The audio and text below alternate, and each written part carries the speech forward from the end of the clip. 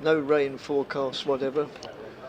Temperature's a little bit lower than it has been the last day or two, but that's okay. It's still going to be a very pleasant day weather-wise, and I think it's going to be a very interesting day from the cricket point of view, because at the end of day one, Essex recovered well from 44 for 3 to finish the day on 292 for 8, the main features of which were a century for Charlie Allison and 71 from Matt Critchley, and Simon Harmer gave both of those good support with 45 not out, 45 out run out, I mean, and very almost of farcical proportions, that run out, but that's another story.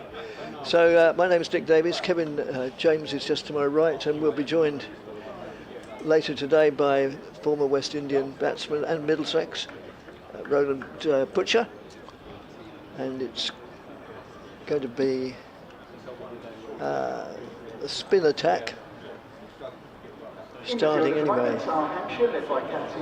and it's going to be Felix Organ to continue. Good morning, Kevin. Yes, morning, Dickie. Yeah, couple of wickets late on for Hampshire, did sort of drag it back, but I think Essex will be fairly happy with the day that they had yesterday.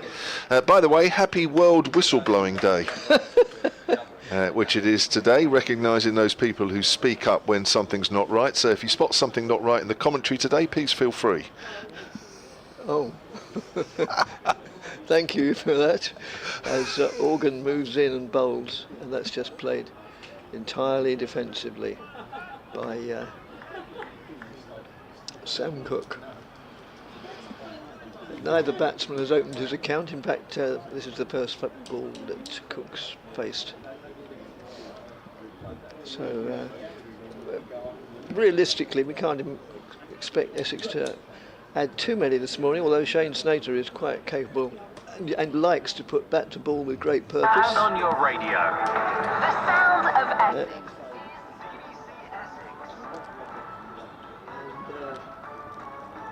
Organ moves in again.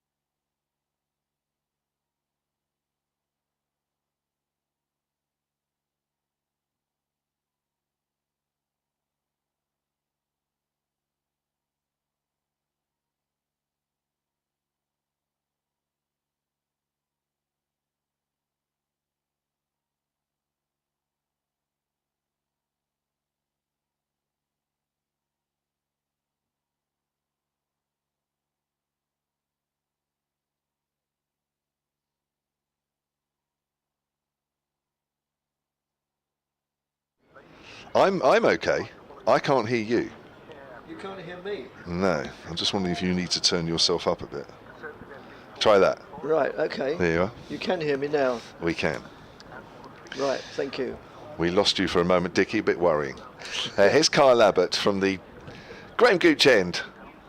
And that's a nice looking shot there from Sam Cook through point. They'll pick up 2. Kyle Abbott starting this morning with 3 for 24 from 18, make that 3 for 26 from 18.1. So overcast, it was very blowy this morning, wasn't it? Walking around the ground. Whew. Makes you realise that, and it was a bit blowy yesterday, makes you realise what the players are under. Sometimes we're sheltered, well, we are sheltered. And you realise what the players have to put up with outside at times as Abbott turns, comes into bowl, and Cook hits that into the ground, no run.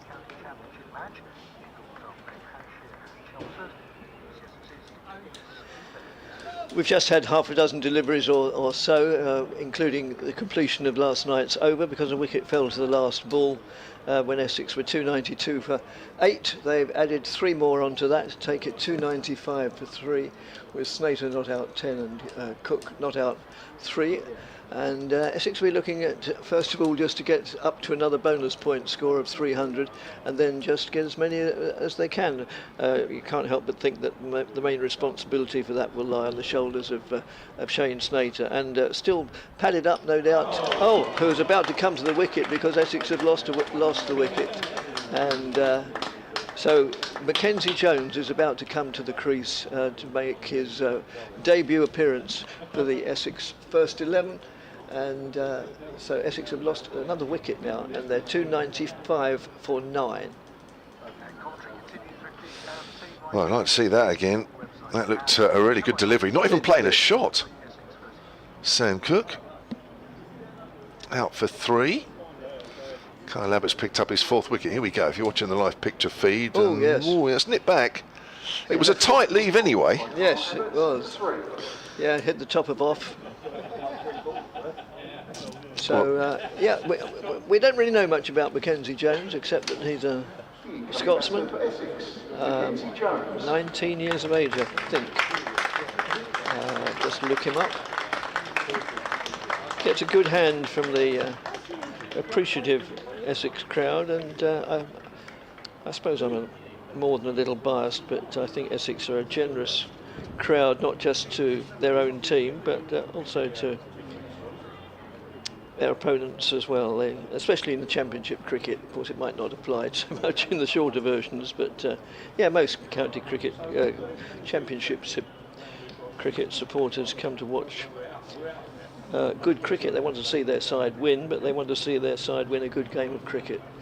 And this, I think, is going to turn into that. Now, Essex would very much like to get 5 more. Obviously, they'd like to get as many as possible, but 5 more for a bonus point. So Mackenzie Jones is a tall lad, and he faces up now. In comes Abbott, bowls. Jones is forward. That's a nice looking forward defensive shot. Yes, making his first class debut. Yes, he is. 20 years of age. Has been playing for Scotland. Most recently against the Netherlands. Last game of that one up in Glasgow. A T20 tri-series. Here comes Abbott, and Jones gets a bouncer, which he ducks underneath. Yes, he is 6'5". 6'5", is he? Yeah. Oh. So I'm told. What, by the website? Well, yeah, I read it somewhere actually. Yeah. Yeah, before the game actually. I had a quick look and I saw his name in the squad. That tri-series was Scotland, Netherlands and Nepal. Best figures of 3 for 55 against Nepal in that series. That was in Dundee. Turns that away on the leg side. They could take a single. He could have got his first run in first class cricket, but it's Shane Snater says no, we're not running. So he's denied him his first run. And Essex are 295 for 9. Well, I suppose it's a little bit premature to judge from just 3 deliveries, but he looked, he looked comfortable, and he didn't look too phased by the whole thing. I mean, Kyle Abbott is a very useful practitioner, and it's not just a case of whether you can bat or whether you can bowl or whether, but how comfortable you feel at this level of the game, which is almost as important as the other two technical aspects. And yes, he looks reasonably comfortable. He may well not be. He might just be a very good actor. But yes, he doesn't look too concerned by the event. Good for him.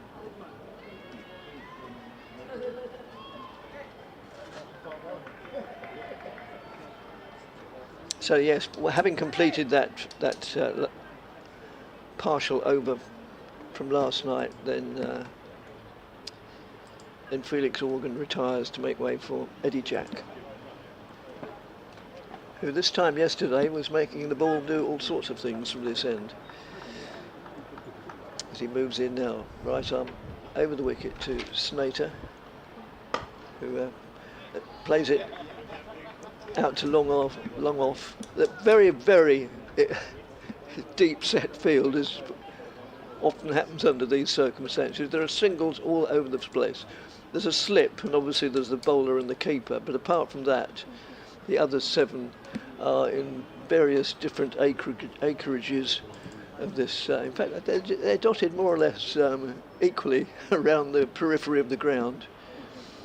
I mean, you could just dab it and go for 2.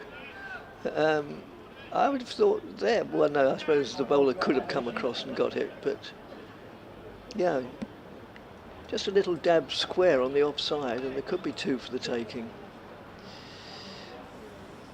But yes, it's always these sort of circumstances or situations where, for the newcomer to the game, you know, if you've just brought your wife or girlfriend or somebody who's never seen cricket much before, it's just a bit confusing.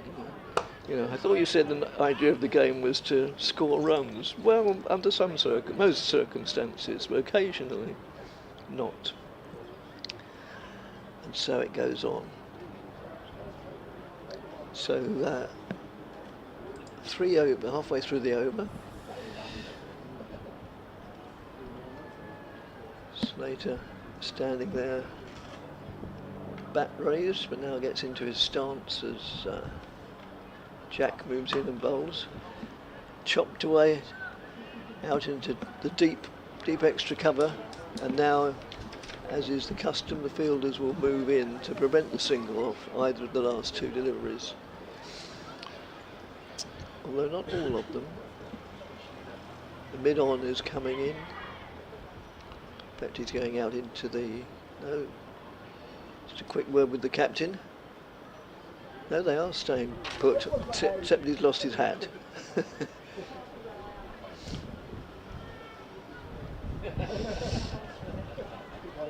Had a chat with Liam Dawson. That was had a chat with Eddie Jack last night. That's on the Hampshire Cricket website. Also part of that on the At Home Sport X feed, making his debut for Hampshire. Moves in now and bowls, and that's pulled away.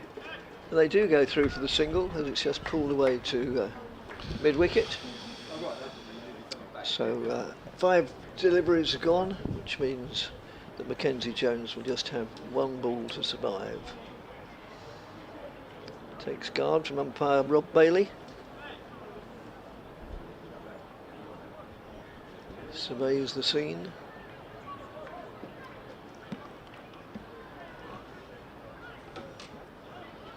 And the field, not too much adjustment, because they wouldn't mind too much if he took a single now.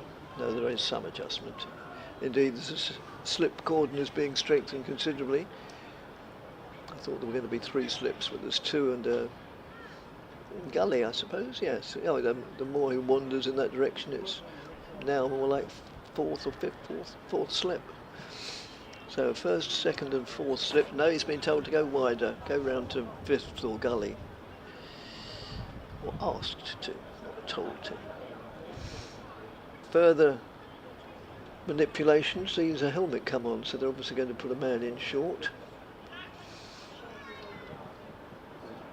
The man being number 19, who's Fletcher Middleton. Going to go at short leg. More or less square with the wicket from the look of it. Yeah. Right, all's in place as Jack moves in and bowls, and after all that it's outside the off stump, and Mackenzie Jones has the luxury of shouldering arms and just letting it go through to the keeper. 296 for 9. So 4 runs added, 1 wicket lost so far for Essex on day 2. Yes, nice chat with Eddie Jack. He's making his Hampshire first-class debut, has played a couple of first-class games for the England Lions in the recent past, but yeah, nice chat with him. It's a good lad, Eddie Jack.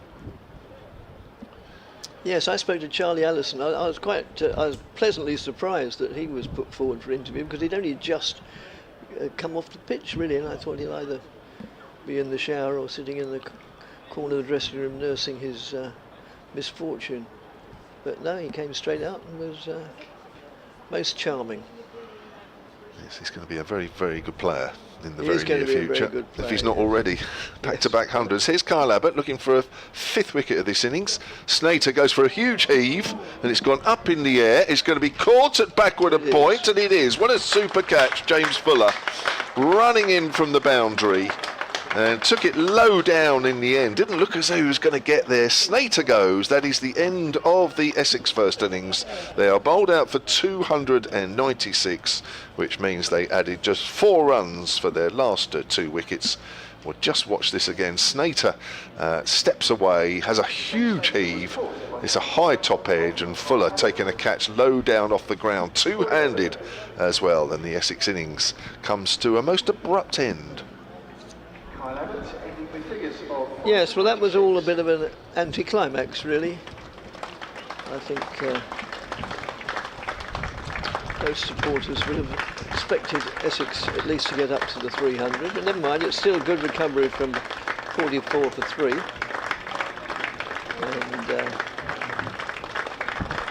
a third 5-wicket bag for Kyle Abbott this season, and that's his best figures. 1, 2, 3, 4.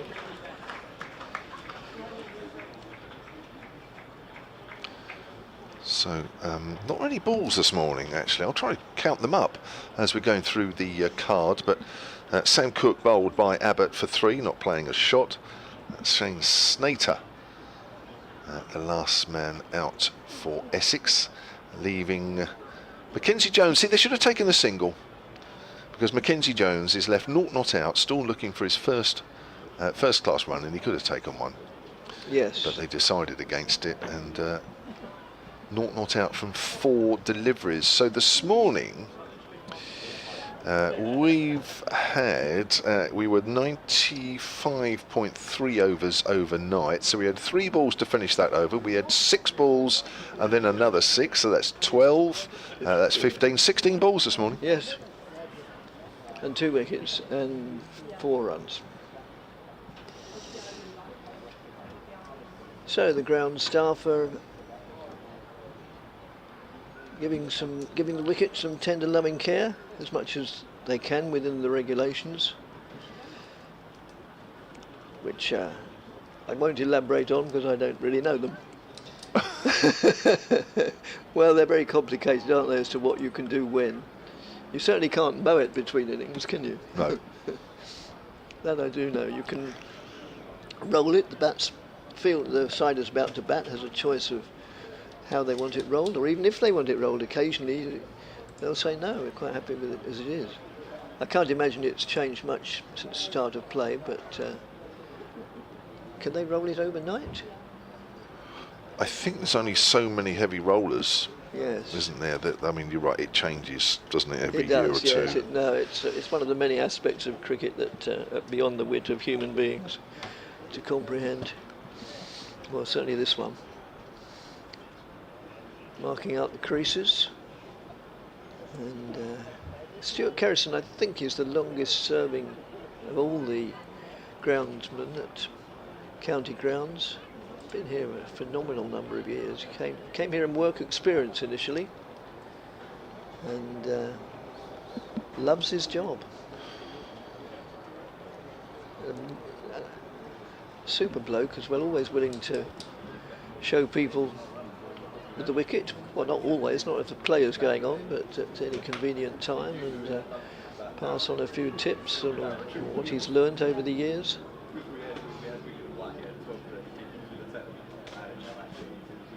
Essex fielders, well, a couple of them going through a bowling routine.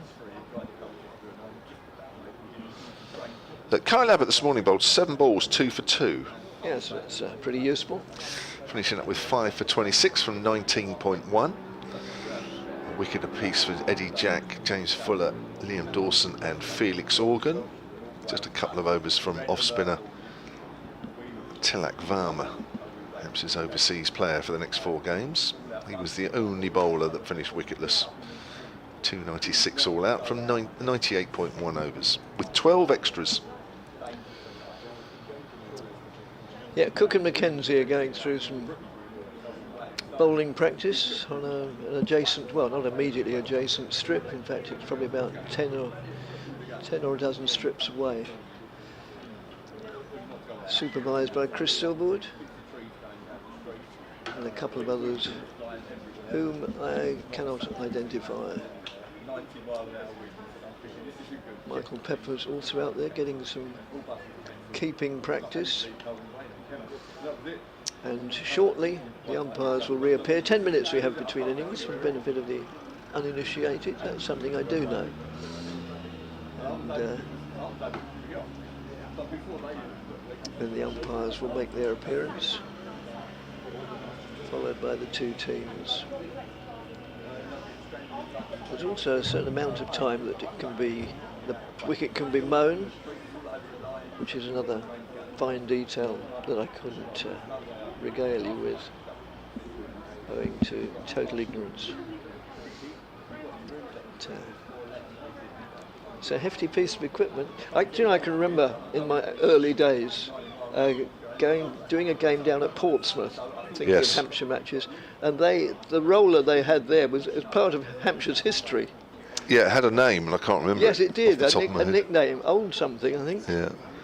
Incredible piece of equipment. I hope it's in some sort of museum now or other, because it.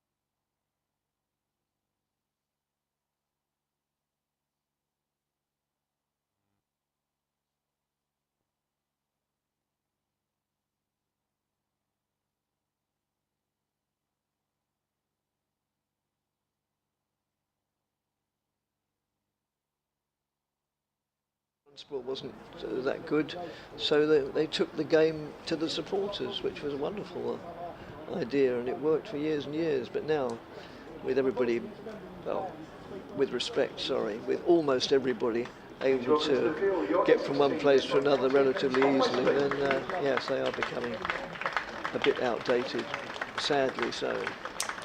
So the applause, which I hope you can hear in our effects mic, if it's at about the right level, indicates that the players are making their way out to the middle, as are the umpires. The Essex team have the almost obligatory sort of get together on the outfield, as most teams do. They say it's because it's the only time really when just the players can get together with not even the coach there, nobody else. They can, and the captain can tell his other 10 teammates and nobody else just what he wants them to do and various other things, unaided or abetted by anybody else. So the openers are Ali Orr and Fletcher Middleton. Ali Orr at this end, this being the Alistair Cook end. So Ali Orr is at Ali Cook end, and the bowling will be from the far end, Graham Gooch end, which is also the end from which Kevin was commentating. And it's going to be Sam Cook. Restored to the side after his test Yes. debut. Didn't play in the last game against Surrey. And Ali Orr restored to the side as well. First game since May of last year. Left-hand bat. Is it me? Cook bowls, he's taken the bat away, but the ball's hit the face of the bat and it's running down to third man, and it will be 4 runs off the first ball of the innings. Nice to see Ali Orr back in the Hampshire side. He opened the batting with Fletcher Middleton last year, having been signed from Sussex. But then, unfortunately, in the first T20 game, after the first block of championship matches, suffered a broken forearm. Oh dear. And that was his season, effectively. And this is the first time back. Cook bowls down the leg side. Good diving stop there from Pepper behind the stumps. So, yes, good to see him back. Mark Stoneman was brought in during the winter as, well, he said he wasn't a replacement for James Vince, but it was announced just a couple of weeks or so after the James Vince announcement that he wouldn't be playing championship cricket for the foreseeable. And the Mark Stoneman experiment hasn't really worked. Ali Orr leaves that one alone outside of the off stump, so Ali Orr is back in the side. Mark Stoneman left out of this team. Sam Cook from the far end. One half of a very formidable opening partnership for Essex. The other half has been left out of this game as a precaution. Jamie Porter, his Cook bowls, or gets wrapped on the pad, looking to work that away on the leg side. He's a very positive batter, is Ali Orr, 24 years of age, only playing his 33rd first-class game, and most of those were for Sussex. Yes. Yes, I was saying yesterday I saw him get a whirlwind, I'm not sure it's half century or century, in a second 11 game at Southend, which was a record of sorts. I say of sorts because it obviously wasn't first class cricket. Comes in Cook, bowls, oars forward, works that away behind square on the leg side, runs the first one quickly. Mackenzie Jones comes in off the boundary. That's a good running too. It is. Like that, that's very positive running. Yes, he not only scores quickly, he runs quickly. Yes, well, it must have been very frustrating for him. He did come back towards the end of last year, but it was kind of a little too late, really, and Hampshire were going along quite nicely in the championship by then. But they're a bit mixed this year, and he's got his chance back almost a year and a month to the time when he last played in the first team. That's a forward defensive. That ends Cook's first over, and Hampshire are 6 without loss, replying to that. Essex all out total of 296. Well, it'll be interesting to see. Oh, I think we're about to see. Yes, it's going to be Shane Snater taking the new ball from this end. I did just wonder if Mackenzie Jones might, but no, he's given a chance to acclimatise to the situation. He's only been on the field for 5 minutes or so this morning. Didn't manage to score a run. There was the opportunity, but it was declined. So it's going to be Slater, who's been a good servant of Essex over the years. I remember his very first appearance. I think it was a shortened over game. Just suddenly appeared, and it was at Southampton some years ago, and we were all saying, who's this fella? We now know, very useful cricketer, moves in now and bowls. Played totally defensively by Middleton, right-handed batsman, head over the ball, and yes, that would have been a few years ago. I'll look it up, find out. 19 wickets at 34 apiece this year, Shane Slater, with a best of 4 for 78. That was against Worcestershire in the defeat at New Road. Moves in now, bowls. Ball of very full length, it goes, well, it's gone down to fine leg for one, presumably leg by, or did he get an inside edge? No, he must have got an inside edge, but it wasn't a chance. I think it was along the ground. Wow. Well, that might be interesting to look at the replay. That's just angled in to Middleton. So he just missed the leg stump. It did, didn't it? Only just. Cool. So the score moves on to 7 without loss. Not without incident, though. Well, the new ball's going to do a little bit. We saw that yesterday morning. Oh, yes. And, well, quite a deceptively strong breeze.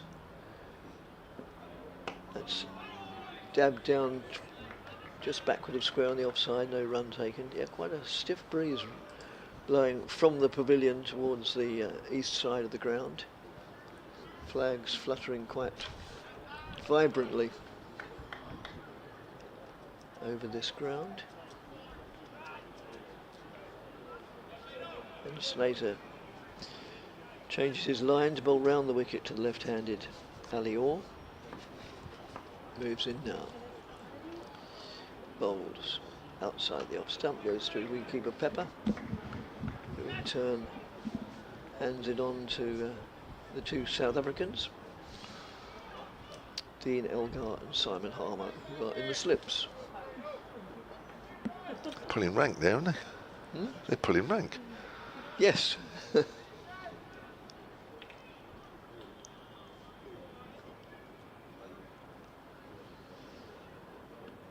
Slater in again to Orr. Just dabs that out on the offside, but no run, as it's just straight to Jordan Cox. Fielding at short cover. Just look at the crowd. Yep, it's a good crowd today. If anything, it's looking at the top of the Tom Pearce stand. I'd say if anything, it's a bigger crowd than yesterday. Maybe people get given things to do at weekends, whereas when it comes to Monday, if they're retired, then oh yes, you can go and watch the cricket. That's outside the off stump, and bounced again before it got to keeper Michael Pepper. So end of the over, and Hampshire, in reply to Essex's 296, are 7 without loss. So it's going to be Fletcher Middleton to face the next over from Sam Cook. And Fletcher Middleton this season, 340 odd runs, just under 350. He's averaging 31, which is just a fraction over his career average of 28. Ali Orr at the far end, averaging 37 first class, but in his 5 matches for Hampshire, which were at the start of last season, as I mentioned earlier, he's only averaging 21. So even though he got 100 amongst that, he's looking to really get his Hampshire career underway. Didn't help with that injury, of course. Here's Sam Cook, bowls. Fletcher leaves that one alone outside of the off stump.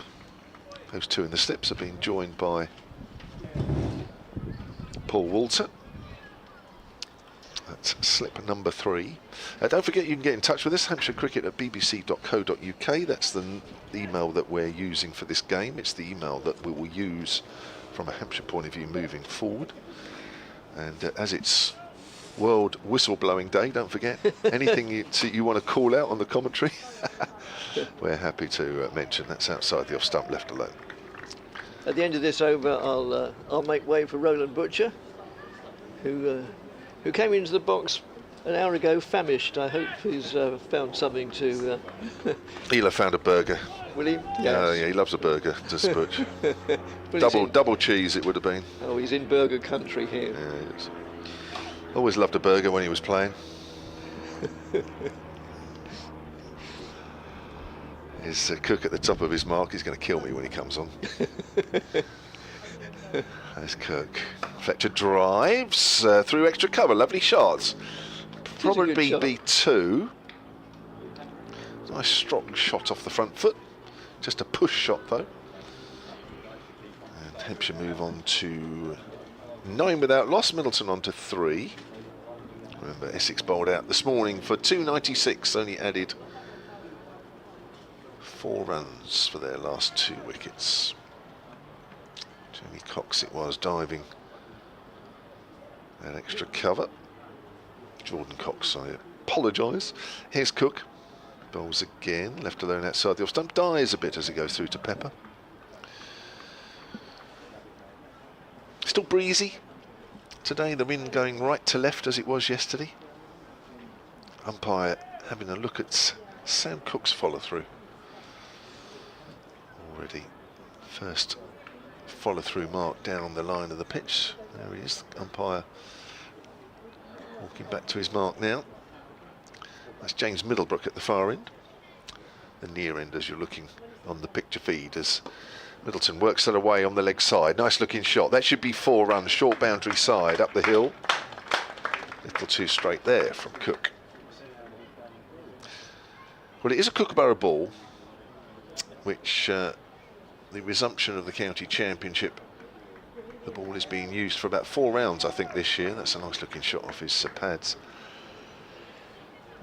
So the ball will behave slightly differently. We saw yesterday, really. Yes. Just even with the good bowling, and there was some good bowling around us, I'm sure there will be today, that not so much the movement off the seam, which is characteristic of these Kookaburra balls. Middleton works it away in front of square this time. Won't go all the way to the boundary. They will pick up 2. Middleton moves on to 9. And Hampshire on to 15 without loss.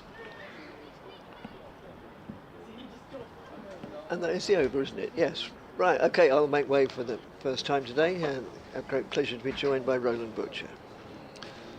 Thank you, Dickie. So, 3 overs gone of this Hampshire reply.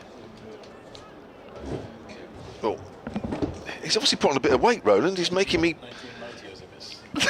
It's those burgers, mate. You've got to lay off those burgers. I'll have a word with you about your diet. Well, we're chatting. And a very good morning to you. Well, let's turn you on first. Yes, and a very good morning to you, Kevin. Always a pleasure. And 15 without loss as Snyder will continue. He's going to bowl around the wicket to the left-handed oar. He's got 2 slips in place and a short mid-wicket. That's the attacking options as he's 29 on his back, in now and bowls, and this is outside the off stump and shaped back into the left-handed batter who raises his bat, allows that one to go through to the keeper, and there's no run. Kevin, always a great pleasure to see you and to be working with you, an old Middlesex colleague. Yes. And, before you get any further, I will let you know that I did not have any burgers, I did not want any burgers, and I don't like cheese. But apart from that... Apart from that, the bacon and sausage was fine. Snyder is in and bowls, and this one's worked away off his pads by oar down to long leg. He's only going to get a single as the return comes into the wicketkeeper. Score moves to 16 without loss. Yes, it was many, many years ago we were teammates, weren't we? Yes, it seems like a lifetime now, Jamie. That was a very, very long time ago. As the sun makes its way out, as Snyder switches over the wicket to the right-handed Middleton. He's in and bowls, and Middleton turns this one not confidently. He's on the front foot. The ball just jagging into the right-handed batter. It goes all along the ground, though, to one of those two short mid-wickets. A very strange and attacking field here set for Middleton. Obviously, they've seen him play before, so they've got a straight mid-wicket.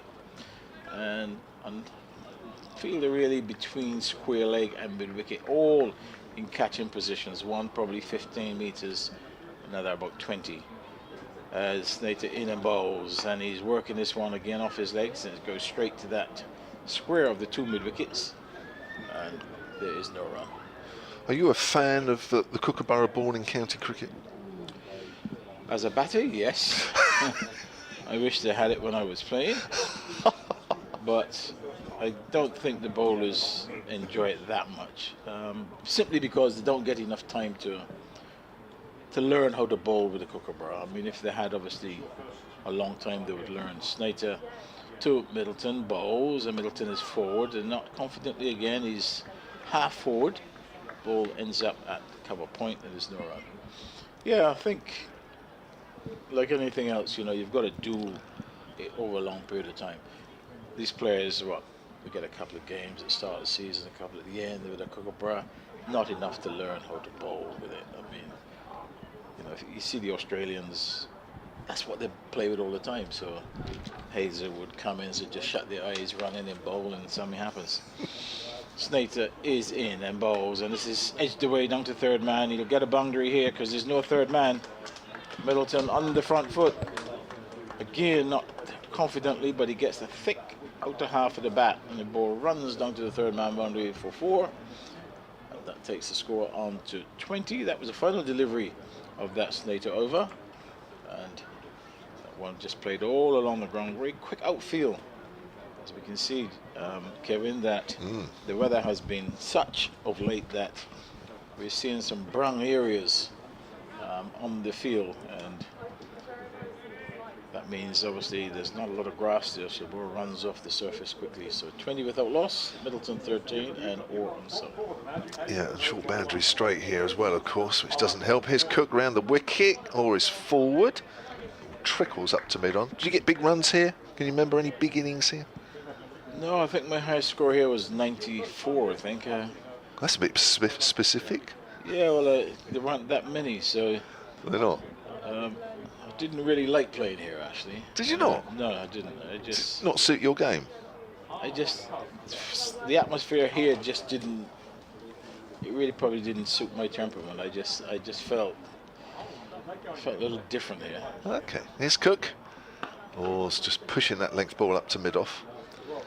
And obviously, the pitches here are always workmanlike pitches. You don't get out and out fast bowling. You don't get the guys who bowl in between fast and medium always swing and likes a lever. And yeah, it wasn't easy playing here. He was always a handful here, wasn't he, John Lever? Oof. Here's Cook again. Just gets tucked up there a little bit, plays it into the ground. They were here yesterday, I'm told. It was an old Essex Players' Day. Yeah, it was. I saw John Lever on Friday night, and he told me they were coming to the first day because it was a Players' Day. As you know, Middlesex had theirs about a month ago. I'm always working though, so I don't come. Yeah. And I know you guys will take the mick. Obviously because it was the first day of the championship game as well, so you would have been working. That's right. Here's Cook. Clips that away behind square on the leg side. Work for Mackenzie Jones to do down at fine leg. Picks the ball up, slides into it, and they pick up a 2. Hampshire move on to 22 without loss. Yeah, I saw Paul Pritchard last night, who now coaches the Hampshire women's side, former captain here, and he was here for it, and he was telling me, John Lever, all the old guard really, Stuart Turner, Brian Hardy I think was here as well. Raymond probably. Yeah, a lot of the names that you associate with Essex cricket, apparently they were all here. It's playing a missing outside the off stump. Good delivery there from Sam Cook.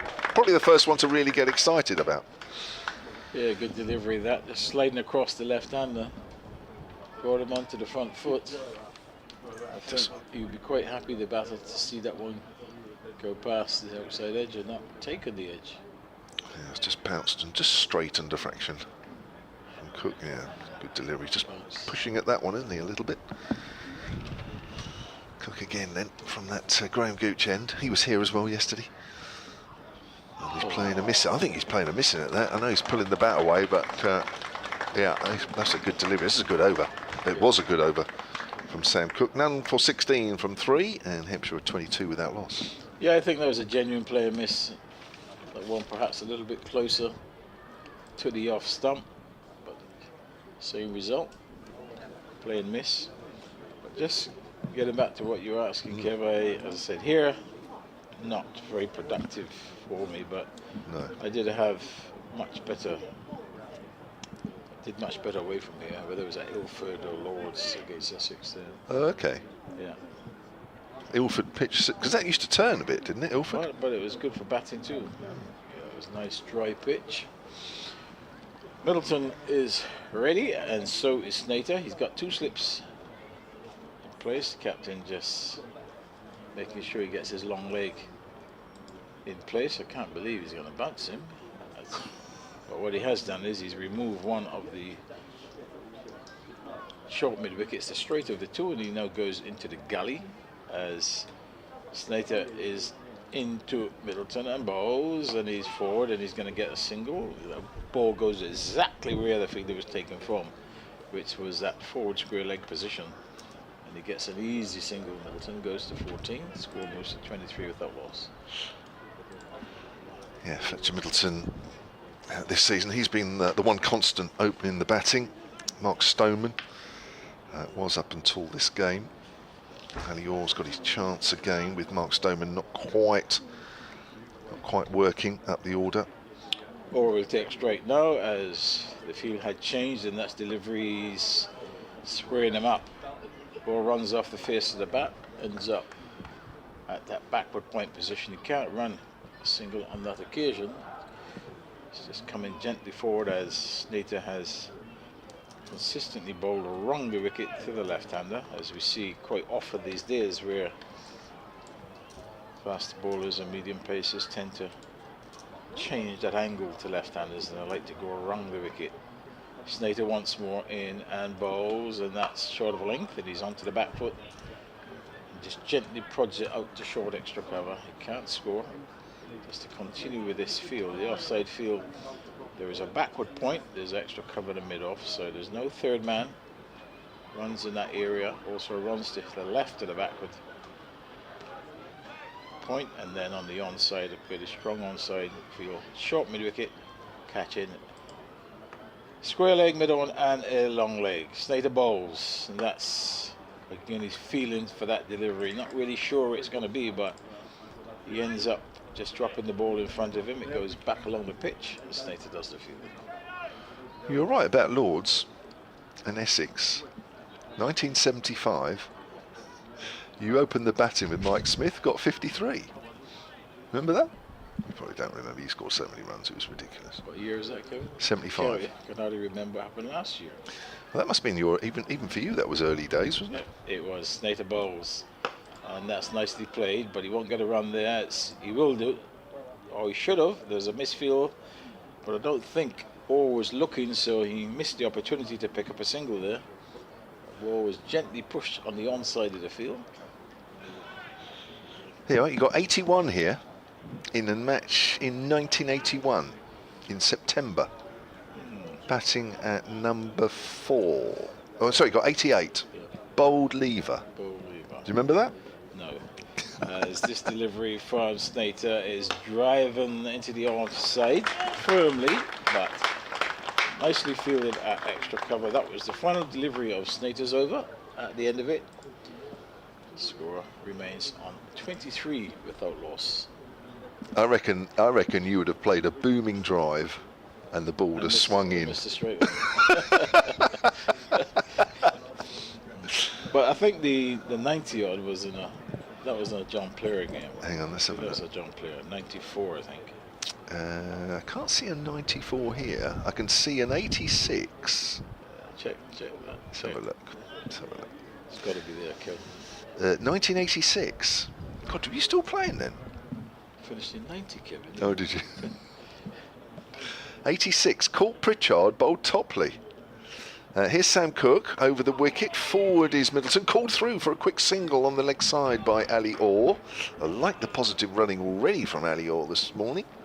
24 without loss. So this is a game at Lords. Again, a county championship match, which Essex won by 5 wickets. And in a Middlesex total, where you batted first of 208 all out, you were comfortably top scorer with 86. But Court Pritchard bowled Topley. That would have been that long off, I would think. Hope Toppers is listening. He's actually in Prague. He does. He's in Prague at the moment. Oh, is he? Yeah. So he probably will not be listening. So it's safe to Cook bowls, and it's outside the off stump, quite close to the stumps. Wayne Daniel 4 for 27. Norman Cowans 5 for 61 in the Essex all-out total of 130. And in the second innings, Ronan Butcher, oh dear, LBW to Neil Foster for naught. Remember that? But I did get a 90 odd there as well against. I think it was caught sweeping. Might have been John Childs. Oh right. On the square leg boundary. I think Gooch got runs as well. Okay, I can't see that. So one. you've got to find that year. I've got to find that out. Or pushes that out square on the offside. John Childs was also here yesterday. I think he rang the bell. Okay. Yeah. So yeah, there was a lot of good Essex players here yesterday. The trouble is, it's so sunny in here at the moment. I can't find the mouse on my computer. Here we are. There is not, to be honest, Rowan, there's not a 90 coming up. There's another. Actually, you were quite consistent against Essex. Actually, lots of. See, this is where I could tell the old coaches would have had a go at you, because you were passing 50 but never made 100. As Ali Orr pushes that out behind square on the offside. No, says Fletcher Middleton as a throw comes in from backward a point. So I reckon the coaches would have had a go at you here. They probably did, yeah.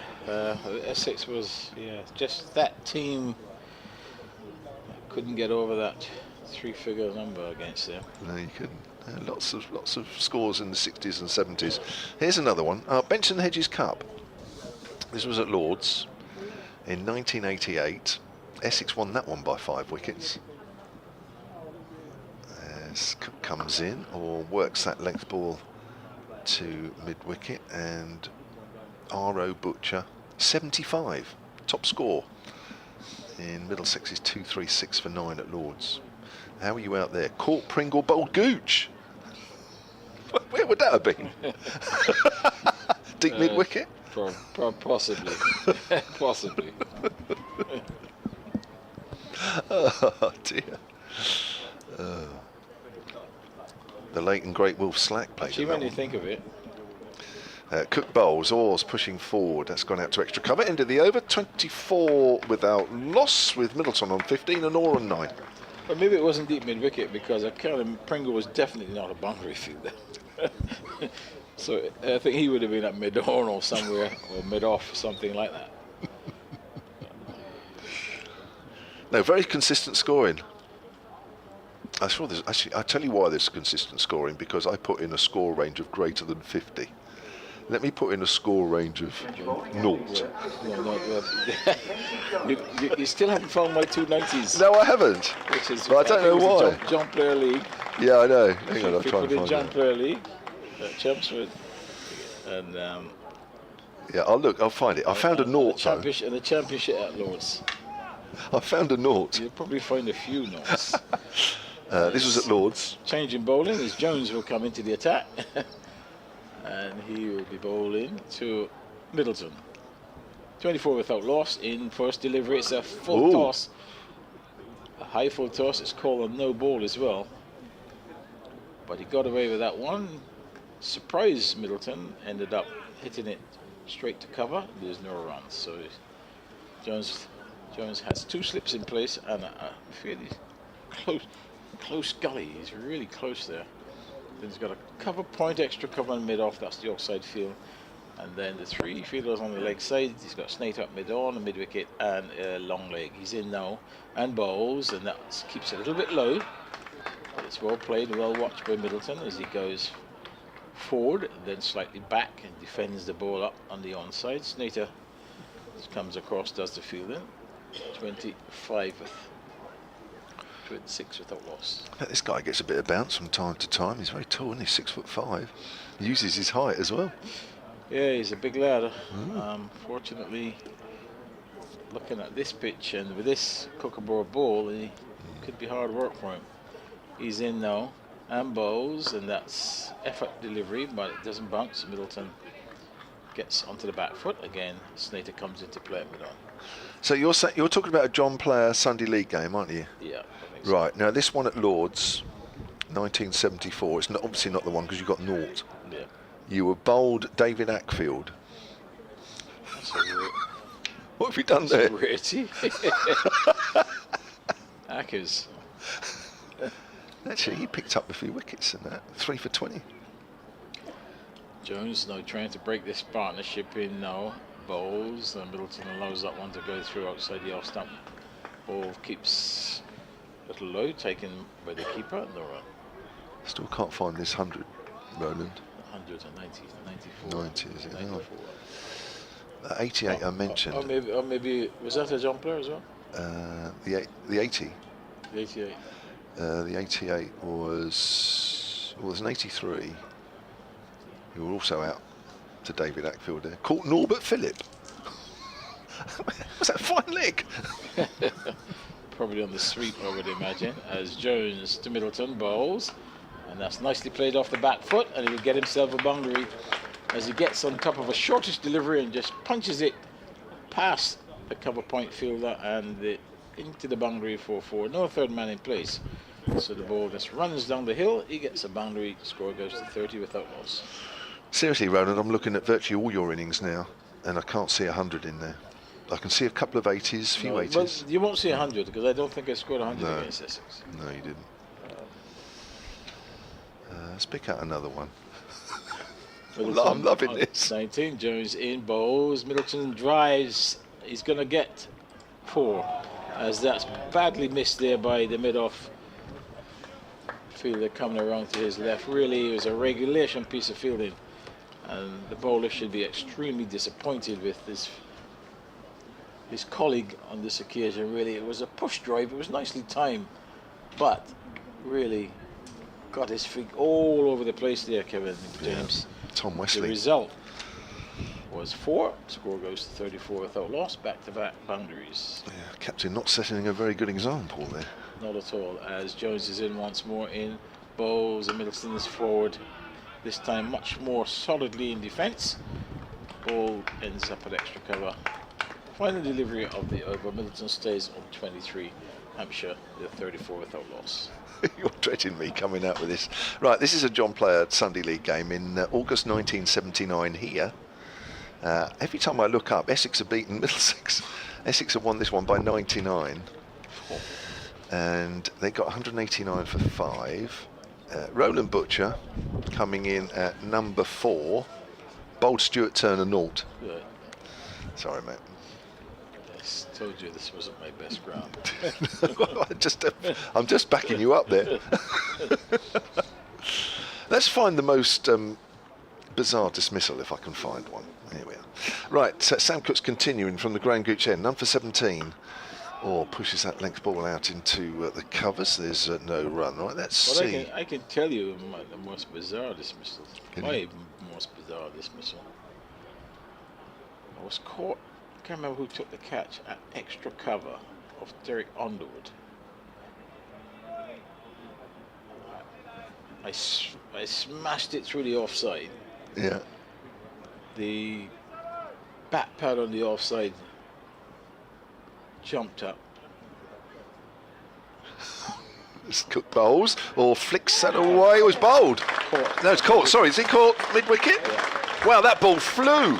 And he's caught mid-wicket, clips it away, and that ball has gone no more than 2 or 3 yards or 2 or 3 feet up in the air, but it's gone straight to the fielder, and that is Ali Orgon for 9, and it's 34 for 1. Yeah, he struck that one nicely, but he just didn't keep it down, and didn't obviously coming across his crease there, trying to clip through the onside. That man was purposely set at that short mid-wicket. And he obliged, didn't have to move too far. So Cook gets He's clipped it in the air. On another day, it would have gone left or right of that fielder. Today, straight to him, and he is gone. So, first wicket. Little bit unlucky in a way. Yeah. But then you could also say you either clip it high in the air or you clip it along the ground. A bit like Paul Walter in the first innings for Essex, actually, similar type of dismissal. Could have been 4 quite easily. Yeah. Sorry, you were saying about your dismissal. But that wasn't here then. If it was Underwood, that's not here, is it? No, this was at Lord's. Yeah. Underwood bowled, and he didn't really bowl half volleys. He had hit it on the up, and smashed it through the offside. And someone at bat pad just jumped up, and the ball smashed off his feet and ended up straight at cover. How bizarre is that? That is very bizarre. Nick Gubbins is the new batter, so left-hander replacing left-hander. Nick Gubbins has had a couple of weeks off also because of the T20s. He doesn't play T20s for Hampshire. And it's Sam Cook who's staying around the wicket. Comes in and bowls. Gubbins edges! Oh, and Sam Cook's on a hat-trick. Gubbins has gone first ball, caught in the slips. And it's 34 for 2. Yeah, good delivery. Had to play. Unfortunately for Gubbins, he gets the thick outside edge. The ball goes a nice height to the slip fielder, and he's taken there. So Hampshire lose 2-2. They do. 34 for naught becomes 34 for 2. Paul Walter, the catcher, straight in. Nice height for a slip of that. Ended up going to third slip. It's a good height. Well, such is the game, isn't it? You wait three weeks for your next innings, as Nick Gubbins has done, and it's lasted precisely seconds. Now, here we are. Making his Hampshire debut, his county cricket debut, is Tilak Varma, the Indian player, 22 years of age, hasn't actually played Test cricket yet, but he has played 25 T20 internationals, 4 one-day internationals for India. He has a first-class average of 50. He has a T20 international average of 49. And he has been playing in the IPL as well. So we're looking forward to seeing Mr. Varma, to seeing what he can do. Obviously an exciting young player. Left-hander. Good thing in his favour is that he's playing against the Kookaburra ball. I think once he gets himself in, then he should be fine. But obviously, when the ball is new, there's always an opportunity of picking the wicket up, and I'm sure Cook will be looking to do just that with this particular ball and get himself a hat-trick. So, hat-trick ball. Tilak Varma. Cook just taking his time here as he comes in. Here we go. Cook bowls and Varma's forward. That's a straight delivery. Gave himself every chance. Varma had to play it, had to play straight. Yeah, nicely played. I think that one shaped in as well, but nicely covered by Varma. Got himself into a really good position, nice and tight. And defended it back to the bowler. Yeah, good delivery. Cook. It's coming in, isn't it, on the angle. Gave himself every chance, but in again. Bowls and Varma edges along the ground through a vacant gully area. It won't go all the way to the rope. This is good stuff from Sam Cook at the moment, really putting pressure on Hampshire. Not a great throw coming in from the boundary to Michael Pepper.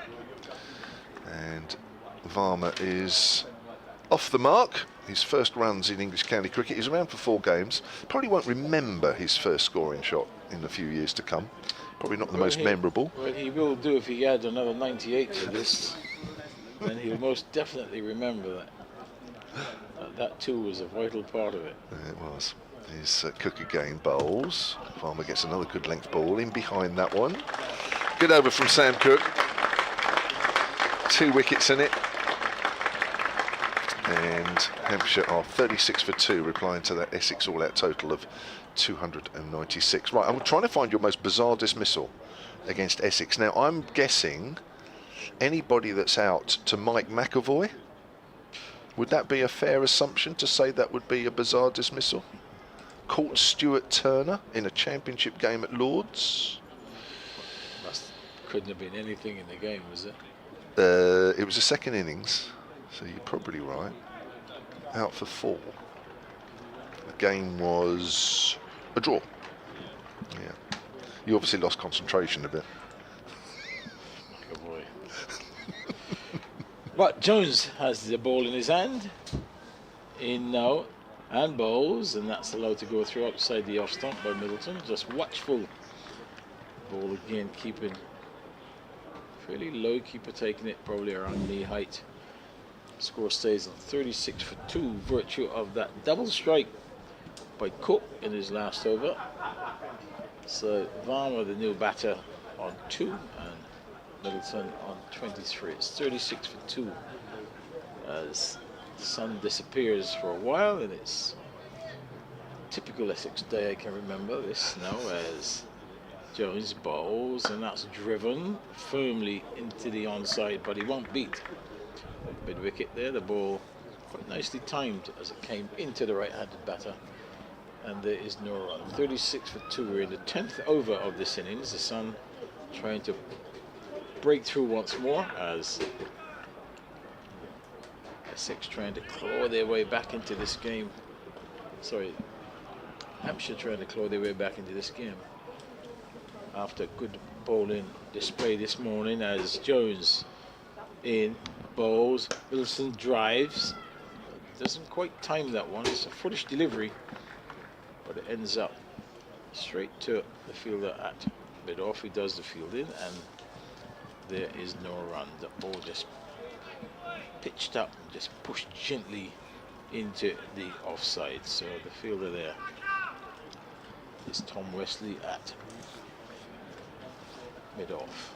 So Jones just to the left of our commentary position. He starts his run in to Middleton, slips go down, in and bowls, and Middleton drives, and that's a nice piece of fielding at extra cover. Dive in, he got a good bounce actually, and the crowd joining in the applause as that ball was nicely fielded there by Matt Critchley, just diving in there to his right, stuck his right hand out. Ball stayed in. The crowd have got enthused by those 2 wickets, haven't they? You can say, they can feel that they just feel Essex are on a bit of a high at the moment. And they are, because the ball is still new. If they can somehow get to lunch as Jones bowls, and this is a short of length delivery and quite easily and nicely played by Middleton as he just stands in behind that delivery, defends it back to the bowler. 36 for 2, he stays on 23, and Varma on 2. This is always tricky for the batters at the moment, isn't it, when there's 2 quick wickets like that, and perhaps Essex initially on a downer with only their last 2 wickets putting on 4 runs this morning, but those 2 wickets in the last over from Sam Cook has definitely given everybody a lift. Some good fielding going on there at the moment as well. Jones in and bowls, and Middleton pulls firmly, and he's going to get a single. Really, there's Snater. Maybe Snater wants to get Cook to bowl at Middleton, so he misfielded that one, but he gets a single, and that was the last ball of the over. Middleton goes to 24. At the end of the over, it's 37 for 2. Roland Butcher is staying on. Yes. Sadly, I've got to leave you for a little while, Roland, but I won't go too far, don't worry. Dickie Davis will join you. Yep. Yes, thank you, Kevin. And say good. I think we're still morning, so I'll say good morning to Dickie as the sun reappears once more. And Hampshire, having lost those 2 wickets, now hoping to rebuild the innings. It's 37 for the loss of 2. And Dickie's not quite ready, so I will do this first delivery from Cook, and edged away, and it's nicely fielded there at third slip. It was going all along the ground, and he had to dive away there to his right. Walter, it's quite a big lad, got down nicely, got a hand on it, prevented the ball from going towards the boundary. Good morning, Dick. Good morning, Ronan. Good to see you. It's a while since I've had this pleasure, I recall, up at Headingley, but maybe there've been one or two other occasions since. As Cook moves in and bowls from the Graham Gooch end, and that's, well, a thick outside edge goes down to, backward of square on the offside, fielded by Jones, who's in his debut has bowled 2 overs per 11. So he'll be reasonably happy with that, but he'll hope to pick up a wicket or two, maybe more. Yeah, well, it's early days, so he's... Yes, of course it is. I expect you remember your debut for Middlesex, do you? I did, and I would like to forget it. Oh, that's pushed out on the offside, and again it's Jones who picks up just forward of point this time. Yes, the only good thing about my debut was that we actually won the game. Oh, well. But you didn't cover yourself in glory. Well, no one did, because we played on a real minefield at Middlesbrough. Oh. When I say minefield, I mean in terms of, it wasn't an explosive wicket, but it was a wicket that just turned square from ball one. Really? And Cook moves in again and bowls. And, well, it runs onto the wicket at the far end and just dislodges a bail, but it wasn't one of these bizarre run-out opportunities. but it was a game we eventually won, I think, by 8 wickets. Oh, well. But what I remember about that game is that I think Fred Titmuss got 14 wickets in the game. Jeff Cope got 10 for Yorkshire. As Cook moves in, bowls, and runs here, probably just a couple out towards mid-wicket, and it's Charlie Allison in pursuit, and they do go through for 2 more to Fletcher Middleton, which takes his score on to 26 out of a total of 39 for 2. Yeah, so the wicket turns square. As I said, Titmuss 14, Cope 10. Doesn't leave much for the others. No, it doesn't, does it? We won by 8 wickets. It didn't last the distance, obviously. I was one of 3 ducks. Yes. Cook to Middleton, and more or less not quite a repeat, just a single backward of square this time. And that concludes the over. So, yeah, for those who haven't been aware of what happened this morning so far, then Essex took, they took their overnight on a score of 292 for 8. Didn't even reach the 300, but they got up to 290. I can't remember if it was 5 or 7 now, but anyway, it was just short of the 300, and 296. And in reply, Hampshire hadn't lost a wicket until 34 runs were on the board, and then they lost 2 off consecutive Cook deliveries. Ali Orr caught by Jordan Cox for 9, and then first ball Nick Gubbins edged behind for without scoring, obviously, as the first ball. Yeah, Dickie, just before we start the over, while the short leg gets padded up, just to go quickly back to that game. Middlesbrough. Yes, I think I must have batted 5.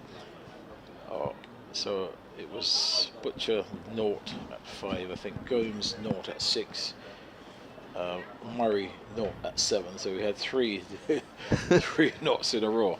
Quite happy not to bat in the second innings, thanks to a brilliant 150 from Norman Featherstone. We probably only got just over 200 maybe.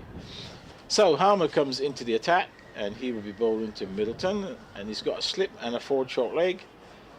Straightish mid-wicket in a catching position as he starts his first delivery in, and this one is tossed up outside the off stump, and he comes a long way forward, Middleton, and defends it, not confidently, but it ends up ball going along the ground towards the gully region. Slip comes across and does the field in. 40 for 2 as the sun now is out in its glory as Harmer, the off spinner, in now and bowls, and that short of a length, and it's first off the back. He's going to get a single as he forces that one off the back foot. There's a long on in place, which is a little bit surprising to start with for the right-handed batter, and it goes all the way out to Wesley, who was on the long off boundary. So Varma comes on strike, and the field changes for the left-hander. Also, Harmer changes his line. He's going to go around the wicket.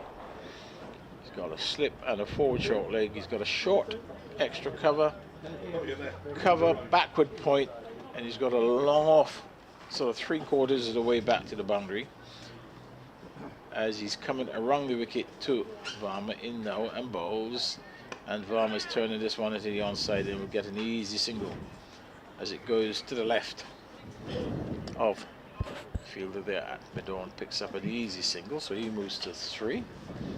The score moves to 42 for the loss of 2. Brings Middleton on strike, who is on 28, as this delivery is short of a length and it's cracked away to the offside. It's going out towards the boundary. It shouldn't get there. The fielder comes around, who is stationed on the cover boundary, but in the meantime Middleton will get 2. He goes into the 30s. He's exactly 30. Score moves to 44 for the loss of 2. Harmer bowls, and Middleton drives, and this one goes up to Wesley at mid-off. This time he does field it, moving to his left, a tumbling stop, can't score. 44 for 2. Bright sunshine at the moment here at Chelmsford as this delivery bringing him forward. He's stung the wicket, has to defend, and a tight first over there from Harmer at the end of it. Middleton is on 30, Varma on 3, and Hampshire they're 44 for 2. Yes, as you say, the sun's come out for the first time today, although I don't think it's going to be unbroken. Looking away to the west, there's a lot of cloud building up over there, not threateningly, but yes, just to make it a little bit overcast throughout the day, which may well help the bowlers, of course. Bigger crowd than yesterday. I think we were trying to think why just now in the press box, and all we can put it down to is that the temperatures yesterday were forecast to be a lot higher than they were. It was a very pleasant day yesterday, but maybe a few people were put off by the potentially very high temperatures as Cook moves in round the wicket, bowls, and Varma plays that studiously back to the bowler, who then hands it on to Shane Snater to polish the ball, and very pleasant day here indeed. I've got a frog in my throat, excuse me.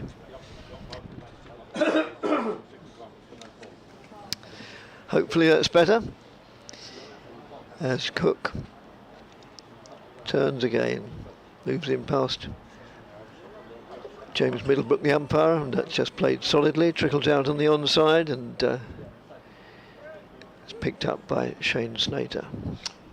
Yeah, So- good contest this. Yes, Varma, obviously a very good player. No, having to get used to English conditions. Cook with his tail up, picked up 2 wickets. He would love to get rid of Varma. certainly would.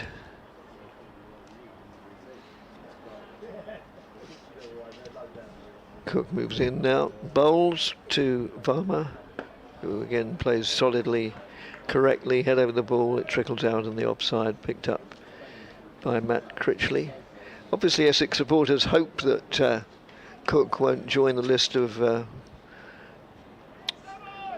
I don't like to say one-match wonders, that's a bit lacking in courtesy, but those who only play in one test match anyway, but keep getting wickets and in county cricket and you will be noticed. Moves in now and bowls, that's way over the head of Varma. It's not really going to trouble a batsman of his quality and experience. Yeah, I think all Cook can do is just continue to do his job. Yes, quite. Which is to bowl well and get wickets.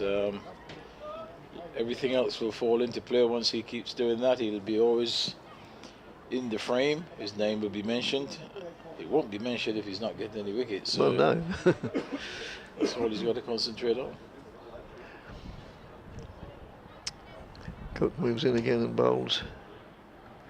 And of course, somebody like in Cook's position, he divides opinion of county cricket supporters, particularly Championship cricket supporters, who are very loyal, and there'll be, those who will say, "Oh, let's hope that Sam Cook goes on and gets many caps for England," and there'll be those others with a more parochial attitude who say, "Oh no, we'd rather see him getting wickets for Essex." And, Well, I mean, I would imagine, you want somebody to play at the highest level and succeed at the highest level.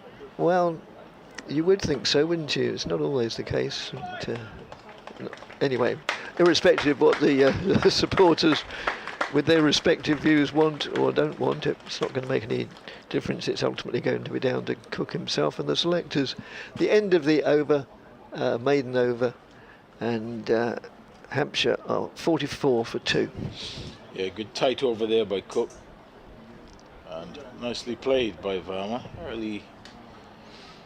Early sight of Varma suggests that he looks a very good technical player. At the moment he's very tight, gets into good position, shows the full face of the bat. And Hampshire would be hoping that he can do well for them. This time Hammer bowls, and this is going to be an easy single as Middleton comes onto the front foot, drives it all along the ground, out to long on. Wesley comes off the long on boundary right in front of her commentary position. He gets a single. Middleton goes to 31, brings Varma on strike. Field changes now for the left-hander, so does Varma. He's around the wicket in now and bowls to Varma, bowls, and Varma's right forward to a good delivery. That's perhaps pitching around leg, middle and leg. And it's defended. Fielder comes from that short leg position and does the fielding. Bowls, and he's forward again, almost a repeat of that delivery, middle and leg, and defended. This time it goes back along the pitch. It's fielded by the bowler. 45 for 2.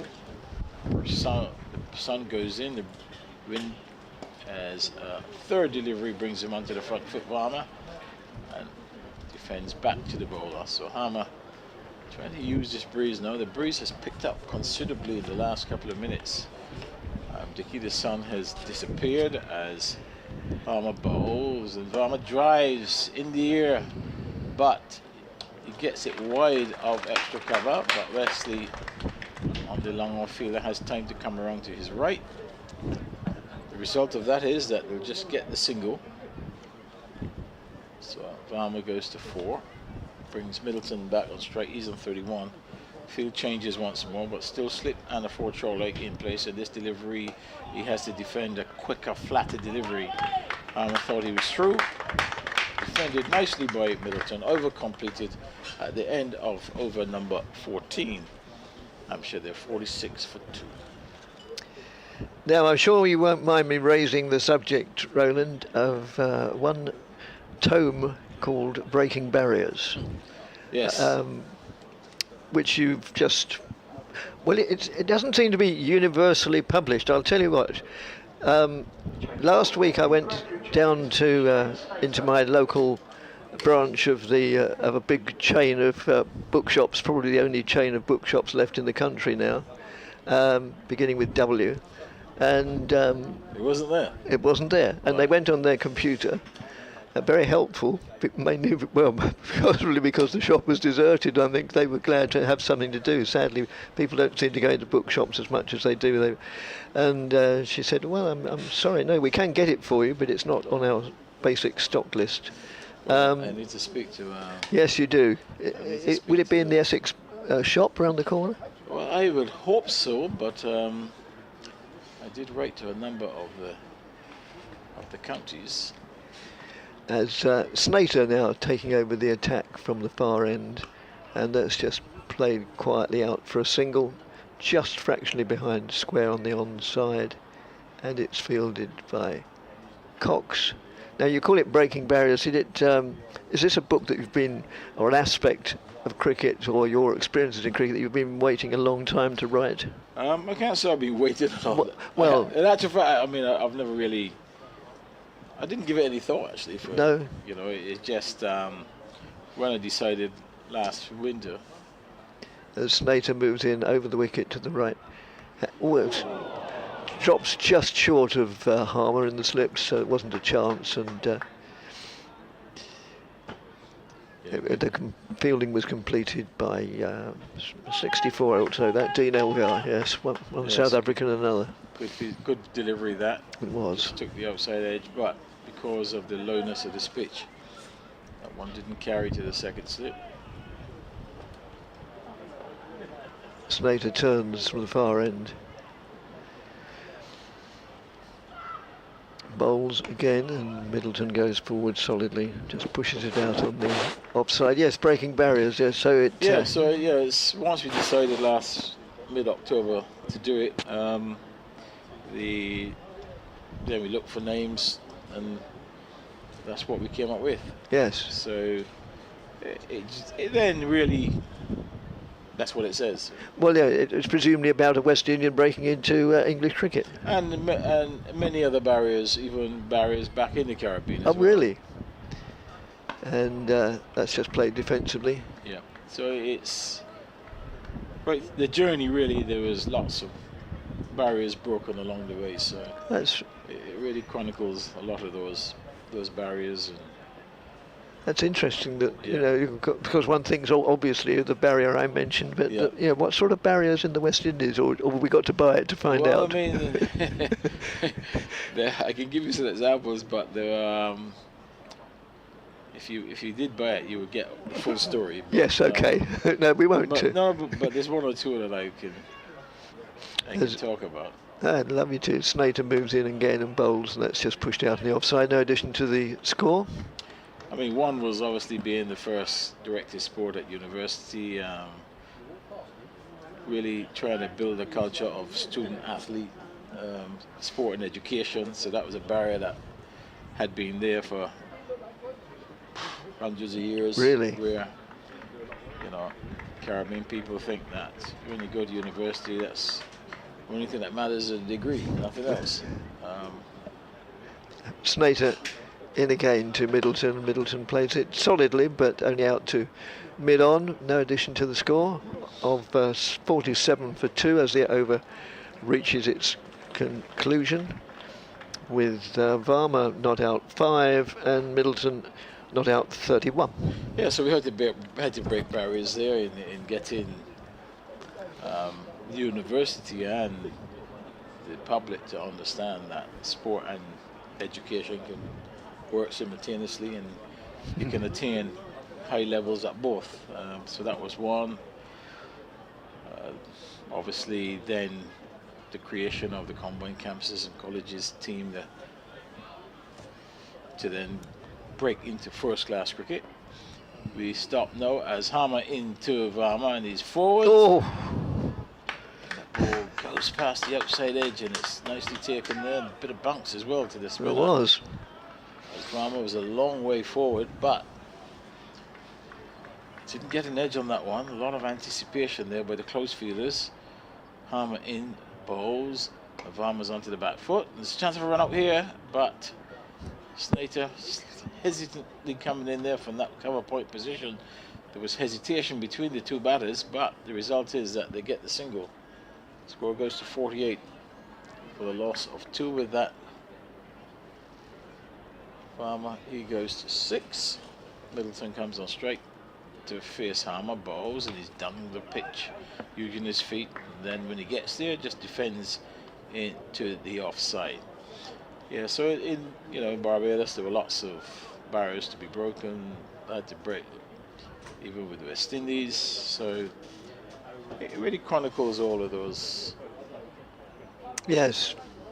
Well, I As shall this say. delivery brings him forward, and it goes to backward point off the outer half of the bat, but he can't score. Harmer just teasing the right-handed Middleton.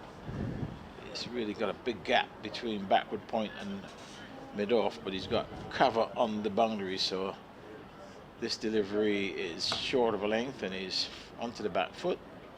Bit cramped for room. Ball ends up there, fielded by Jones at mid-off. So Harmer is keeping things tight. 48 for 2 as this delivery, comes forward and has to defend a good delivery. So tight over there. Just the one run coming off that hammer over. At the end of it, Hampshire, they are 48 for 2. We've had 16 overs bowled. Varma is on 4. Middleton is on 31. Yes, Dickie. So really, there is. I think the title is appropriate for some of the things that I had to go through in order to achieve what we wanted to, both sides in England and Barbados and elsewhere. So did you manage to break all those barriers, or are there some that still somebody or other has to break? I think there's still some that people have to break. I rattled the cage in some quarters. Good. But it needs somebody else now to finish it off. Right. Snater moves in and bowls, and down the leg side, and Varma sort of feigns to play at it, but goes through to the keeper without too much incident. The sun goes in again. It's going to be one of those days, weather-wise, where it's in and out, in and out. Very pleasant, though. Good crowd, really good crowd. Still, it promises to be a good game of cricket. I'll come back to that after this delivery, and I'll be interested to hear if you think it has credence. That's just nudged down to long leg, just below us, and we can't quite see if it goes over the boundary or not. No, clearly Jones saved it. I would imagine rather athletically. They just go through for 2 runs. Yeah, excellent piece of fielding there by the youngster. Yes, it was. Yeah, some eminent writer or broadcaster, I can't remember who it was, said that as a general rule of thumb, from his experience, maybe it was her, but I think it was his experience, in a 4-day game that sort of goes its due course and isn't interrupted by weather, come back to that afterwards. That's just played solidly back to the bowler. Then if the side batting first is bowled out for round about 300, we're usually in for a good 4 days cricket. Would you go along with that, or is it too much of a generalisation? Well, I think it has a lot to do with the conditions you're playing under. Sometimes, 300 can be a very good score. Sometimes it's not, because the pitch gets better. I would say 300 here is about par. Yes. And sometimes chums of wicket can get better as time goes on. Although, of course, they still have the Harmer threat in the 4th innings, which, although to a lesser extent than when Harmer first appeared on the scene, I can't help but think that sometimes that's uppermost in opposition's minds when they come to play here. Harmer on a 4th day on his home pitch could be a handful. But, have to put these thoughts at the back of your mind as Snater moves in, played solidly. Yeah, I mean, it's a pretty easy thing to say when I'm sitting here, and I haven't played at this level. I played club cricket, reasonable level of club cricket for many seasons, and loved every second of it. But irrespective of who's bowling it, you've got to play every ball at its face value, haven't you? You do, but I mean, you come with your plans. I mean, Yes. when I was certainly playing with Middlesex, I can't remember us ever going anywhere thinking that so and so is going to. Sorry, Snater moves in and bowls, and Varma just nudges that down for a single, just backward of square, very comfortable, agreed single. Yeah, our thoughts were always, when we came somewhere, is our plans to win this game. How are we going to win this game? Yes. I mean, the opposition. You know the opposition have got key players, whether it's batters or bowlers. But your concentration has got to be, in order for us to win this game, we need to do so and so and so, and get those right.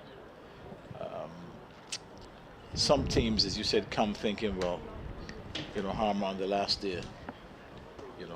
I guess it helps if you've got a really good team, which we had. So yes, we had all bases covered. So whether it turned, whether it was fast, we had some high-class performer to take advantage. Harmer will bowl round the wicket now too, Varma. in bowls, and Varma's forward and solidly defends. Goodish delivery, probably pitching around middle stump. Goes gently out on the offside, and there is no runs. Forward short leg and a slip, and then there's a short extra cover for the left-handed Varma as Harmer comes in and bowls the Varma, and Varma allows a quick delivery. That one had some pace on it outside the off stump, allows it to go through to the keeper. Nicely taken. 51 for 2. Varma on 9. Harmer's field again as he's round the wicket now and bowls, and that's a cutaway. He's going to get runs here, just the one, because didn't quite time that ball. It ended up quite a long way away from him, so he ended up reaching for it, but he got it past that short extra cover. Snater, who is at cover, had to come around behind. In the meantime, they'll pick up a single. He goes to 10. Harmer now to Middleton in bowls. Middleton's driving. He doesn't time that one. Using his feet, looking to go down the ground, but it ends up tacking it past short mid-wicket. Snater again comes in to field from this position at deep square leg for the right-handers. Now takes up his position at cover to the left-hander as Harmer once more in bowls. The Varma's forward, long way forward, has to defend. Defends effectively. Ball goes to short extra cover, and there is no run. 53 for 2. Harmer gets through his overs extremely quickly. He does. Doesn't give you time to breathe. No. As he's in now and bowls, and again has to defend a tight delivery. End of another good over by Harmer. Just the 2 singles coming off that over. He's been pretty economical to date, and at the end of it, it's 53 for 2. Yes, I mean, is that part of the armoury of a slow bowler like Harmer in itself, or is it just a sort of the way he plays? I mean, to keep the pace of the delivery one after the other. Well, I think Harmer, I think that probably helps his rhythm. Yes. I think what the batter should do is make him wait. Yes, just sort of step back. Yeah, he or be just absent-minded as he's ready to bowl. He, you can see that that's part of his thing. It builds his rhythm. Yes. To be able to bowl, it gets him into the rhythm. Snater from the far end, the Graham Gooch end. Short, pulled away, 4 runs. I've lost sight of it, but it's smacked away from 4. There's nobody out on that mid-wicket boundary, and 4 is signalled. Gives me the other. I made a quick note because I know my memory now with age is going, and you referred to something, and I wrote down a quick word to remind me. Nowadays, because of technology, all players are analysed ad nauseam almost. Just come back to that after this delivery from Snater, which is way balloons over the head of the batsman. And sometimes when you're watching on television a test match or any match really, and the camera pans off the pitch onto the backroom staff, they're just as likely to be poring over a computer as they seem to be to watching the match. I mean, obviously all this detailed analysis of every individual didn't exist when you first played cricket, but you still, from your own experiences, went through the same process. Yes, but I'll come back to that in a moment. As Snater moves in and bowls. Again, it's short, and this time it is pulled away for 4 more runs. And yes, nicely controlled pull shot there by Middleton, getting just right on top of that one. Yeah. Yeah, listen, you can have all the analysis in the world. When you get out in the middle there, it's me against you. Yes. Nobody in the dressing room with computers or whatever can help you. No. But you'd still, let's just play back to the bowler, pitched up much better length. You'd still, before a game, you would still sort of share your experiences or thoughts as to how each of your opponents would. I mean, all that's done before. I mean, your team research and your own research. Yeah. I mean, if I'm a batter, I know that I'm going to face John Lever, Derek Pringle, Yes. Raymond East, David Atfield, and you formulate your plans. That doesn't change. No, of course not. The analysis makes no difference. No. Remember, let's just play defensively off the back foot, trickles out to mid-on. Michael Atherton, cricket writer and former England captain who commands the greatest of respect in both capacities. He referred to it memorably a couple of years ago as analysis paralysis. Analysis by paralysis. And he might be right, because a lot of this is to justify jobs and positions. It is. Yes, I'm glad you said that. As, that's well, it was a splendid shot, played off his toes, 4 runs. Yes, as Roland indicates as an umpire, 4 runs. Yes, it was a super shot there on his toes, yes. just clipped through the onside to complete the over and bring the score up to all these different means we have, and that's just off the board. Is that 65 for 2? Yes, 65 for 2. We can only see the bottom half of the total score on our screen. 65 for 2. Lovely shot that by Middleton. Perhaps the shot of the morning. Beautifully controlled on drive. So, Dickie, I'm going to leave you now, but another Middlesex man will come in. Yes, indeed. Yes, I'm surrounded by them. Middlesex before Hampshire. Kevin James. Thank you very much, Roland. Always wonderful company. And Harmer moves in and bowls, and that's just played solidly forward by Farmer. Solidly forward. No addition to the score. And that's also played solidly forward, trickles out on the offside.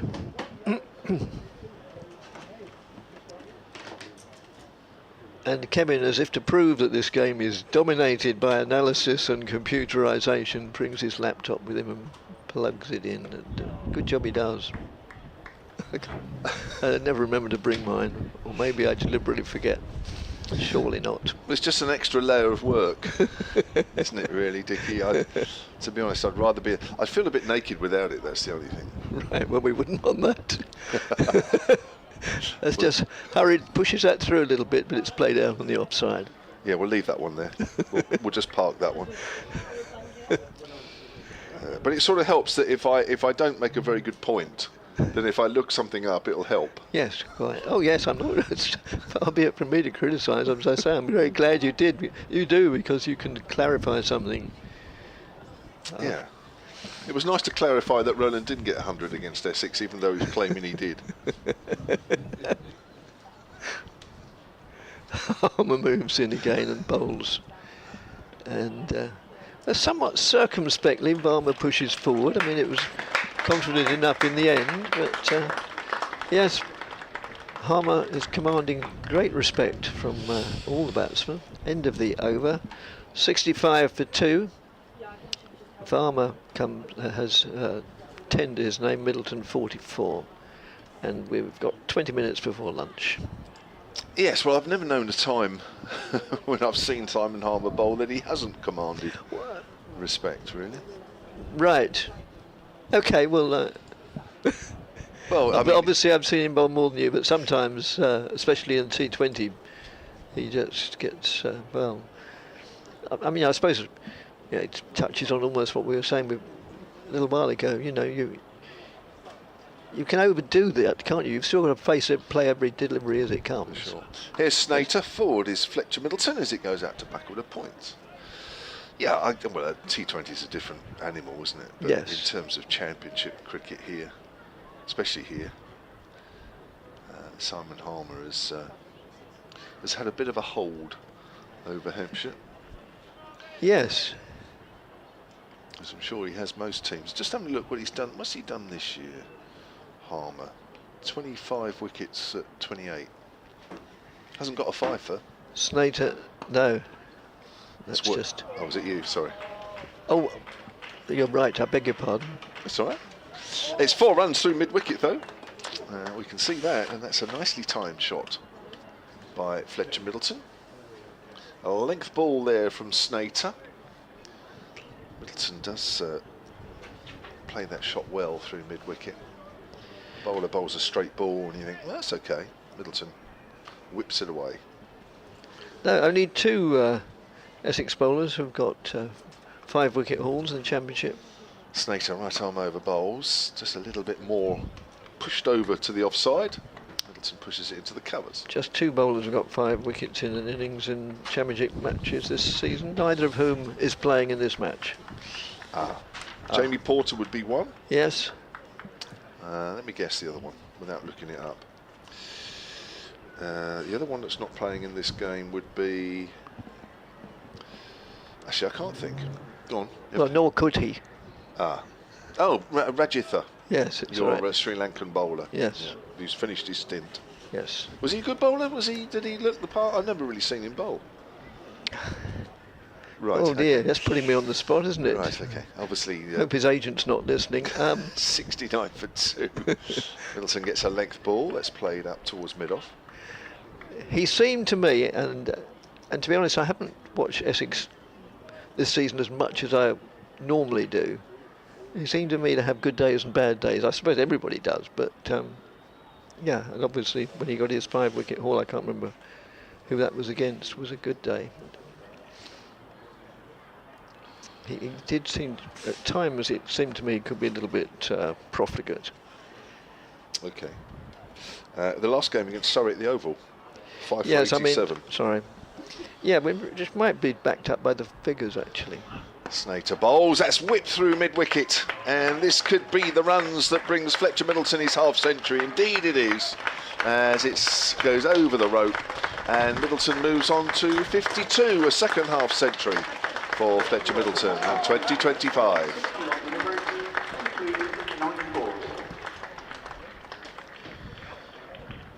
Yes, Raith took 16 wickets for Essex in the first half, in the championship prior to this break, getting on for 35 a time. Snater bowls, slightly slower ball. Middleton works it up to mid-on. What sort of pace was he? Fast medium, sort of Snaterish. Snater pace? Yes, I would have thought Okay. so. So Fletcher Middleton completes the second half century. His previous occasion that he went past 50 was his second innings of 76 against Warwickshire at Edgbaston, the game which Hampshire won. That was penultimate game before the first block of matches were completed.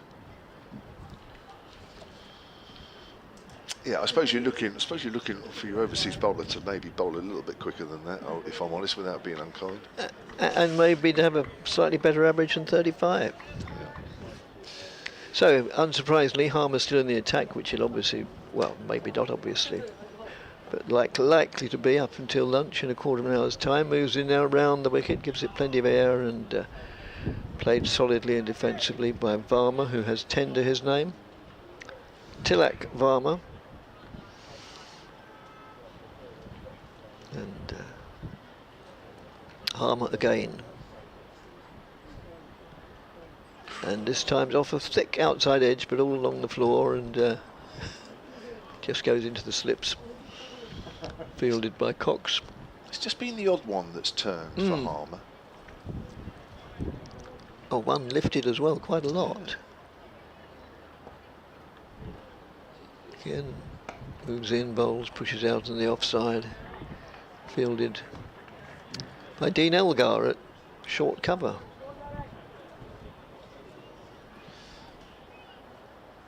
It's a bit of rough just outside the off stump for Varma.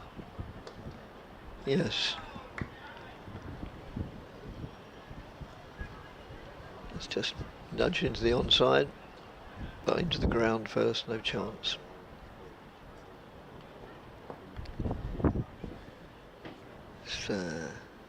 On the back foot this time by Varma, played out on the onside.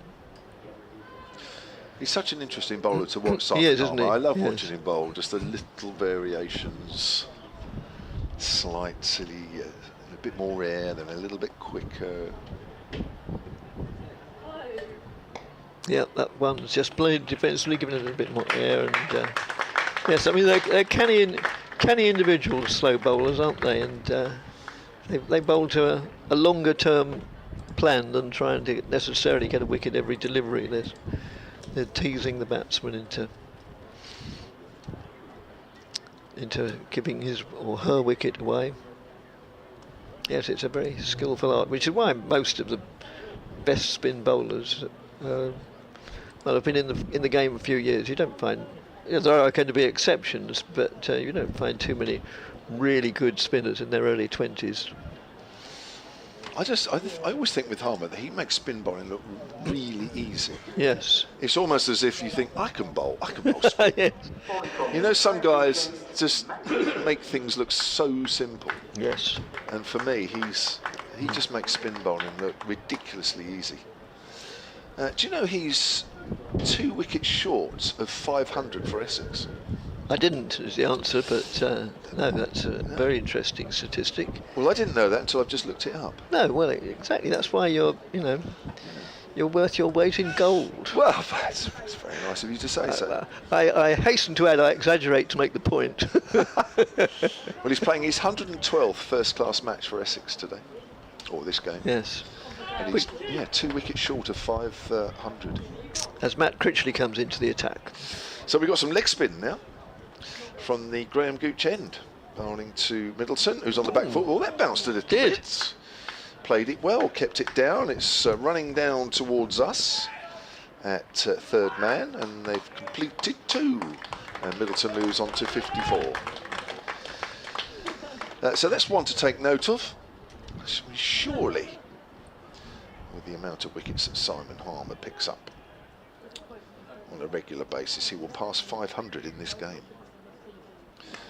As Middleton drives out to backward a point, should be 2. There is a fielder in the deep. And no, they've settled for 1. And that's Noah Thane who's on as a sub fielder. It's a little chilly out there at the moment, Dickie, isn't it? I didn't bring anything other than a short sleeve shirt. Ah, you see, that's where local knowledge comes in, because as you may have noticed, I put a sweater on today. Yes, you've clearly come dressed for the occasion. I'm not just streetwise around the back streets of Southend. I know the climate. You do. Yes, you've come suitably attired. I, on the other hand, have. Do you know what? I was toying with the idea of bringing my fleece, but I thought no. Not in it. Not at Chelmsford. No need. No. I'm regretting it at the moment. Critchley to Varmer. Varmer's not even looking. Oh my word! I'm not surprised he's pulled away from there. Critchley was into his bowling action, and Varmer's still looking down at the ground. Quite rightly, the batter has pulled out. Now he's looking, and now Critchley bowls. Varmer just tries to kick that one away. You could probably buy a sweater of some sort in the Essex shop with the Essex emblem on, if you could be seen wandering around the ground wearing an Essex pullover. Well, that's an option, but it's low down on my list, if I'm honest, Dickie. That's driven back to the bowler, without being unkind, of course, too, and without bringing the name of Essex County Cricket Club into disrepute. It's not my preferred option. Farmer is forward. I can remember my esteemed colleague Paul Newton. We were doing a game at Sussex. We were squinting into the sun. I can't think why, because the commentary box now is at the south end, but it's certainly happening. But maybe it wasn't originally. Sorry. That's end of the over there for Critchley, 76 for 2. And we spent the morning session squinting into the sun, and after lunch he came back wearing a Sussex hat, and he said it's all I could find. He'd been to the shop and bought a Sussex hat. Dear Lord. Oh, and then I think yes, there's a better tailpiece than that. I think because somebody had commented on it. Graham Gooch was in the ground and he heard, and he came round and he said, "Here, Paul, try this instead." And he dug out of the bottom of his kit bag or something he carries out a dirty old Essex cap, which is probably now an heirloom in Newton Towers. And that's just played out on the onside. Inevitably, Harmer still bowling. We've still got 8 minutes before lunch. Did he refuse to wear the cap because it was so dirty? No, I don't think he did. I thought, no, I'm pretty sure he wore it briefly, and then thought, he might lose it, and so he'd put it away amongst his treasures. If you're listening, Paul, we wish you well. Yeah, ditto. And, Harmer moves in and bowls. That's worked away on the onside. Dean Elgar picks up and they go through for a comfortable single. He lives in the posh part of the county. Does he? Where's the posh part of Essex then? Well, most of it really. Where Constable country, up towards the Suffolk area. You know, when people malign Essex, and it is much maligned, and Well, a certain TV programme didn't help. no, and then I always say, well, why is it then that John Constable, one of England's finest painters, chose to paint pictures of Essex? And that's just nudged out on the offside. Indeed, John Constable painted a picture of a place called Hadley Castle, which is, as the crow flies, probably about 1.5 miles from where I live. So it's a lovely county. Oh, and that's a bit of a rash shot from Harmer. Getting the Varmers and my Harmers muddled up. Yeah, Varmer escaped the outside edge of the blade and went through to the keeper. He's really gone after that one. Yeah, hasn't he? Yes. Out of character from how he's been playing Harmer, and also at 6 minutes to 1. Still, he knows far more about the game than I do. Well, he's working incredibly hard for his runs. 47 deliveries for his 10. That's Yes. just bounced and turned out of the footmarks, even though it was very full. Mm. Well, to be honest, giving you the benefit of my painting knowledge for a moment, Yes. I thought Constable painted more pictures of Suffolk and that sort of area, so I didn't realise. Well, maybe he did paint more, but But he ventured into Essex for a little while. Critchley bowls, forward is Middleton. well, yes, the Haywain, probably his most famous painting, which I saw at the National Gallery recently because they had a special John Constable exhibition. That's in Essex. Oh, that's in Essex as well. Okay. Oh, well, clearly my limited painting knowledge is even more limited than I thought, as that's worked away on the leg side behind square. Middleton will pick up a single and will move on to 56. I never realised that your painting knowledge stretched beyond a can of Dulux anyway. Other manufacturers available. Of course, yes. You probably hit the nail on the head, or the lid on the tin, or wherever it is. That's bounced down the leg side, not taken cleanly by Pepper, not surprisingly. No. Now, this is a hybrid wicket, I was told this morning, which I'm sure you know because you know the square here better than I do, but I'm never quite sure whether pitches of hybrid nature turn too much, but we're starting to get the odd one. He's gone for the reverse sweep there, Varmer, and that's a prolific shot because that's gone for 4. I think it ended up being a low full toss as well, which helped. Varmer seems to, as we get towards the luncheon break, has suddenly broken out of his shell. Yes, he has. Yes, there's a piece of information they plant on the wall of the box that says that there are 11 pitches out there, 5 of which are hybrids. Right. So more or less half of them. Do you know what? I looked at that information at the start of play and I thought, there's never a chance any of that information is going to be useful. As that's a quick single on the offside, and Fletcher, Middleton and Critchley vying for the space where the ball was initially. Middleton, I think, just about got through in time. He moves, sorry, the total moves on to 83 for 2. Never put any topic of discussion outside the range of possibility when you're down in this commentary box. No, because there's another bit of information on there about the square, which I thought that is totally useless. I'll come to that in a minute, as that's turned away on the leg side, and that's the end of the over. 83 for 2, and it concerns about the width of the square. Is it? I can't quite see it because I can't turn around that. Well, far. yes, the square is 250 feet in length. By length, I suppose they mean from one side to the other. Yeah, well, it's 22 yards in width, isn't it? Roughly? Total playing surface area is 1.6 hectares. Well, personally, I wouldn't know a hectare if it hit me between the eyes. No. And the outfield is 1.3 hectares. So I mean, I'll be honest with you. When would you use that information? I mean, apart from just now. just now, well, I've not very often. No, as Harmer moves in and bowls, short of a length, since played with diligence by Varma.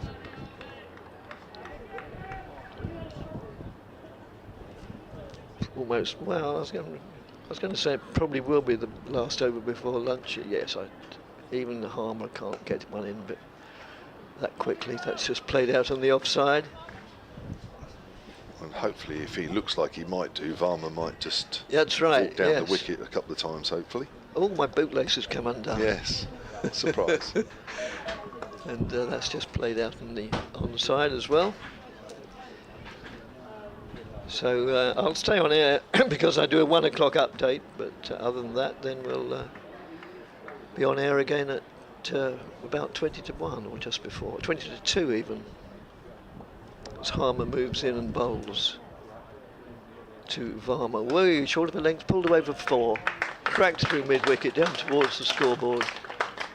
And yes, he has accelerated considerably in the last 2 or 3 overs. Indeed, Varma's now moved on. Well, the partnership's 53, of which Varma has 19, Middleton 34, in more or less an hour.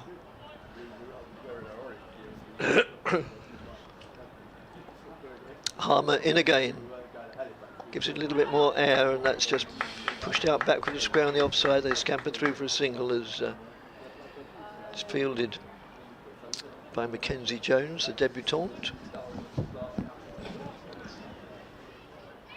One delivery of this over, and possibly the morning remains. As Harmer, right arm over the wicket, moves in, bowls. Batsman comes down the wicket, gets the pitch a bit, picks up a single out into mid-wicket area, and they all trudge off towards the pavilion and towards wherever it is they eat. They have a canteen or something like that. And with it being another interesting morning, the 4th interesting session of the day, Essex went on to 296, and in reply, the visitors are 89 for 2. Thank you very much for listening, and tune in again in 40 minutes' time.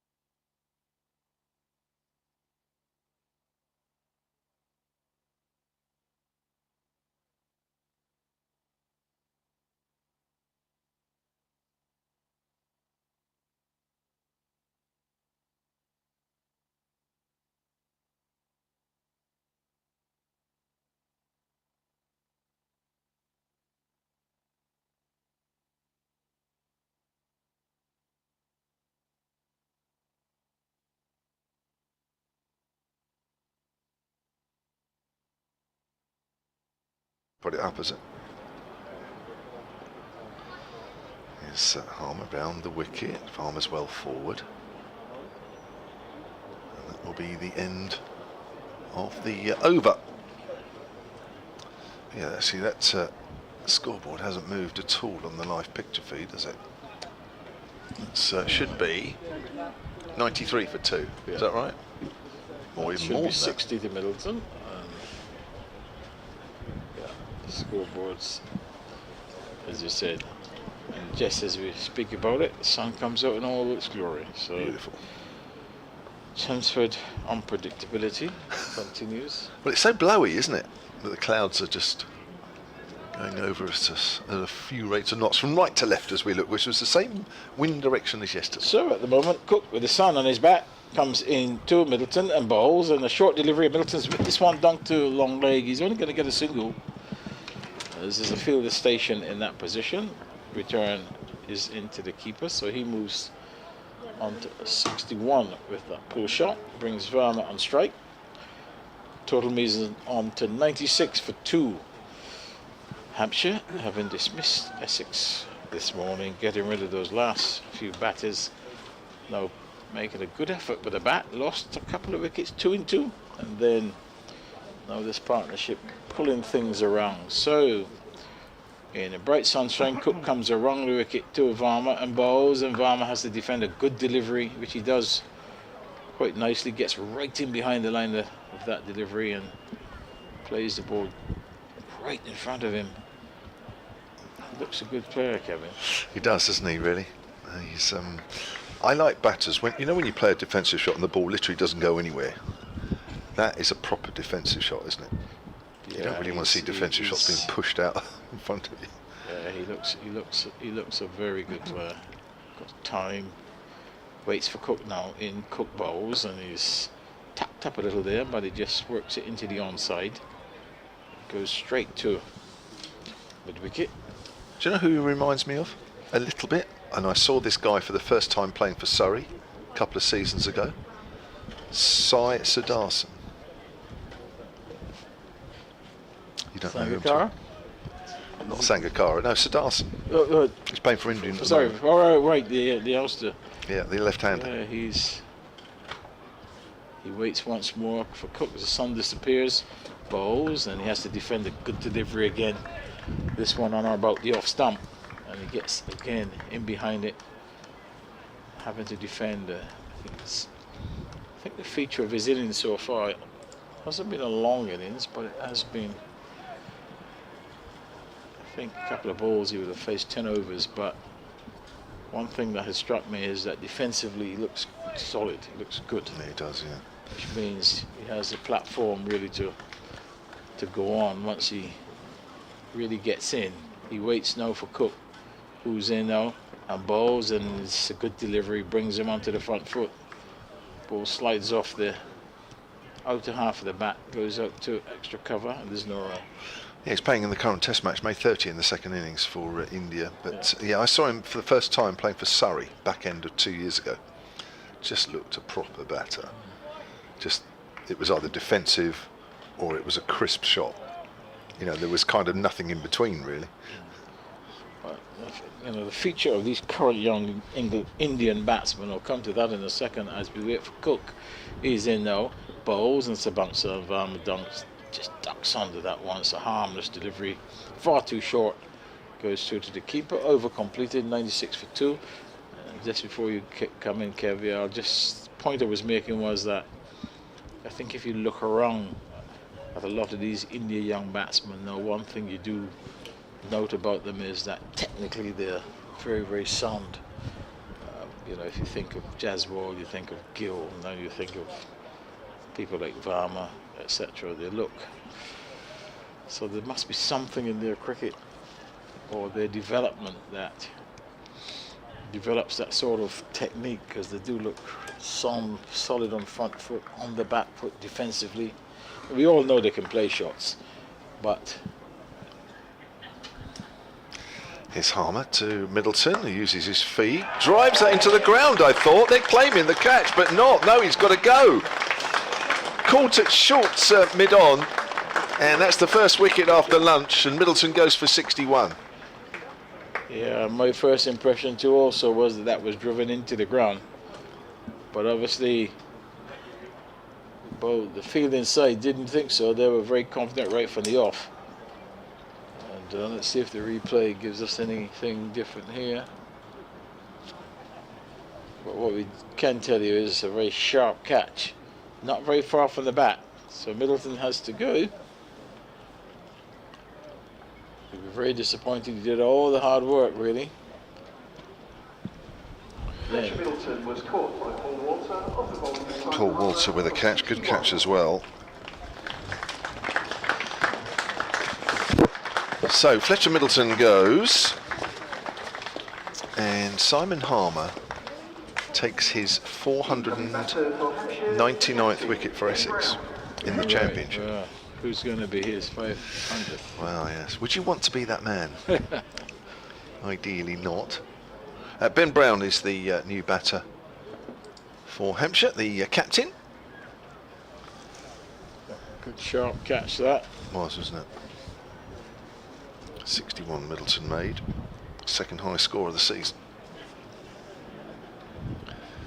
So Ben Brown, who averages 39 career.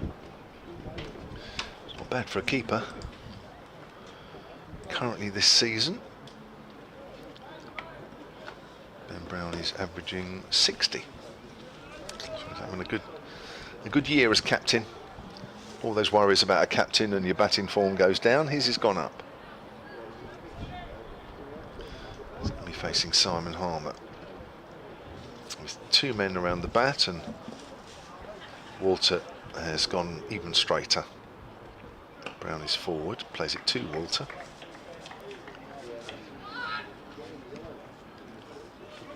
So Hampshire trail by exactly 200 runs here. 3 down. Forward is Brown, very correctly. You do worry about, from a Hampshire point of view, once Simon Harmer gets a wicket, it might just open the floodgates. Comes in again over the wicket and bowls. Loopy one, that one. Brown plays that away behind square on the leg side. That's the one that Harmer hopes bounces. So many batters get caught around behind square on the leg side or at short leg with the extravagant bounce that he gets at times. Not there though. Brings Farmer back on strike, and Harmer switches to round the wicket. Still 2 round the bat though. It's just left alone, and getting the pad well in the way there. Just going to double check with Simon Harmer that he's on 499. I think I'm right in saying he was earlier. Harmer in again. Oh, he's left that alone. A little close, But not close enough. but not close enough. Good over from Simon Harmer then. Hampshire are 3 down. Yes, so he's 499 wickets, averaging 22 for Essex. Simon Harmer. It's kept a little low, hasn't it? Yes, that's great service. And pleased to say that right at the start of this new over that the sun has reappeared and it's out in all its glory. So 96 should be 3, but and the score should also be 97, but it's still showing on our monitor. I think the picture feed guys are having a long lunch. Yeah, I think they're very much.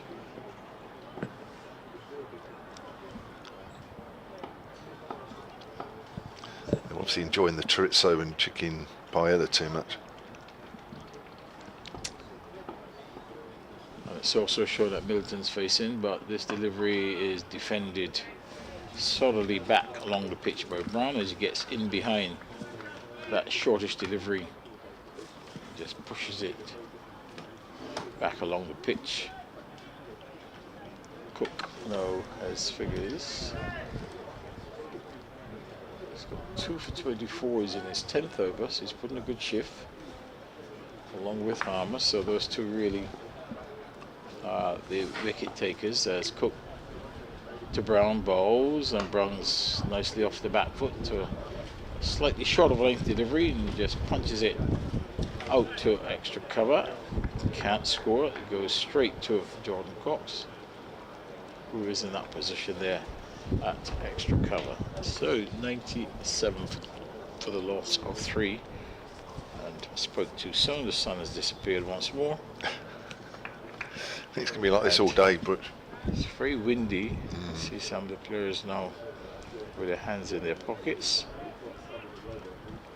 Not Cook. He's after another wicket. He's into Brown. Bowls and he's edging this one along the ground and down to the third man boundary for 4. Just coming onto the front foot. Got a thick outside edge, but safely.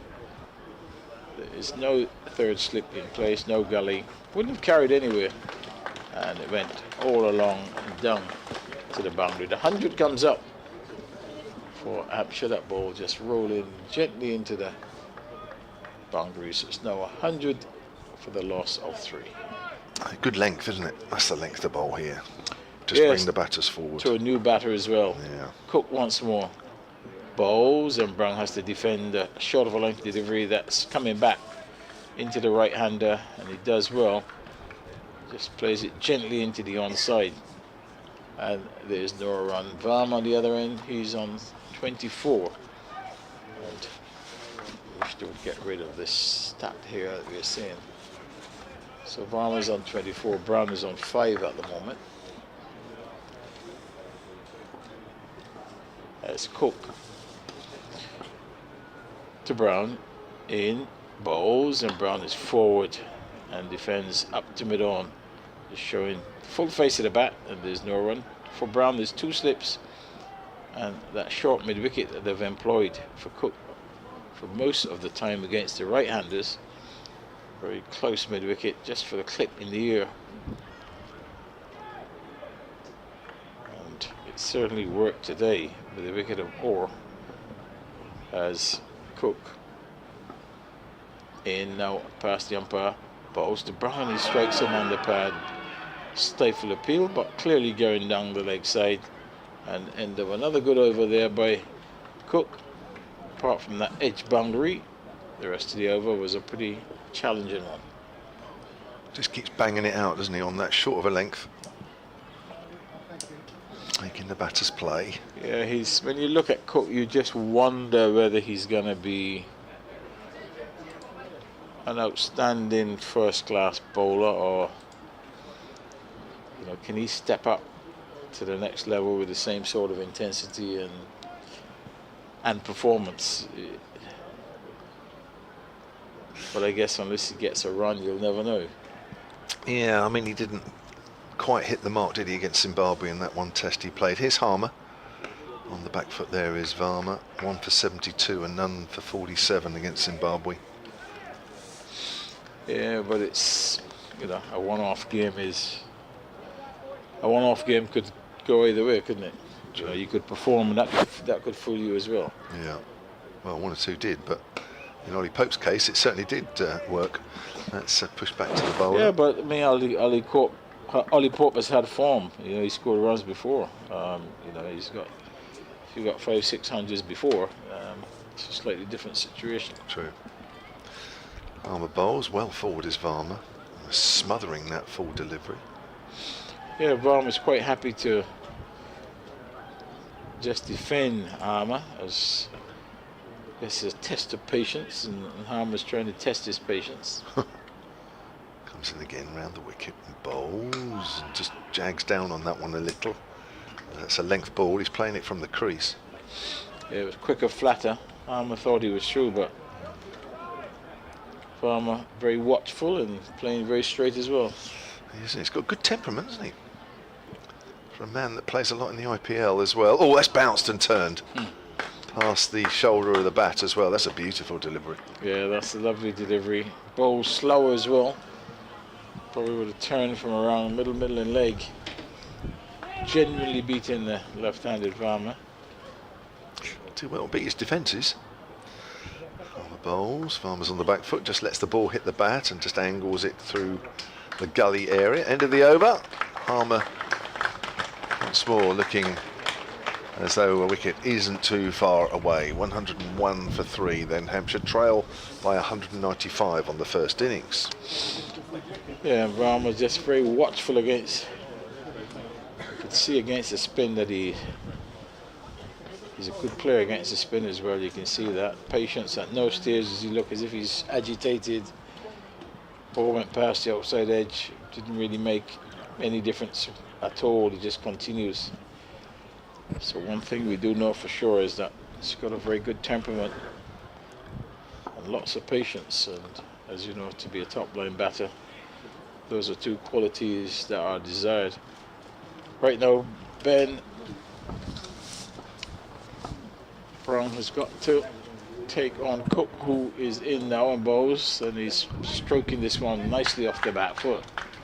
That's a good tumbling stop there at cover point. That ball was moving quite nicely.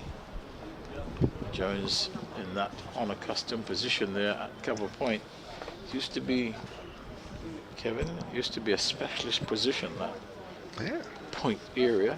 So, You used to do it a lot, didn't you? yeah, and to see the big fast bowler in that position, he's either very good at it, or they've got to find some way to put him. As Cook is in and bowls, and that's a lovely shot. But he's only going to get a single, just flicked off the hip, short of a length, short arm jab. It goes out to long leg. He gets an easy single. So field changes now for the left-hander, Varma, who comes on strike. So Brown with that single again.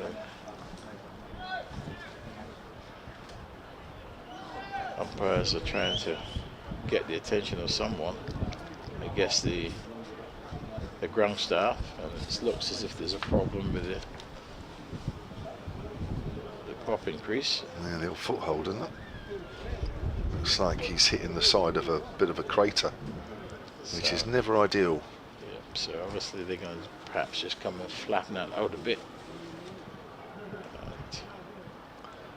Yeah, there's two options, isn't there? You get a little spade and you try and flatten out the edges to make a bigger hole but less severe, or you get a mixture of a bit of mud and concrete and try and pat it down. But oh, there's a buggy on. They're a bit more inventive these days, Kevin. Oh, are they? What do they do now then? They usually have a hammer. Oh, okay. So they try to hammer the sides down, and you know, perhaps you're still back in the sawdust days.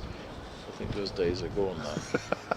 It's drain agent and hammer, almost like a. First of all, Cook telling him what he's experiencing. He's definitely landing. He's landing on the side of it, isn't he? Which is just making his foot go at an angle when he bowls.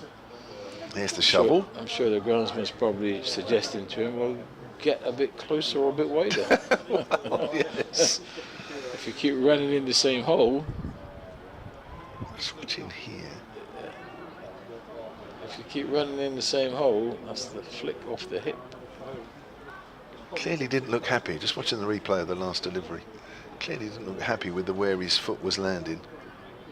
But look, where they filled in, looks like they filled in a foot mark. And he's landing on the side of it. So he's not actually landing in where the repair was done during lunch. So now they are. But look, look, they still do it. Look. They've got the little shovel, and now they're going to try and make the hole a little bigger, meaning there's no heavy, deep side. They're still doing it. But that's pretty wide, isn't it? It is really, isn't it? That is wide of the. I mean, surely Cook can get in inches inside of that. That is almost right out on the edge of the crease. It's quite wide. Yeah. Because he bowled a lot of overs this morning, didn't he, to the left-handers, and he was coming round the wicket, so didn't bowl too many over. Now, of course, the white line that would have been painted is no longer wait nor there. But looks like if the job has been done, groundsman will leave the field by virtue of that buggy. That goes quick. And Cook all that done, Cook will go round the wicket though, to the left-handed Varma.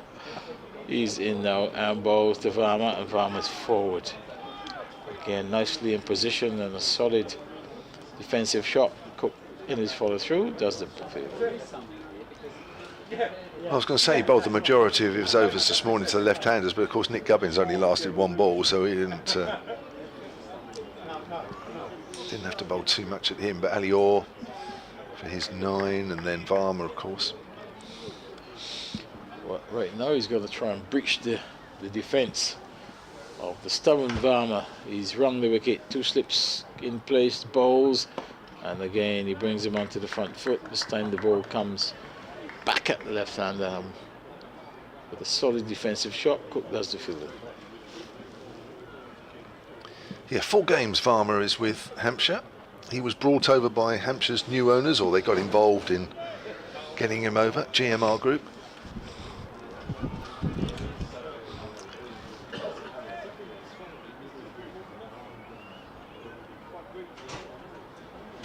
He waits now for Cook, who's in, bowls, and shortish delivery, gets on top of that one Varma and just gently nudges it out to short mid wicket, and there is no run.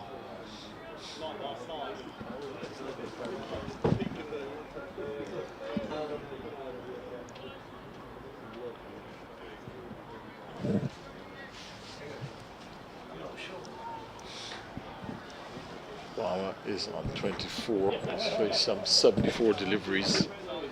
It's Cook in, bowls, and he has to defend a goodish delivery again.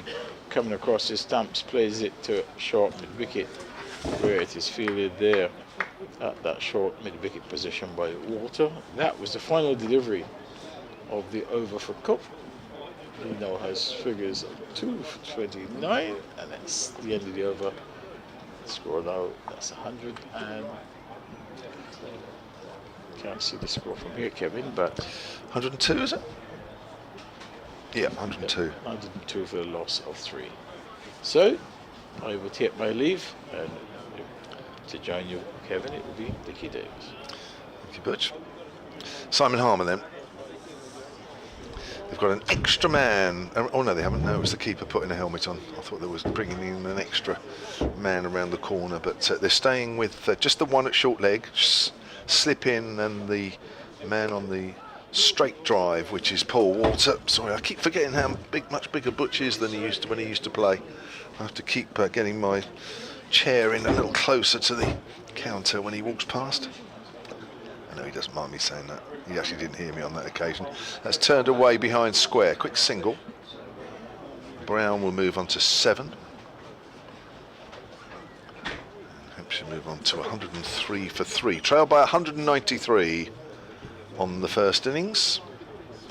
Here on day 2 at Chelmsford. A blustery Chelmsford. There's Harmer's around the wicket once more. Bowls, quicker ball, pulled away by Varma. Through mid-wicket, and that's 4 runs. Well, Varma, we've seen a lot of defensive shots from him, but every opportunity that he gets to put the ball away, he does so. Welcome back, Dickie. Thanks, Kevin. You have a good lunch? Very good lunch, thank you. I had the chicken Chinese curry, or whatever it was. Oh, right. Yeah, that well-known dish. I had a cheese and ham baguette from a well-known local baker's. Oh, right. Begins with G? It does indeed. That's Yes. yes, only because that's the nearest one I can think of here. Yes. Well, there might not be other bakeries. Oh, there bakery are. chains beginning with G. Oh, not beginning with G, no. I think we got away with that one. Oh, I did. Oh, good Lord. That's what John Cleese used to say. Hey. It's almost York there as he comes forward. Plays it out on the leg side. So you didn't avail yourself of the free food that we get here? Well, I normally do, but no, I wanted to wander into town anyway, or the city, so... Do a bit of banking and... That's right, yeah, a bit more investment dealing. Forward is Farmer. That's what people used to do, didn't they, really? Used to wander into town and say, oh, I'll do a bit of banking. Yes, that's right. You can't do that anymore because there isn't any. No. So you have to say something else now, don't you? 107 for 3. Right. So, probably weather-wise, best part of the day. Sun, more sunshine than cloud at the moment. Still a very, very pleasant weather and a very, very good game of cricket. I'm really enjoying this game. Helped, of course, by working with two excellent people. But even if I were sitting out there somewhere, I'd enjoy it. I'd say, yes, this is what county cricket's all about.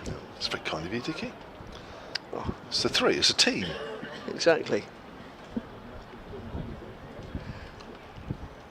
So it's going to be Cook from the far end, the Graham Gooch end. Moves in, bowls, and played totally defensively by Ben Brown. The ball just drops at his feet. 1 wicket to go since lunch was that of Fletcher Middleton. So 107 for 3 represents a deficit, oh, what do they say, never do mental arithmetic live on air. 189, yes. Cook again. Again, well, no, not quite a carbon copy because it trickled out to mid-on this time.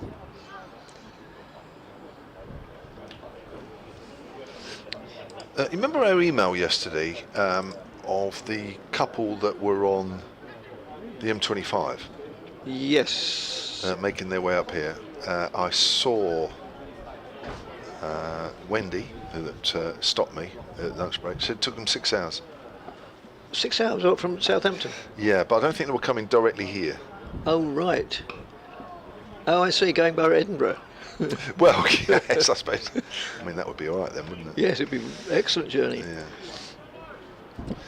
Yeah. But yeah, they said they weren't coming directly here, but it still took them a 6 hour journey from, I think she said from Fareham. Oh, yes. Which is halfway between Southampton and Portsmouth. Excuse me. Cook moves in, bowls. That's outside the off stump.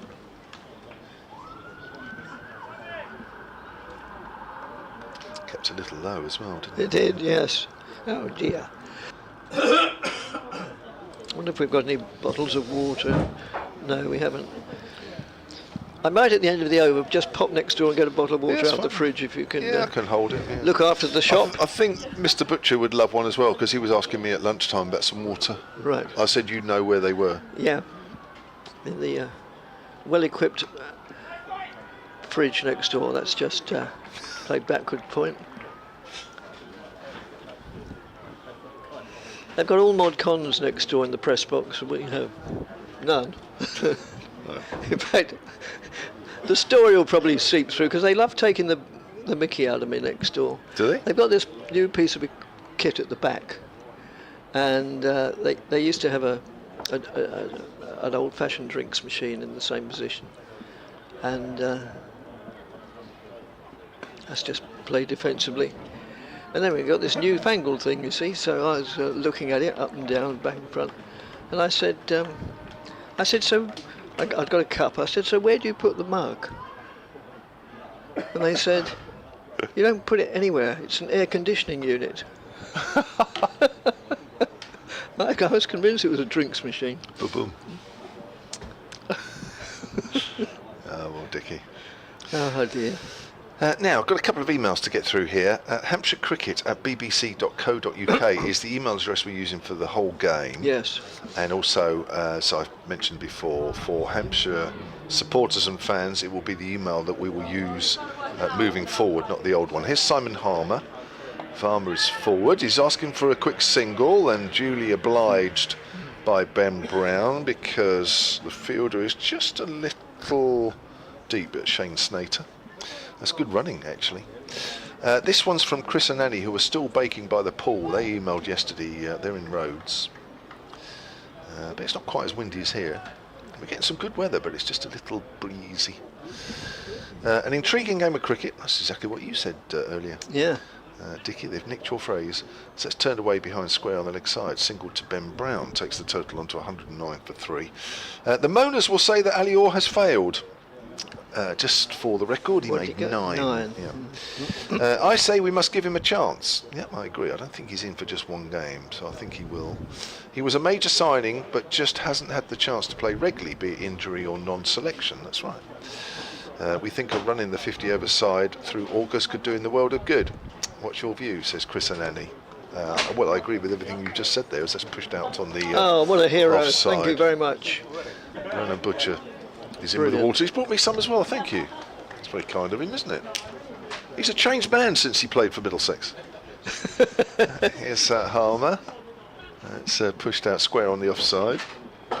Another quick single to Snater. He is a little deeper because Dean Elgar is at short extra cover and Paul Water is a little deep at backward of point. So Snater is sort of the fielder that's a little deeper, so when they push it to him, if you go straight away, there is that chance of a single, and Hampshire have taken it every time so far in this over. 110 for 3. Hopefully, Dickie, your throat is cleared now with that water. Yeah, indeed. Good. That's played out on the offside quietly. And so, yes, I agree. I think you'll find that Alior, obviously I don't have anything to do with selection, but I'd be very surprised if Alior won't get a decent run in the side from now on. One game will certainly not be right. That's pulled away by Ben Brown. Snater's out deep this time on the leg side. Just a single, 111 for 3. Brown moves on to 9 under that Simon Harmer over. 13 overs, 1 for 30. It wouldn't necessarily beg the question, but it asks the question. To what extent? Oh, to what extent? That's a good BBC start, isn't it? Of a question. Is James Vince missed in Championship cricket? Oh, hugely. Yes. Your top run scorer for the last 4 years? Quite. You'd miss him every time. But, of course, coupled with that, we've lost one of our top wicket takers as well in Mohammed Amas, 180 wickets in 4 years. You take 2 players like that out of your side, you are. So why is Vince not playing? Well, he's played an awful lot of cricket over the last 4, 5, 6 years, and I'm talking an awful lot. Yeah. I mean, the bloke just hasn't stopped. And I think there just comes a point where something has to give. And I suppose because he's in demand in a lot of franchise tournaments around the world, and knowing what we know about them in terms of remuneration. Well, yes. I mean, I'm not putting words in his mouth, I don't think, or I hope I'm not, but I think if you are going to let go of something, then maybe, you know, the championship might be an obvious one to say, look, I just need a bit of a break. Yeah, no, that's fair enough. Thank you. Mackenzie Jones from the far end, the Graham Gooch end, and pivoting on the one leg that swept away for a single, down to deep backward square.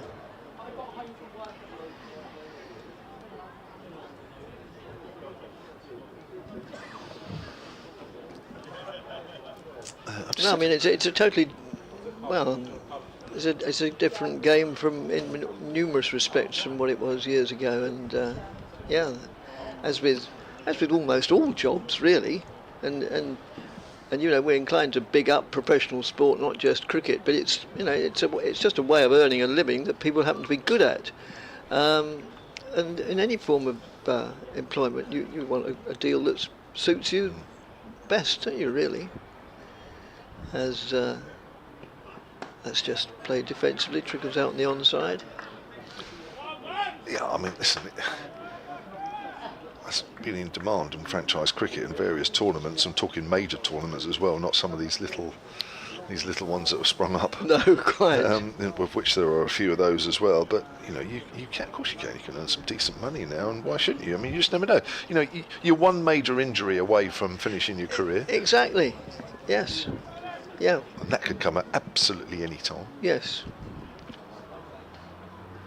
As that's just played defensively out into the onside. So the unsurprisingly, a gentleman in front of us just removed his jacket. It's getting to that sort of time of day, and the sun's shining, and it's 2:30 in the afternoon. Well, getting on that way. Okay, so it's 7 minutes short, but we won't argue about that. As Mackenzie Jones trudges off into the distance, turns, comes in now, a tall, dark-haired young man, bowls now, and met with a full blade of the bat, and it's played out to mid-off confidently and competently, but non-productively, because it was straight to Tom Wesley at mid-off, where he invariably fields, sometimes even long off, which is a bit unusual to find a captain down at long off, but he thinks he can get the better overall picture of the situation. And Mackenzie Jones has bowled. This is his 5th over. He's conceded 12 runs so far. And that was a very good Yorker length delivery, which the batsman did well to dig out there. Ben Brown. Well, it's going to be interesting to see how Sorry, Jones... that's not Ben Brown, it's Oh, Varma. that's Varma, yeah. Be interesting to see how Jones goes with Essex. Are you expecting him to have a bit of a run? I mean, he's in there really... Well, I suppose he's in there because of injuries, isn't he?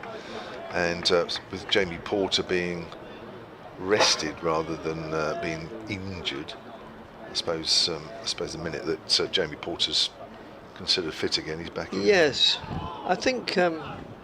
well, I suppose it applies to all the counties, I don't know. Obviously, I only have more experience of Essex than anybody else, but I think in lines of business they call it succession planning, don't they? You know, Yeah. and, I can't recall over the many years I've been watching since my dad first took me to watch the county. I can't remember any time when suddenly, you know, a load of, you know, really experienced players all left and there was nobody coming through underneath. You've got to keep rotating. So, yeah, I think Essex normally get that pretty well right, but then probably most counties do. It's a difficult conundrum, I would imagine, at times. Yes, it is, isn't it? Because you always want to play your best side, Yes, but then of course the idea, sometimes that's right. your best side keeps some good youngsters or potentially good youngsters out. Here's Harmer over the wicket to Brown, who's made a late decision to come forward there. As it goes out square on the offside. Yes, it'll be interesting to see how Mackenzie Jones goes over the next few years. He's tall, he hits the deck. He's bowling with a Kookaburra ball, so we're perhaps not seeing what he might be able to do once the Duke's balls are back in play. That's played into the ground on the leg side. But it looks as though he's got a bit of a chance, doesn't he? It's only 20. Yes. Certainly has an attribute that a lot of bowlers would love, and the fact that he's 6'5". Harmer's in. Brown works it away behind square. Cooks quickly around. I got an email just a little earlier ago from Jacqueline Stringer, who said that the picture feed was fine, but they couldn't hear voices. Hopefully that's changed. So Jacqueline, just let us know if that's okay. hampshirecricket@bbc.co.uk. They couldn't hear. Yeah, but I think they probably have, because this was a little while ago. So the fact that I haven't heard back, I think we're all right. No, I think we're all right, Dickie, to be honest. Yeah, I know I'm inclined to speak a little quietly. Pardon? Forward is... It's gone straight over Dickie's head, that one. That's played into the ground on the leg side. Sorry, I wasn't... Yes, I did. I knew it had. When you said you'd speak a little quietly, I just went, pardon. But, yeah, that's a poor joke, really. But it didn't need mentioning the second time, if I'm honest. That's driven. Half stop by Walter. End of Harmer's over. 14 overs, 1 for 31. Hampshire are 112 for 3. They trail Essex by 184 with Tilak Varma on 30 and Ben Brown on 10. Just the one wicket that's fallen since lunch. Fletcher Middleton caught by Walter off Harmer for 61. So where are Hampshire next after this? They're presumably at home? I think we are, yes. I think, off the top of my head, Worcester. Let me just check. All right. Yes, Worcester on Sunday at home. At Southampton. Yeah, you guys? Off to Yorkshire. Oh, that's nice. I'm going to... yeah, and not just that, but I'll come back to that in a moment after this delivery from Jones. And just played out in the offside, a ground I've never been to, and there aren't too many of those left on the circuit now. They're playing at York. Oh, yes, I was there 2 years ago. Were you? Nice ground? Yeah, very nice. I thought it would be. I mean, York's a lovely city, isn't it? Yeah, you're right on the outskirts as well. Right. So I think from memory you could almost walk into town from there, actually. Certainly, it's a bit of a walk, but it's not too bad. No. Yeah, I'm looking forward to that greatly. You'll be on a balcony there in the pavilion. Make sure there's some umbrellas there if it's hot. Yes, yeah, like most outgrounds, there's probably not much covered areas. That's a super shot, slightly over pitched from Jones, and the batsman just lent into it and did no more than push it out to long on rather, and all that Sam Cook can do is retrieve it rather than reduce the number of runs. But they look after you. They good. Yeah, they're a really good club. You know, they look. You know, they want to make sure everything's right. And yeah, really, I really enjoyed. We had a 50-over game there. I really enjoyed it. Yes. Yeah, this is the thing. Another thing about outgrounds, isn't it? That's just played defensively.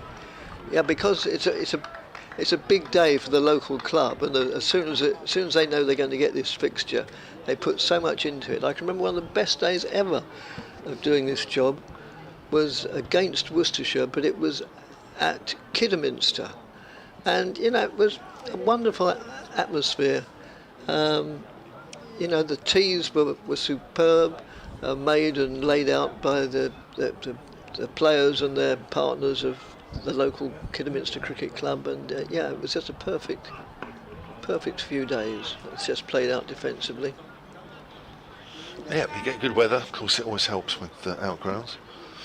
Oh well, yes, that is very true. Yes, that's one thing you really do need at outgrounds, because understandably there's very little shelter. Another great outground I went to more recently than that, 2-3 years ago, was Southport. Yes, I was there earlier on in the season. Really? Yes. Yeah, good ground, and it was hot as well. It was April, and it was hotter than his. Stanley Park, I think it's called. No, not. That's no, I beg Blackpool. your pardon. Blackpool it was. I was at Stanley Park, Blackpool. Yes, because we could see the tower from the ground. That's just played defensively on the side. They're currently playing at Blackpool, aren't they, Lancashire? Yeah. Jimmy Anderson, captain. Didn't take any wickets yesterday. No.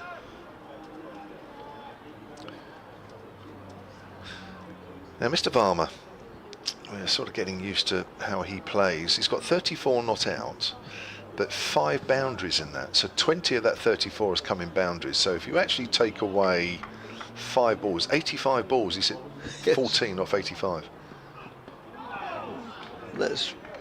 That may be leg byes, but it's some run of some denomination. No signal, so it is a run down to fine leg, where Snater does the fielding. End of the over, and Hampshire, in reply to Essex's 296, or 117 for 3 wickets. Yes, he's got a very good defence, that's Tilak Varma, and he does put the bad ball away. So yes, he looks a good player. Looks like he's going to be a useful addition for these 4 championship matches that he's available for. Yes, he certainly does. He's going to be facing Simon Harmer. 117 for 3, 179 behind Hampshire currently as Harmer comes in, flights that one. Harmer pushes that out into the covers. He gets a good forward stride in. Gets well back in the crease as well. I have to say, there's not too much wrong with him at the moment. I haven't seen a chink anywhere there. No. He's on the back foot, just nudges that away behind square. Initially thought about a run. So he'll be available. That you mentioned the Worcester game next. I think he'll be available for 2 games against Worcester actually. There's Harmer again. That's just come in the fractions. He's pushing forward. So Worcester at home, and then there's a bit of a gap again. Notts at home, and then Worcester away. Those are the games that he'll play. Oh, it's turned! Oh my word, what a ball that is! What a ball, yes indeed. Oh my word! Even Harmer can hardly believe it. It's down on his haunches. It was almost too good, really. Yes, it was a length ball. Just watching this again. As Harmer's round the wicket, pitches, turns past the outside edge, and probably didn't miss the stumps by very much either. What a ball that was! Just probably did a bit too much. Here's Harmer. Balls, and Harmer's well forward. Goes out towards backward of point. Well, he's produced 1 or 2 balls like that, has Yes, he has. Simon Harmer, Rather. hasn't he? And of course, that in itself sows seeds of doubt in the mind of the batsman. Oh, yes. The next one might do the same thing. It probably won't, but as long as you think it might do, you can be a bit more circumspect. Coming to the end of his 15th over here as Harmer's pushed forward and played a miss again. Not taken cleanly by Pepper, but a good over from Harmer. What a good over, yeah. 117 for 3. We've had 40 overs of the Hampshire reply. Yes, we were saying next door in the press box that, probably this is the best spell of county championship bowling Harmer's had this season. It's been very, very impressive. So what's he not done this year that he's done in many, many years previously? I don't know is the honest answer. As I say, I haven't seen as much cricket as I'd have liked this season for various reasons. And no, I don't know. Sorry. No, that's fine. That's It's not very helpful, but at least it's honest. yes, that's true. Yes, you haven't given us any flannel. No, as Jones moves in and bowls, and that's an elegant looking shot. 4 from the moment it left the bat, and Brown knew that. He didn't attempt to move out of his crease to run a score. It just played immaculately down to very wide third man for 4, unoccupied territory. Nobody in the deep field out there or down there. Hampshire move on to 121 for 3. As Jones moves in again. Just played backward of square. Not a immediately Scottish name, is it, Jones? More Welsh. Precisely, yes.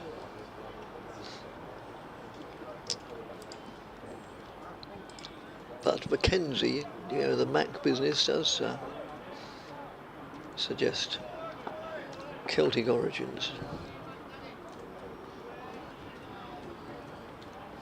Turns now, longish, straight run, no particular idiosyncrasy about it. Oh, a repeat of the shot a couple of deliveries ago, only this time the ball goes slightly squarer, but executed with considerable skill and panache. 4 more runs, 125 for 3. So he started with Essex's pathway, actually, from a young age. Represented Scotland in the Under-19 World Cup last year. So, Same tournament in which Charlie Allison, Luke Benkenstein and Noah Thane represented England in. As Jones moves in again and bowls short of a length. An appeal born of optimism rather than reality. As the ball went down the leg side, batsman had a bit of a waft at it and it finished up in Pepper's gloves, but I don't think the appeal was, as I say, too sincere. It was down the leg side, that one. Began playing club cricket for Malden. Oh, right. Oh, well. That's where Sir Alistair Cook played. Oh, was it? Was that his club? Yeah. Recently been applying his craft for Essex Premier League side Colchester and East Essex. Yep, one of the better sides, and lots of Essex players have. Oh, again, punched through the offside. It, yes, it will make 4. It'll only just beat the fielder, but it will get there. Yes, Colchester and East Essex consistently over the years. Oh, I think on the top of my head, like some Neil Foster, Derek Pringle, Don Topley. The Allisons. Who's? The Allisons. We found out yesterday, didn't we, from somebody that emailed in? No, Brentwood. Oh, Brentwood. Sorry, I thought you were talking about Colchester. Sorry. Yeah, I was. Oh, right. The Allisons came from Brentwood. Yeah. And you said that Colchester was where... didn't you say somebody came lately? Wasn't it? You said somebody played for Malden and then Colchester. That's Mackenzie. Yes, exactly. Which led me to go through other players who played for Colchester. That's just played down for towards us down here. to complete the over with the score. Hampshire won 33 for 3 with Farmer not out 35, Brown not out 26 from the new scoreboard, which I find very, very, very good. Yeah, tells me virtually everything I want to know. Not too much. Some of the scoreboards have so much you spend a while looking around and see what you really want to know. But no, it's good. Spectators enjoying the hot sun Yes. around the ground. I had laser eye surgery during the winter, so I can see things much better than I did last Did season. you? Which does help if you're commentating on it. Yeah. Ford is Farmer, new over from Harmer. Laser surgery. Yep. Laser cataract surgery. I was very pleased with the result. Any trepidation before you went in? Um, Harmer again, Farmer's forward. no, to be honest, no apprehension. I mean, you're always apprehensive about any sort of surgical procedure. Not that I've had many, touch wood, but no, I was. In fact, when they did the second one, I can honestly say I was looking forward to it. Whoa. Harmer, Bowles, and Farmer again is forward. Well, that's good to hear. Because I find that scoreboard, the new one, a little bit small. If I'm Yes, honest. well, this is what somebody in the press box was saying. Yeah, a bit small. Left alone outside the off stump. Farmer remains on 35. Very, very workmanlike for 35. Yes, it is, isn't it? Great diligence. It is, isn't it? Really, you can feel the concentration that he's putting into his innings from here. Quicker ball. Farmer is forward, goes out to Snater in the covers.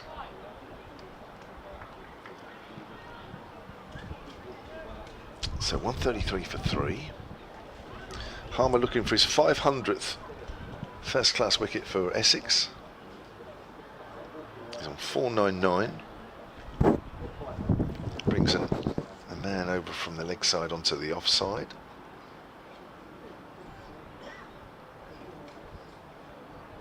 Finally placed right.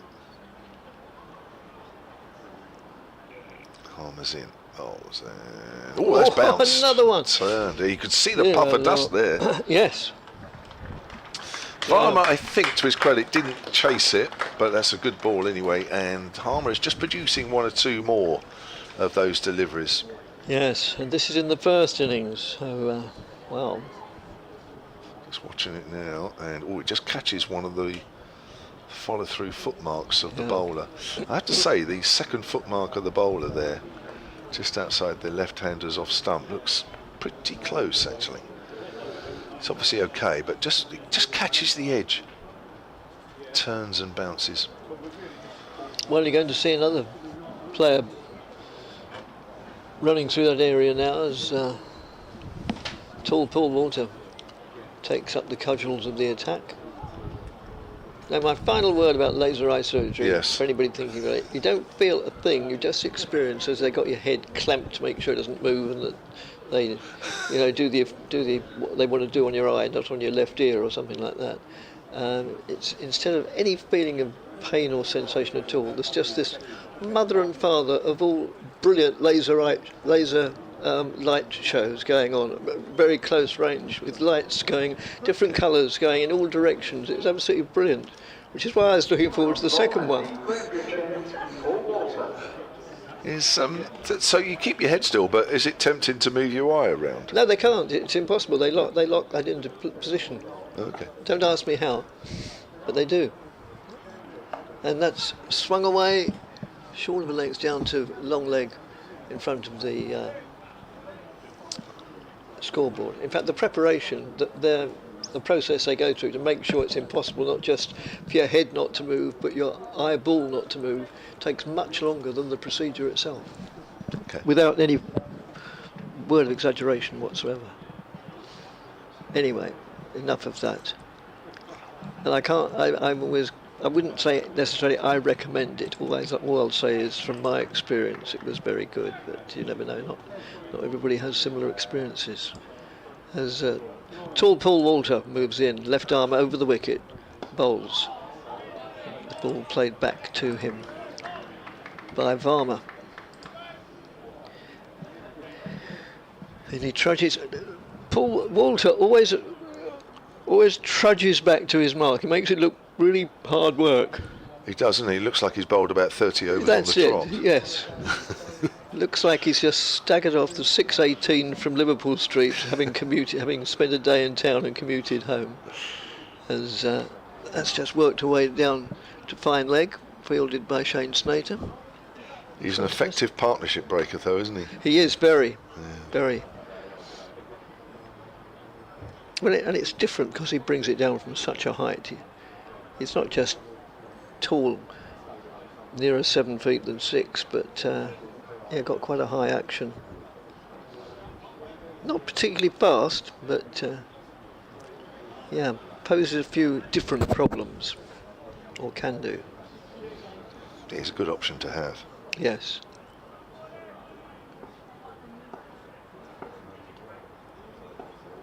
Moves in now and bowls. Short of a length, played out into the covers. It'll be 2 probably. No, they've settled for 1, probably wisely, as it's a good throw that comes in from Snater's arm. Good fielder, Shane Snater, and no, they'd have got 1.5, but not 2.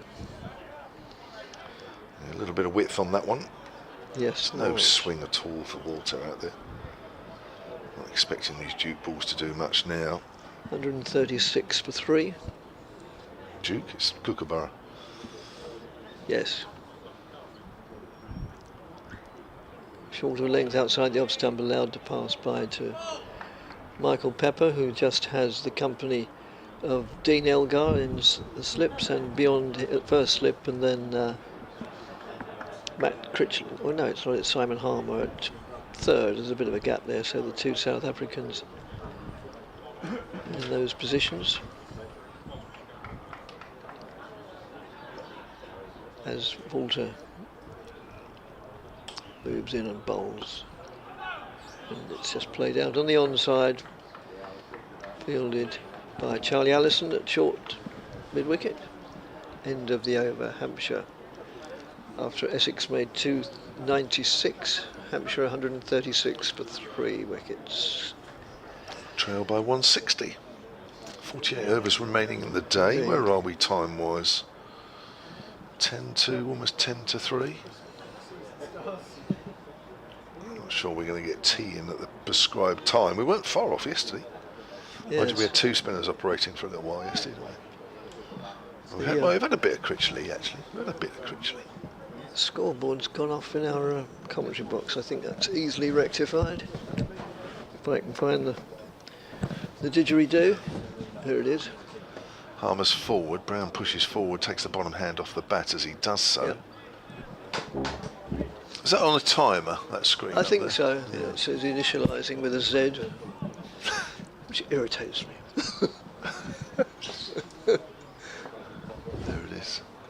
Looks like the camera's just dropped a little bit on that one. So it's played away behind square leg side. It needs to be pushed up by about... That happened about the beginning of last season. Did it? Ah. It shows the scoreboard that we can't quite see, which is helpful. Plays it into the grounders, Brown, very quietly. Well, the camera that's pointing at the scoreboard to give us a representation of it is the camera. Come back to that in a moment. Cricket's more important. Harmer in again. Brown works it away again behind square on the leg side. Is the camera at the camera at the very end of the just beyond the dressing room, so it's Okay. a long way away. It is a long way away, isn't it? That's pushed back to the bowler by the captain, Ben Brown. It's a very good camera then. Yes, but it means, of course, because it's what's that? Best part of 200 yards. Well, Yeah. 150 yards away. Harmer flights that one, plays and misses, or did he edge it? Oh, he may have edged that one. It's going down towards the far end of the ground. We'll know whether he did or not in a moment if the umpire signals, and Rob Bailey is motionless, so that was edged. and not taken cleanly at all by Pepper. I think there was a bit of extra bounce there, which made it a little difficult behind the stumps. Just watch the replay again here. Harmer bowls, and oh, it's turned. That's a difficult one for Pepper, that one. That's difficult. Yeah. But again, Harmer, just one ball and over Yes. now. It was a little bit more few and far between, but he's now creating some problems with a little bit more regularity. 138 for 3. I'll do one more, and we'll bring Runner Butcher in. Okay, fine. Yes, who very kindly has just passed me a copy of his book, for which I won't finish that sentence, it's embarrassing, but yes, appreciate What, read it right now? it. Yes, I'm sorry, I'm not on air for the next couple of hours yet. Well, 3 hours. I have a feeling that might well be true. It'll be bedtime reading, and it probably means I'll actually turn the light out about 5:30 in the morning. As Walter bowls, that's just played out on the onside, no addition to the score. I think, and I don't wish to in any way denigrate anybody who's sort of written other sorts of cricket books, but of which there are a glut. But, and I say this before I've even glanced through it, although I know roughly what it's going to be. But I like cricket books that are a bit more than just about, then we went to such and such a ground and then we lost and then we won and that's it. Yeah, I like a bit more of a story behind it than just a diary. And that's just played out into the onside for So what's your favourite cricket books then? Well, it's a very good question. You can't think of any at the No, I moment. can think of plenty. Do you mean about cricket or by cricketers? Well, no, just what you've just said there, the sort of cricket book you I don't love the like. writings. So what does that mean you do I that? love the writings of Michael Henderson. And as Paul Walter moves in and bowls, a journalist called Paul Edwards. Up north? Yes, up north, aye. Yes, even north of Saffron Walden, which is where I always think we fall off the edge of the world. So I'm very brave going to Yorkshire next week. So any particular cricket book? A title? You want me to recommend one? Well, just say one. Well, yes, I mean, the most recent one, I think it was Michael Henderson. Something like the last summer of cricket or something like that. It's absolutely brilliant read.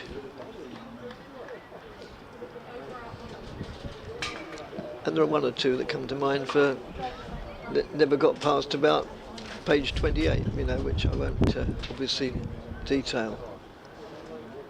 That's just nudged off the hip for a single. But I'm an avid reader now of all sorts of things. Incredible range, of stuff I'll read now, which I'm ashamed to admit I hadn't been for many years. But then along came COVID, and lots of people took up hobbies or interests they didn't really have before. And mine really was reading. I'm not to say I hadn't learned to read before then. That's just balloons over the batsman's head. Oh no, I'd learned to read by the time I was 40.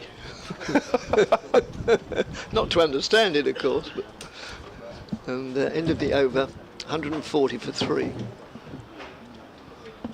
Well, I'm going to leave you to ponder over some other cricket book titles. Yes, right. Thank Ronan you. Butcher's Thank you very coming in. much. Excellent. So, from the Essex point of view, and I always like to look at games objectively, but obviously deep down I want Essex to win. I'm not going to pretend otherwise, but I try and always look at all the games I'm commentating on with a fairly objective eye.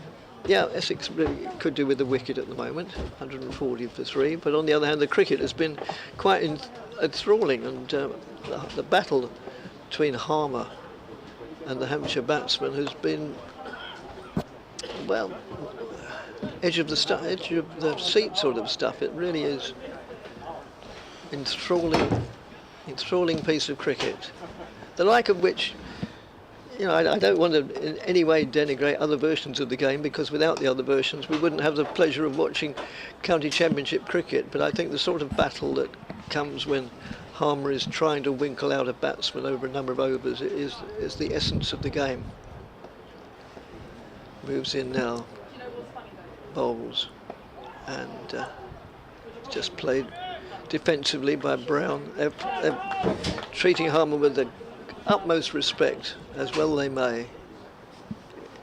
It's good stuff, isn't it, this battle? Yeah, it is. Obviously, you've got a very good player in Verma at the non-striker's end, who's been battling away there. Yeah. He's faced 115 deliveries, so Harmer's delivered quite a few of those. Yes, I mean, two really class acts. Yes, Tilak, Farmer and Harmer show, and Simon Harmer. And Ben Brown is no mug, of course. Picks up another run there, just backward of square.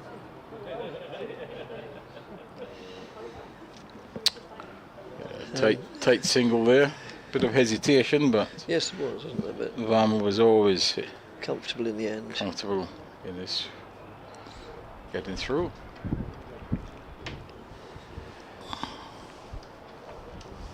Harmer, fair hand.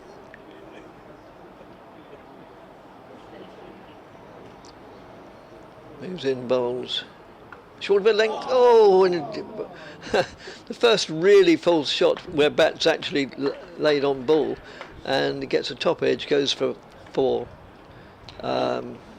Between keeper and first slip, I would imagine so. Yeah, no chance really of No, either of them catching this, because it was cut, went at it really hard, and I mean, the slip fielder's first movement with the cut shot is to his left anyway, so yes. He had no chance of getting back. No. But it did induce the error, as well as 4 runs, as Harmer moves in again and bowls to Varma, who thrusts a pad forward, but it spins away from that even. Goes through into the keeper's gloves, the end of another interesting and eventful over. And it's halfway through the session. No, it's a bit more than that, but nonetheless, the drinks come out. So yeah, good over that by Harmer. He's now bowled 18 overs. He's almost bowled non-stop. And yes. He's done a good job so far. He has indeed. So good opportunity to talk a little bit more about your book. I mean, people write books. I've never written a book myself, although people have said, maybe I ought to, but nobody will ever buy it and read it, so I probably won't. But some people, I think, are people who are predominantly writers, with respect, rather than sportsmen who write books. But authors seem to, they either work a sort of strict 9 to 5 day, and they say, I'm going to work from 9 till midday, then I'm going to have an hour and a half off, and then I'm going to work up to 5 o'clock. Or they work by sort of inspiration. You know, I'm in the mood today, I'm not in the mood today. Which way did you write? Well, I think most of the work was done really at night, which was obviously when it's quieter, etc. The lady I wrote it with was one of my students at UE. Many years ago, we developed a really good relationship over the years, and this was her first book, but she's somebody who knows me really well, so it was quite easy for us to talk. And so most of the time, night time, we would be in discussions and going through things, etc., etc. Into the more than early hours of the morning, sort of sometimes 4 o'clock in the morning. Oh, really? But yeah, that's how it was done. Yes. And as things needed doing, then we adapt to suit. Yes. So, I mean, I've said that at the moment, although hopefully that will change, it's not in the major retailers, booksellers' shelves, although hopefully it will be. It's not even in the Essex shop, which we'll have to sort out sometime. So at the moment, basically, people have got to go online. Well, online, or they can go directly to Fairfield. Myself, I have a website which can be got through that, and online there's Amazon, etc. Yes, exactly. Yes. Okay, so, well, as I say, I'm not going to pretend I've read it because it's only been in my hands for 10 minutes, but I just know from having spoken to Roland, not just today but previously, it's going to be a thoroughly good read. So it's called Roland Butcher's Breaking Barriers, Barbados to England and Back. Yeah, I think you'll enjoy it, Dickie, because as you said, I didn't want it to be just what I did in cricket. I mean, you can go on Cricket Info and you can get all of that. Yeah, that's right. All right, yes. you know, so you've got the stats and everything in there, but for me, it was, I wanted it to be a more educational and literacy type, Yes. So that people can learn from the experiences, Yeah. not just a recollection of performances and matches and he was a nice lad and stories and that sort of stuff. So I think there's a bit there for everything. 145 for 3, Varma on 42, but he's at the non-striker's end as Brown, who has moved quite quickly on to 31, will take straight. Walter, the left arm seamer, now adjusting his leg side field. He's not a leg gully really, he's pretty deep. He's in left arm and aborts just before delivery. Probably missed his run up, but he just bowled into the one slip, so that's Dean Elgar at slip. Then the field is pretty well spread really. There's a Slater's down on the point boundary. There's an extra cover mid-off. He's got a mid-on, mid-wicket, deep square leg. He's in now and bowls short outside the off stump, and pretty slow delivery as well. It just guided down to third man for an easy single, so he goes to 32. You almost sort of patted it into the ground a bit. It was a real short delivery that bounced up very slowly. So the 50-run partnership now between Varma and Brown, of which Brown have scored 32 of those, so he's been the aggressor and the main scorer. Varma's 18 out of 102 balls, so of that partnership, so he's had the bulk of the deliveries. He's now facing, as the interesting thing is they've got a much more attacking feel for Varma than they've got for Brown. So yes, Walter, left arm over the wicket, in and bowls, and that's nudged away off the hip easily there by Varma, behind square for an easy single. And not quite sure what Essex are trying to achieve at the moment, because Walter, every delivery is short. He hasn't pitched up a delivery yet, so he's been worked around quite easily for singles. So a score goes to 147. Varma moves to 43. Brown's on strike now as he bowls short outside the off stump, and once again just steered behind square out to the man Snater at deep point and gets an easy single. And must be frustrating at the moment for the captain, where he's not able to stop these singles, as Walter's just bowling every ball short. So a few changes now for the left-handed Varma. Elgar comes across now. He's more like a second slip, and then there's a gully, so he's got a slip in the gully to Varma. Walter in now and bowls short, and this delivery brings a defensive shot from Varma as he moves nicely into position, pushes it on the offside. Bowler does the fielding, no run. yes, it's I don't like saying things like this, but it looks at the moment as if Essex are sort of waiting for something to happen. The likes of Tom Wesley know far more about this game than I do, and Roland Butcher even more, but I don't know, Harmer is making it turn and getting it to bounce. I'd quite like to see Mike Critchley bowl a bit more. This delivery, first time he's pitched one up, and Varma allows it to go through to the keeper, just bunks in before it gets to the keeper. Just a lack of pace, and you're right, I also get the impression as if they're waiting for something to happen. Yes. They're not confident they can make something happen. No, they're just, precisely. I'm glad you agree. they're just waiting for. But they'll have to wait a long time because Varma is quite happy to spend as much time as required. Yes. He's shown that so far. He waits now to Walters, and this is short of a length, and he's in behind it, defends to extra cover, and there's no run. That was the final delivery of Walter overs, and the end of that score now has moved on to 148 for 3. Varma on 43, Brown 33. Yeah, so hopefully we will see Matt Critchley in, and well, it's understandably, and yeah, it's still Simon Harmer at this end. Why wouldn't it be? And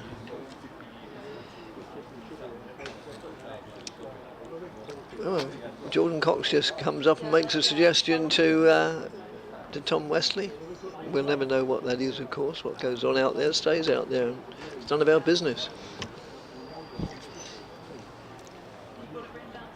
I think when Harmer retires, they'll rename this end the Harmer end. Harmer in this one, plenty of air. Turned around the corner, not with total confidence, but safe enough in the end. Played to Sam Cook at backward square leg, close enough to save the single. Harmer in again, tallish, fair head, quite thick set. We know that his winter sport is rugby, and he looks like as if he could be useful in the forwards pack, but probably not as useful as he is as a spin bowler as he moves in now, round the wicket, bowls. That's met with diligent defence by the Hampshire captain and wicketkeeper Ben Brown. I think he's a bit of a captain's dream, really, in Yes. Harmer, that you can hand him the ball and he's just going to bowl and bowl and bowl. Yes, just plug him in and switch him on. And it's worked away on the onside to Yeah, as you See said, how he's that- just like a Energizer bunny. You just start him up and yes. and he just wheels away over after over, and it's good for a captain. He's only got to think about the changes for the opposite end. Yeah, it's quite.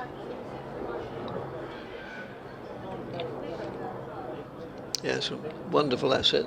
Essex, it was an inspirational move, getting him as if to prove the point. That one moves away and gets the better of even a man of Varma's experience.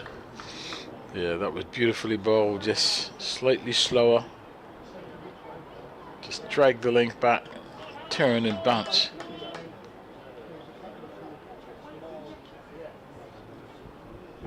Slight adjustment to field. Sees Dean Elgar come in at second slip,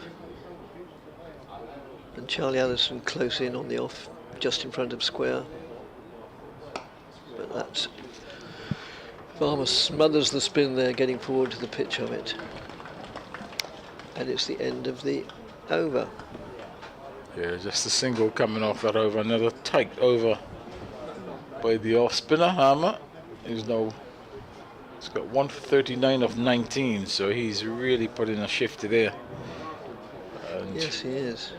I think by close of play, he would have bowled a few overs, but I think Hampshire moving along nicely. They'd be quite pleased with where they're at this moment. Yes, two. Remember, they lost those 2 quick wickets. Yeah. And Brown came in on a hat trick, but they have really survived, and this partnership has flourished. There's still 43 overs remaining in the day's play, so they've got a chance to advance the score significantly, and then also, Change bowling at the Graham Gooch end, Shane Slater. yeah, I think individually and then also as a team, they'll be really looking to could easily be ahead by close of play if things go well. And if they're only 3 wickets down, that would put them in a very good position. So change of bowling, And Snater, who's got none for 31 of his 7 overs to date, he would be bowling to Brown, who's on 34. Score 149 for 3. And Yes, he'll be bowling once he's done up the lace on his right boot, which he's now done. but again, he will just bowl to the 1 slip. But then those 2 leg side fielders catching 1 straight mid wicket. Yes. And 1 little squarer as Snater is in and bowls, and onto the front foot comes Brown and presents the full face of the bat. Defends the ball back along the pitch, and there's no run. That fielder, that was that short mid wicket, moving to his left to collect the ball, now comes back into that position. Set there for the clip in the ear. Seeing the demise of Orr earlier in the day, but let's see whether Brown can avoid that trap. In Snater bowls, and Brown's looking for a single as he comes onto the front foot, but can't get the single. A very tight piece of field in there at cover point. The fielder very close in.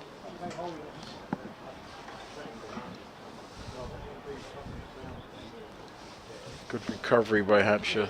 Really did the job with the ball this morning, what they had to do. Abbott, the mainstay of that, picking up 5 wickets very economically. And now the batters putting them in a good position. Snater, right arm over the wicket, bowls to Brown, and he's forward solidly and defends gently into the onside, and there is no run.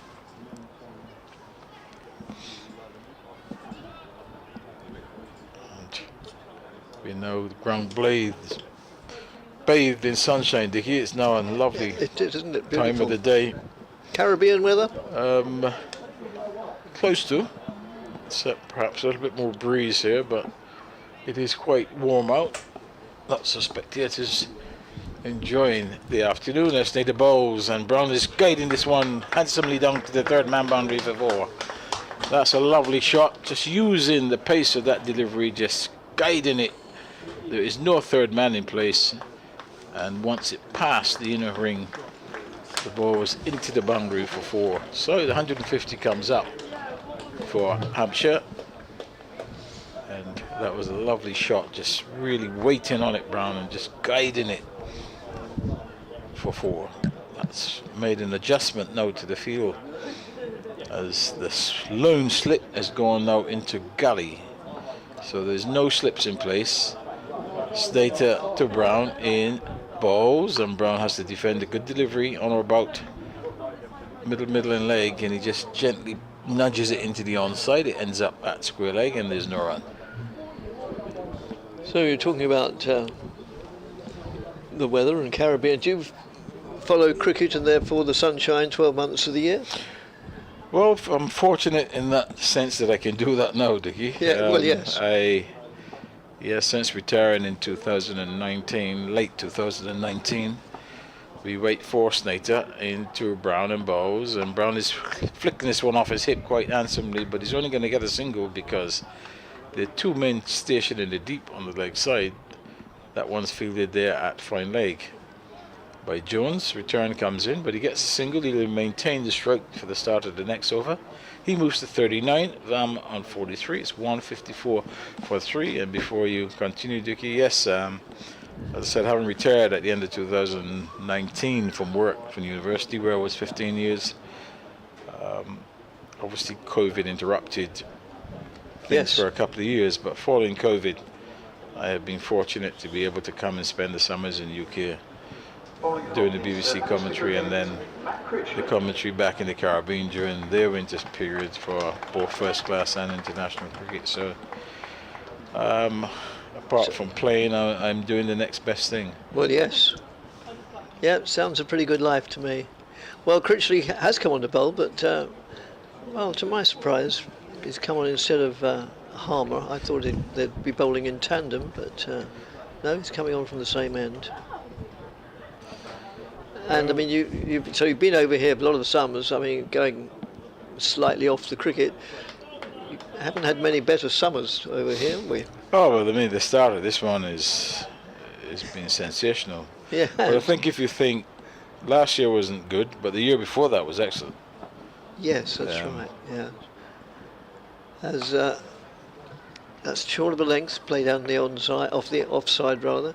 Yeah, Matt Critchley, for those who don't know, bowls leg breaks, and he's bowling from the Sir Alistair Cook end. Moves in now and bowls, and that's just pushed out on the offside. Leg breaks sort of famously or notoriously not easy to bowl. The good deliveries are very good, and even the greatest leg spinners occasionally produce the less good one. Even the great Shane Warne occasionally bowled a bad ball, only very occasionally. Well, yes, but most leg spinners do bowl the highest percentage of short deliveries of all the spinners. Yes. And that's paddled away backward of square on the onside, and they go through for one. And you can understand that, Dickie, because yes. it's a very difficult art Yes. to, wrist spin compared to finger spinners. Finger spinners can be a lot tighter, but less wrist spinners. You only got to get something slightly wrong, and it's a long hop can be dispatched both sides of the pitch. Yes. I mean, off spin is sometimes just described as the natural spin, isn't it? Really, because if you do something up with your hand, it is going to sort of turn in that direction. Having just demonstrated that on radio isn't very impressive, I suppose. But We'll get the picture. yes, I'm sure. Thank you. And that's lofted hard, high, and handsome for 6 over deep mid wicket. Yeah, just using the leg spinner's angle because he's rung the wicket, and Varma just picking the length perfectly.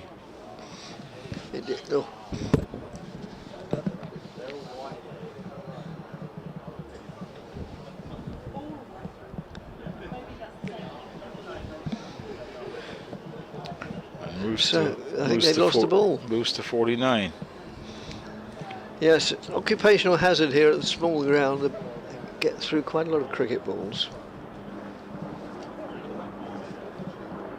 Yes, and some into the river can, and which is the most likely place to lose the cricket balls, but also into the estate next door, the executive apartments.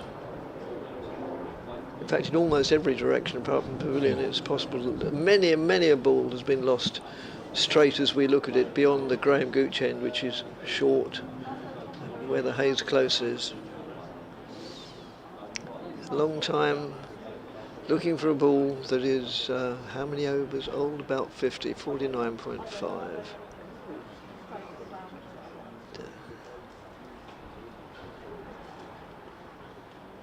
They used to say that if you're not happy if Essex weren't happy with the ball, then they would, put somebody on to bowl who might get the ball hit into the river, and then they'd have to change it, whatever the umpire said.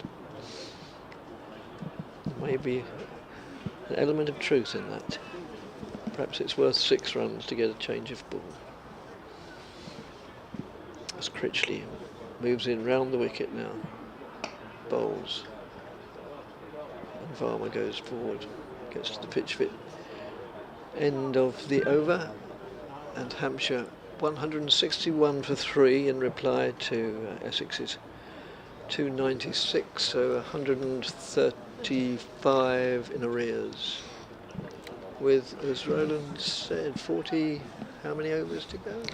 41 is 41. saying here, so there's still plenty. Yeah, it could well be Plenty of time for these two to certainly both could get hundreds today. But similarly, we've watched or played enough cricket to know that things can suddenly turn.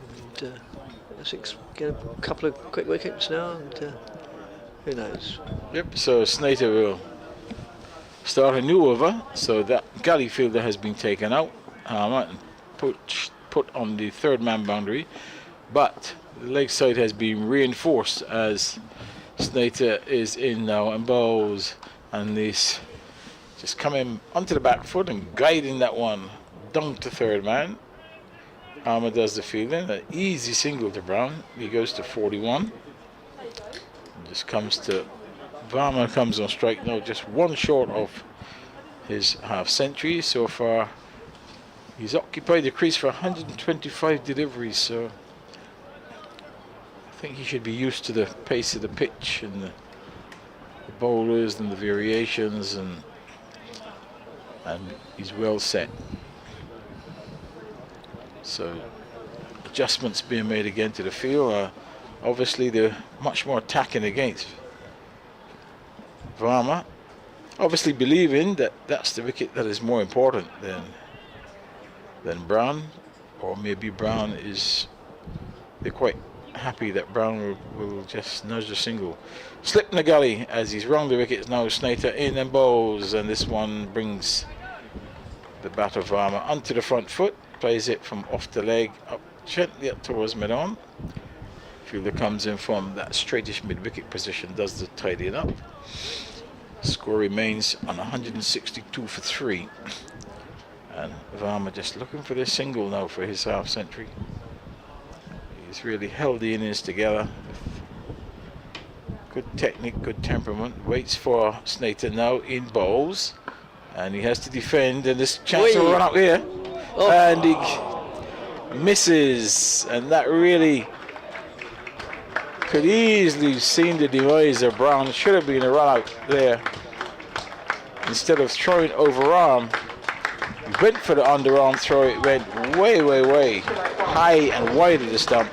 In the process, Varma gets the single, gets his half century, receives a round of applause from the Hampshire supporters here at Chelmsford. So he goes on to 50, and could easily have been a run out there, Dickie. Yes, it seemed to me that when young Allison as he threw the ball, he seemed to me to lose his footing or his balance, and the ball sort of scooped up way over the head of the keeper. Snater bowls, and Brown is looking for the single to backward point.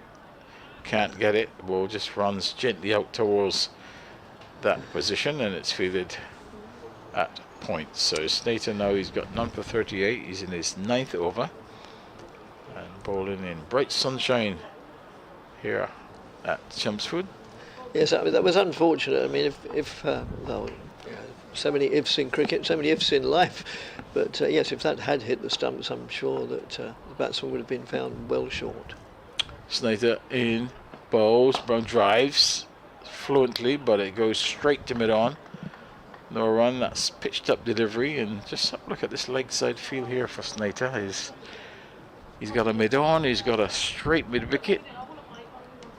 Then he's got a mid-wicket slightly square. Then he's got a square leg in front of square. He's also got a long leg. So very leg side dominant field. And offside, he waits. Brown now as Snater bowls, and he's going to get a single as he's worked this one behind square. And Jones has to come from that square leg position in the process to get an easy single. So the over comes to an end. And at the end of the over, it's 164 for the loss of 3. And I'll do one more over, and then Kevin will join you up until tea, which yeah, should be about 7 or 8 overs, half an hour. Sun goes in slightly. Well, no, sun goes in completely, but probably not for long. Oh, well, there's a bit of delay. Kevin could have joined us now, but never mind.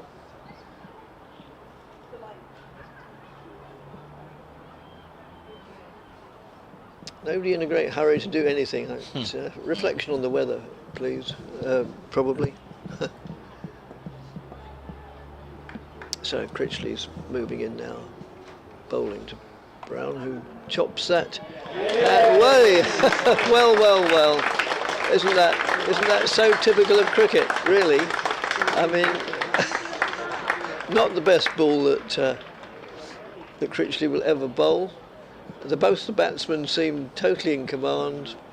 Both the vastly experienced Rowland and the far less experienced I said that it looks as if they were waiting for something to happen, and it just certainly did. It looked as if it was an attempted googly, and got a little bit close to him, bounced, which meant in the end he had to try and make room. Yes. Couldn't get on top of it and just spooned it out to Elgar at point. So Brown has to go after a good knock. Good partnership, but the important thing is Essex got the breakthrough.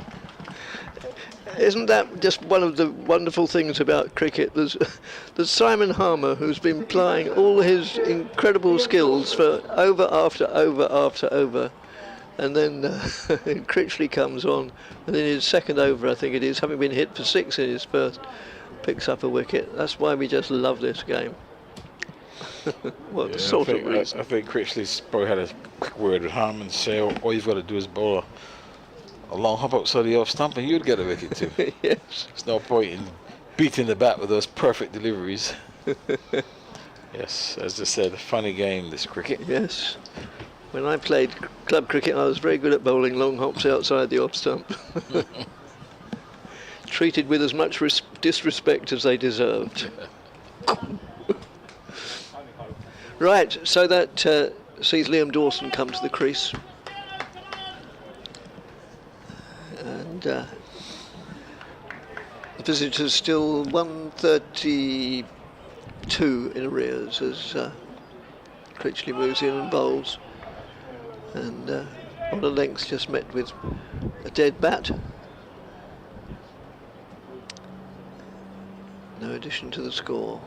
Critchley in again. And short of a length. Oh, and that sort of finds him tucked up for space there as well. It sort of backed away and, well, survived, but wasn't entirely confident. Critchley again. Oohs and ahs, the stumps are obscured by my vision, from my vision by the batsman, but I would imagine that missed by quite a lot. Turned though. That's just played hard back to the bowler, who does well to get down suddenly. A big man is Matt Critchley, but he got down to that and stopped it going through for a couple of runs at least, maybe 4, short boundary. Critchley again, short of a length, played to, oh no, not played to, played through. I thought he'd sort of wrapped himself around that. Along the ground, I hasten to add, it wasn't another chance to Dean Elgar, but somehow it eluded him or evaded him and went through to the boundary.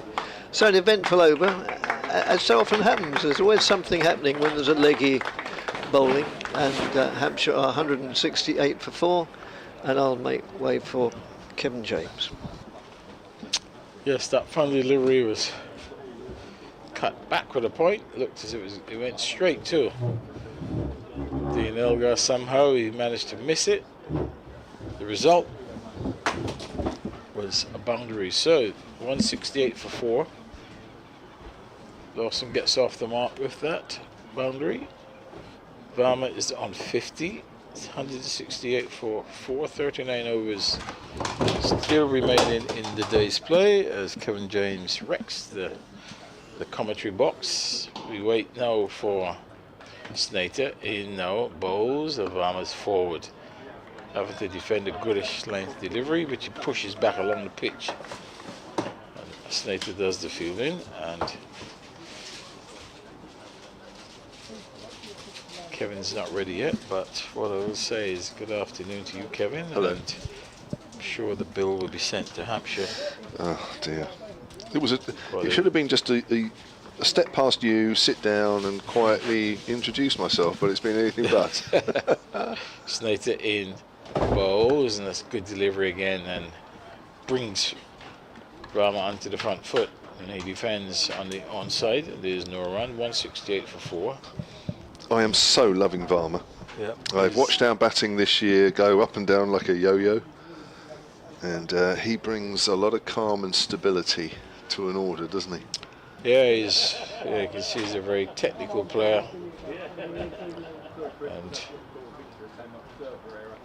the matches he played for you should be of some benefit. He's waits for Snater, who bowls, and he has to defend this one onto the back foot this time. Slightly short of a length, but he just watchfully gets in line and plays it out on the offside. No run. A word of warning for Essex fans and listeners and watchers that this is only his 19th first-class game. It's the 5th time he's passed 50, but he's got 500s. So he's not one that when he gets to 50, he's satisfied. And that's just what you need. Snater bowls, and he's forward to a good delivery again, but has to defend. Can't score, but stays on 50. Just very watchful. Doesn't seem to be bothered about the situation or whether he's scoring or not. Just lines it up.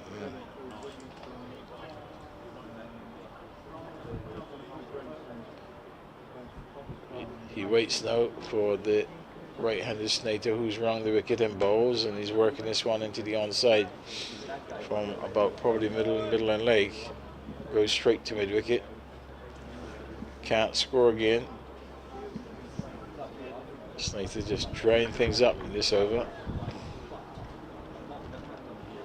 One ball in this final over, the 10th for Slater. He's currently got none for 39. He halfway through his run-up. In now and bowls, and that's defended on the onside. So a maiden over there by Snater. Good tight over, negotiated by Varma at the end of it. It's 168 for the loss of 4. Got a nice email here from John Skews, Hampshire Cricket at bbc.co.uk. Now, yesterday, myself and Dickie were talking about the weather and where it comes from, which is to the right.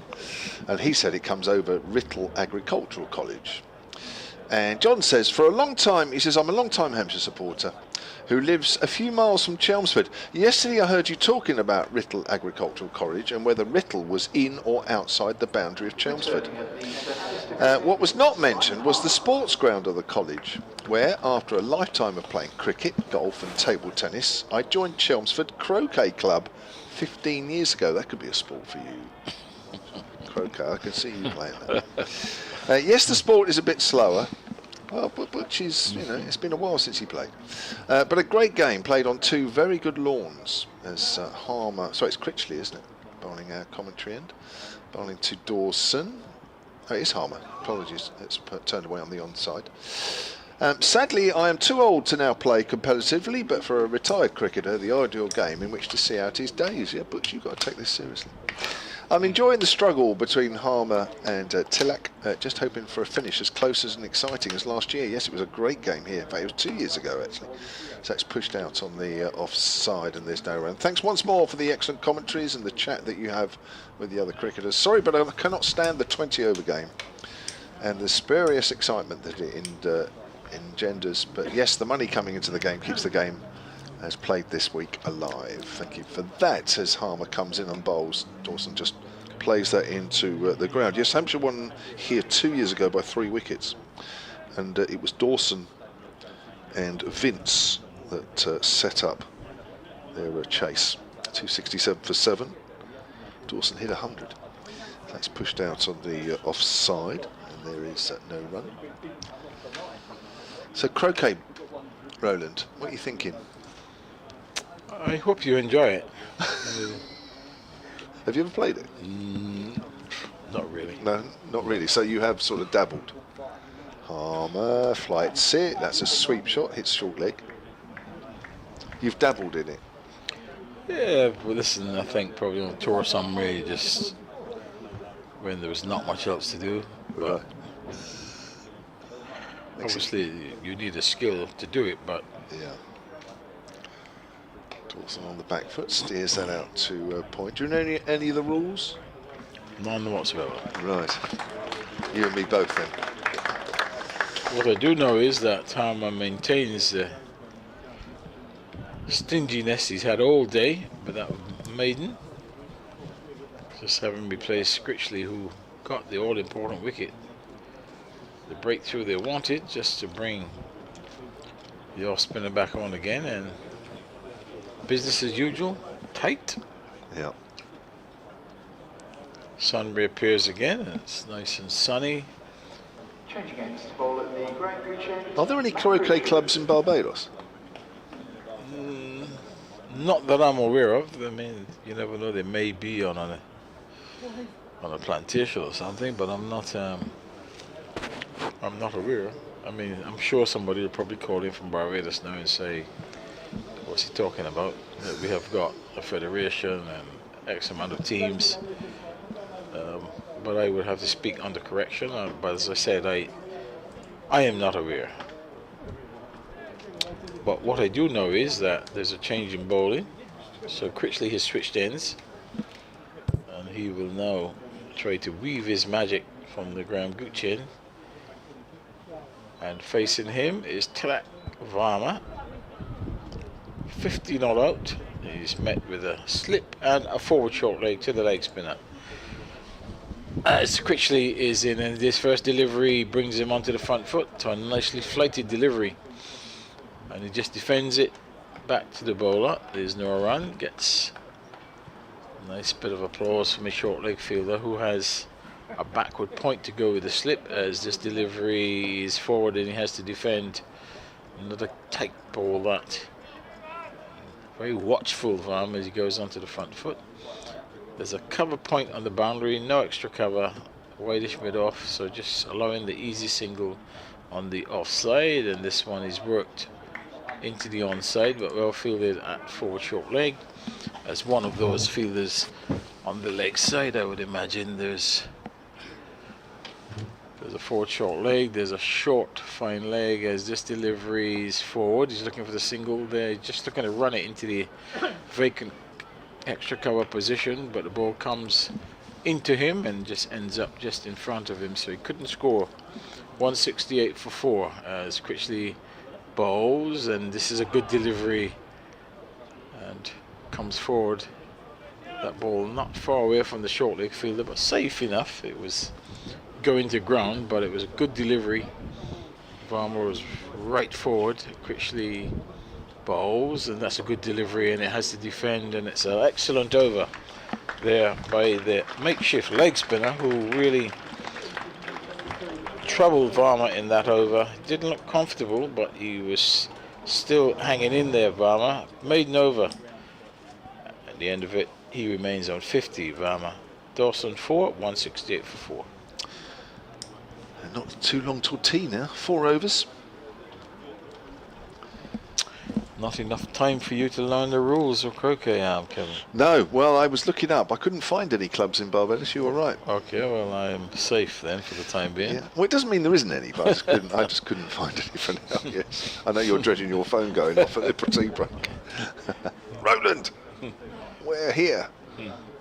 We've been here for ages, and you didn't even know. Here comes Simon Harmer to Dawson, who prods forward.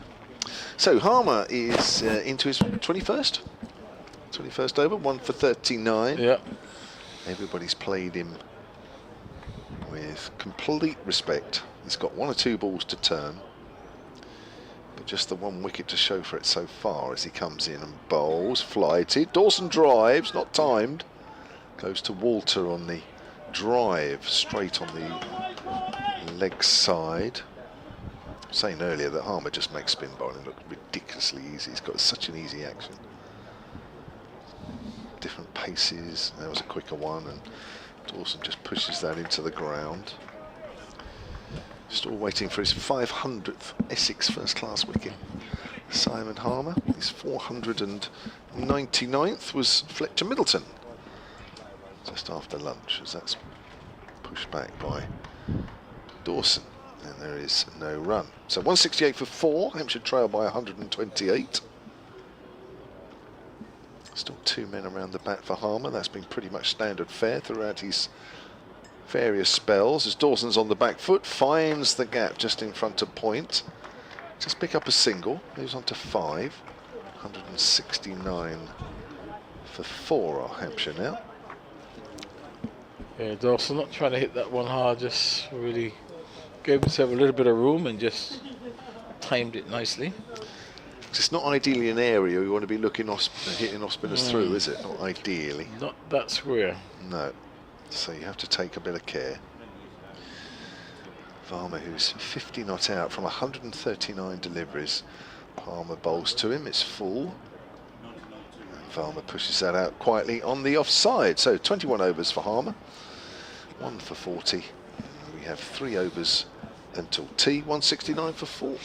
Yeah, another negotiated that over quite nicely, and Critchley looks as if he will continue. When are you going back to Barbados then, Butch? I'm not that I'm trying to get rid of you. Well, I'll be here for a while, Kevin. Probably the end of the year, I would imagine. End of the year or end of the season? End of the year. End of the year. All right, for quite a while then. Yeah, quite a while. Obviously, a lot to do in relation to the book. So, I've got lots of book signings up and down the country that will take me the length and breadth of this country. So, it will be after the season for sure. Right, so the right-handed Dawson will face as Critchley bowls, and Dawson is forward to a flighty delivery. Plays back to the bowler, no run, slip and a gully. Those are the 2 catches. There's a backward point, the extra cover mid-off, as this delivery is shorter and it's nicely played off the back foot out to point. He's only going to get a single because Snate is out on the cover boundary. Returns on the first bounce to the keeper, who just scoops it up, but in the meantime the batter crossed for a single, so Dawson goes to 6. It's 174 now, brings Varma on strike, who has been there for some time. Varma now. He's faced 140 deliveries to date for his 50, as Critchley in bowls. And he allows this one to go through outside the off stump, just watching it very carefully. Critchley bowled that one a little bit quicker, a little bit flatter, bringing the bat onto the back foot, but watched carefully by. This delivery is a lovely shot. It's a reverse sweep, and he's going to get the maximum. That's the quality of this young man. Just waiting for the right delivery, and against the spin, the leg spinner. He's down on one knee and reversed that one and into the boundary for 6. What a response. That's the IPL side of his game. It is, yes, that's an awesome shot. Wow. I don't think Critchley or any of the fielders saw that coming. He was quite happy to get onto the front foot and defend, but the moment that was pitched up, he just launched into it. He's at 2 sixes and lost both balls. Yeah. Did that one go over the Must have done. Into the houses. At one stage it looked as if it was just going into the stand, but that was a solid reverse sweep. This guy's a serious player, isn't he? He is a serious player. He's been there since midday, when Nick Gubbins was out first ball. Yeah, it just tells you just how deep India's batting is at the moment. Where I'm sure that there are many like him who are just waiting in the wings, but we'll probably have to wait for some time. But that's lots of depth, lots of quality in these young batters. Yeah, I don't think he was over with the A side a little while ago. Don't remember seeing his name. Anything that's been mentioned about him joining Hampshire didn't mention that series. So he's not even he's not only on the India A radar. Well, that tells you, doesn't it? So a man now positioned for that reverse sweep, still maintaining the slip and the forward short leg. So Critchley's response, he's got 1 for 27 off 5 overs. This delivery brings him onto the front foot, and he's happy to defend gently into the onside. Critchley moves quickly to his left, does the field in, so it's 176 for 4, trailed by 120. The leg spinner Critchley is in and bowls, and that's, he's missed out there, really dragged that one down, attempted googly, And Varma looking to pull that to square leg, didn't time it at all, ends up hitting it to Elgar at that short fine leg position, who does the fielding, so he got away with that final delivery. Over comes to an end, 176 for 4. So what have we got? 2 overs until tea now. Here on day 2, Hampshire trailing by 124. There's Varma then, 56 from 142 deliveries. It's comfortably been there the longest of the Hampshire batters. Fletcher Middleton's 61, coming off for quite a few balls less, 82. Simon Harmer to continue. On into Dawson. Over the wicket. Dawson drives, almost off the inside half of the bat. That wasn't meant to go to mid-wicket. Bit of bite in the pitch again for... Well, there is, but there is also a reluctance of the batter to use his feet. I mean, those are deliveries that he could have got to the pitch off and driven, but... You saw a few of the Essex players do that yesterday. That's a drive, and he hasn't timed that either. Again, no use of the feet. That's why it's becoming such a dangerous shot, because by not using his feet, he's not getting to the pitch of the ball, and weight when he drives is on the back foot. Harmer bowls a little quicker. Dawson's forward. Yes, we saw several of the Essex batters actually quite prepared to use their feet against the spinners. Much more comfortable there when it's flatter. You can defend. Yeah. But this wicket does feel as though it's starting to turn a little bit more now. Dawson on the back foot. Plays it out to just in front of point. And there's no run. Yeah, the odd ball sort of gripped a little bit yesterday, but we're seeing just a little bit more turn from time to time now. That's flighted, that's driven by Dawson out into the gap on the offside. Might pick up 2. Just stroked into the gap. Dawson moves on to 8. 178 for Hampshire. Yeah, nice shot. Didn't try to hit it. Just eased it into the offside. Ignore the ticker tape at the bottom of the live picture feed. It's definitely Simon Harmer bowling. Again, that's flighted and half stopped by Paul Walter on the drive. End of the over. 1 over till tea. Hampshire 178 for 4. Yes, and Harmer, as usual, just wielding away. No, completed 21 overs and just gone less than 2 and over, so very economical. This should be the final over before tea. Looks like Critchley will get a chance to bowl another one. Oh, he would love to pick Varma up just before the interval. Yes. Still.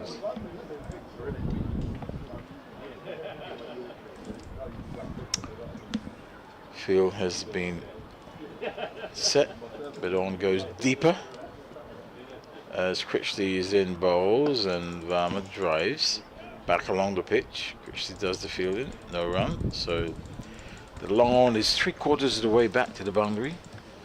Now pushing him a little bit wider. This delivery brings him onto the front foot. Looks an attempted googly, it's flatter.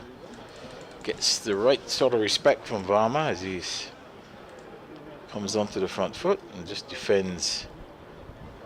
Critchley in bowls and Varma's forward. I think initially thinking about driving, and then at the last minute defends, goes to extra cover. Critchley, like Harmer, gets through his overs pretty rapidly.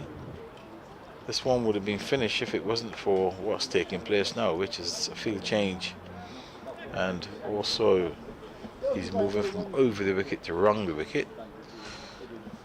Sends his short fine leg. Dean Elgar now goes 3/4 way back on the sweep. He's round the wicket now and bowls, and that's driven through the offside for 4.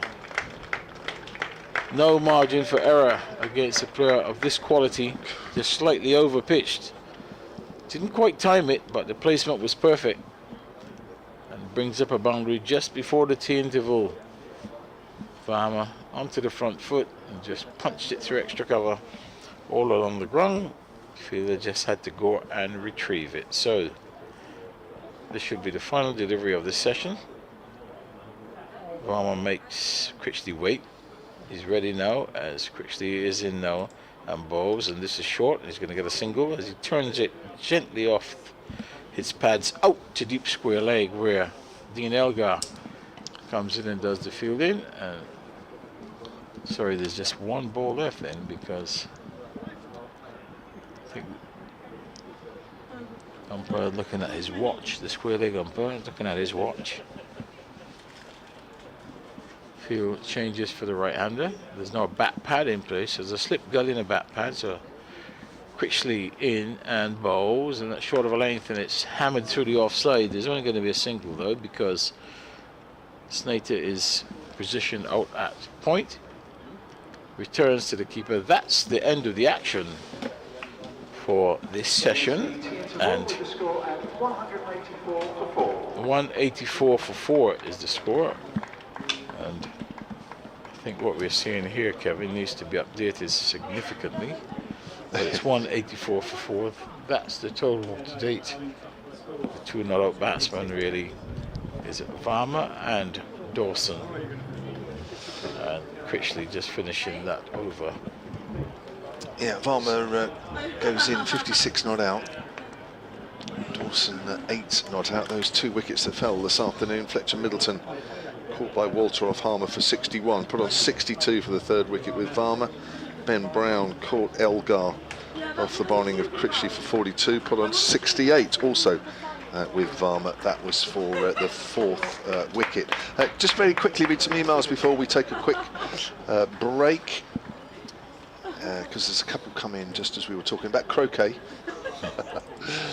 This has come from Cole. There was an article in the Barbados Times apparently recently about how to set up some backyard croquet. Okay. But clearly not a club. You're exactly right, Ronan. But then why wouldn't you know about Barbados? What you don't know about Barbados isn't worth worrying about, probably. And Christopher Kimber, Hampshire Cricket at bbc.co.uk, says, talking of other sports, Chelmsford City used to have their ground adjacent to the cricket ground. I believe the Hayes Close End was the site. Can your colleagues confirm? I'll ask Dickie Davis with that one. That's Chris and Annie. I do remember a football club being. Oh, do you? Being close here, yes, I do. Ah, yeah, Roland. Roland was playing in that era. That tells you how long ago it was. It was. Right, we're going to take a break with Hampshire on 176 for 4. We'll be back in just under 20 minutes.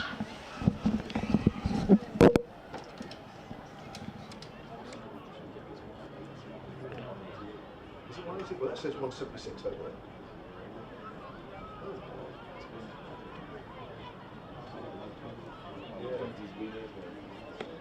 So that board's stuck. Oh, mate, I'm sorry.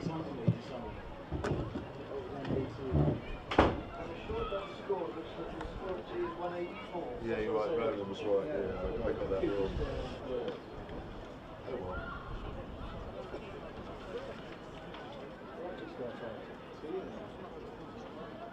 Teach me to look in the scoreboards.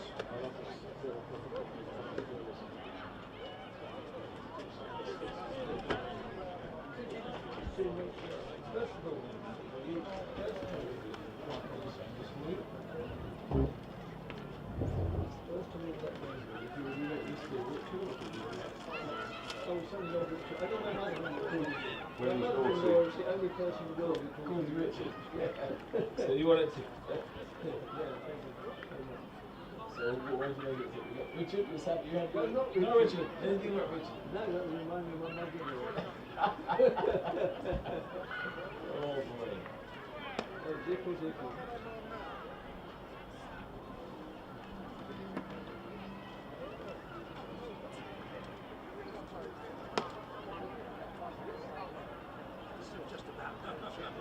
This time next year, we might have to. This is a lovely pen for signing. It is, yes. Yeah.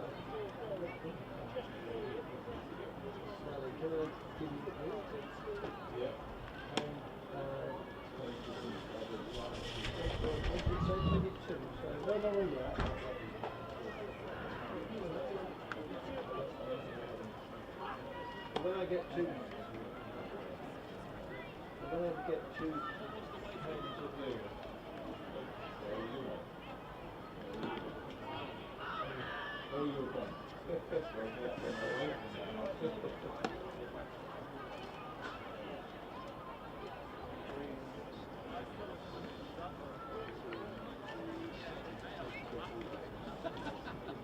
If you really finished reading it, I would like to hear. Yes.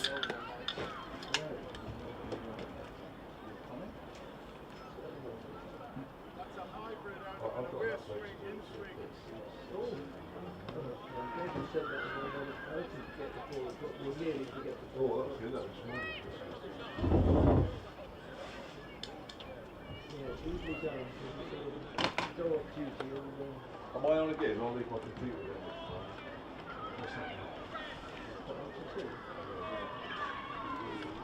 You're the boss. Me and you start?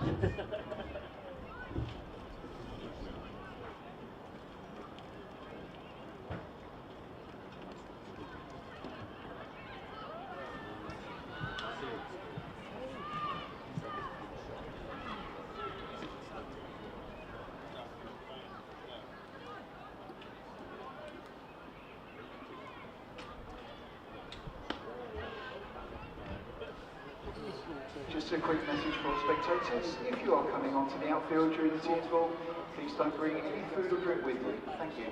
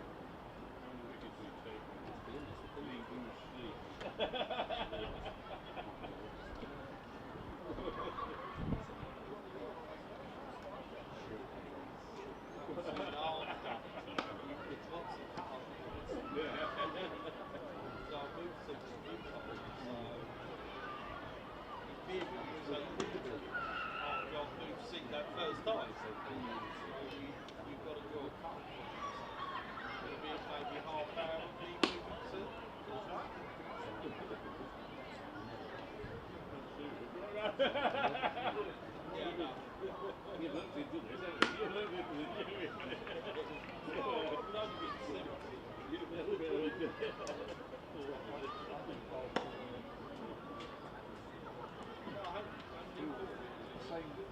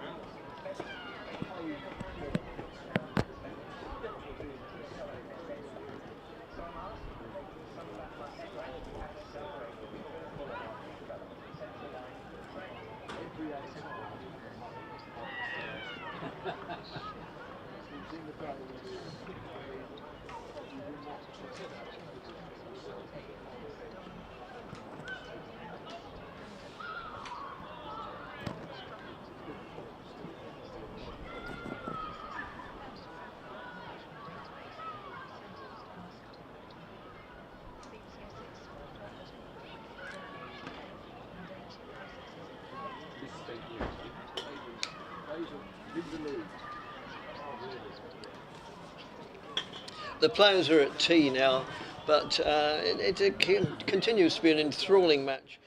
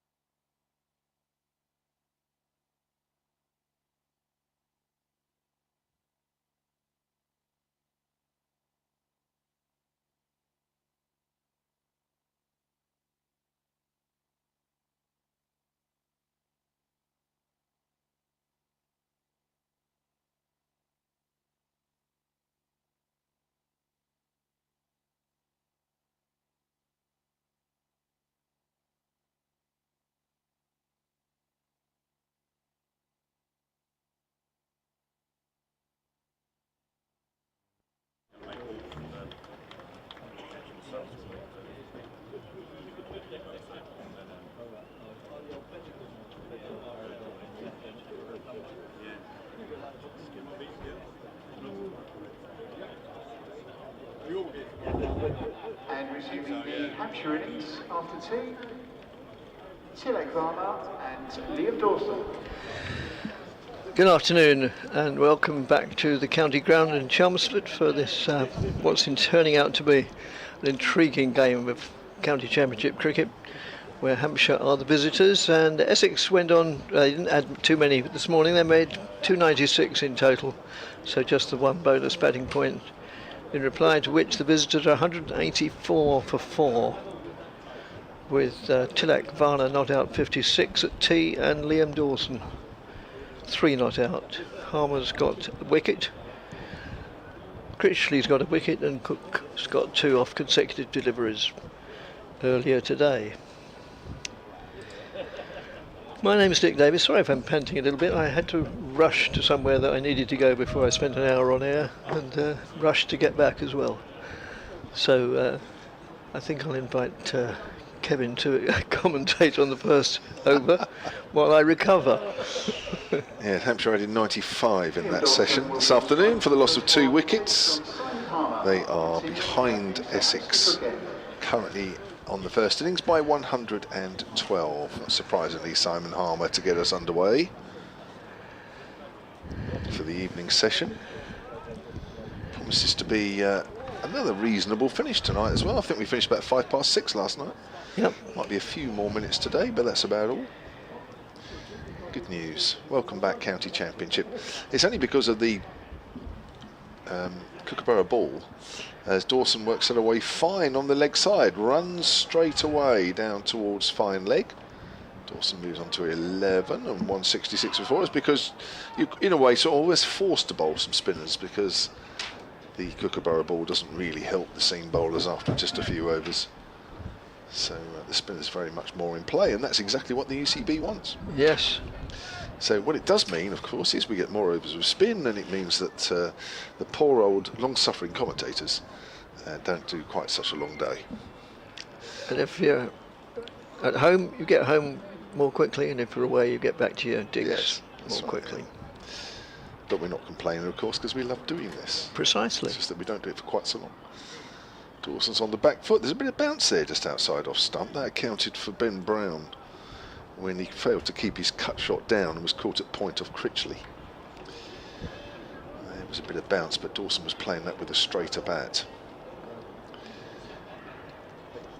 Harmer turns again, comes in and bowls, and Dawson's forward. And there is no run. Got a couple of emails during the tea break, actually one just before the tea break from Andrew Cattle, who said, thanks for another great day of commentary. My workmate Lee Shevington is listening for the first time and loving the commentary. That's nice. It's pushed into Thank you very much. The ground. Yeah. And there's no run. Score remains on 186 for 4. Yes, the ground, the internet's back and working. Ah, good. It's reached Chelmsford finally, as that's turned away on the onside. Yes, indeed. And there's no run. It's taken a while. Chelmsford, the birthplace of radio, when it's a big sign as you come into Chelmsford. Yes, well, it's true, yes. Well, obviously. Marconi, wonderful woman. It's a single out in the offside, 180. I think that's more than 188, isn't it? Or is it 100? We'll call it 187. 187. Yeah, 187 yeah. before, yeah. Marconi. Yes. And the other email? It's a long one, so I'm going to have to read it before I read it out, because it's quite a long one. I might just have to paraphrase. Yes. I get some of those. Get off.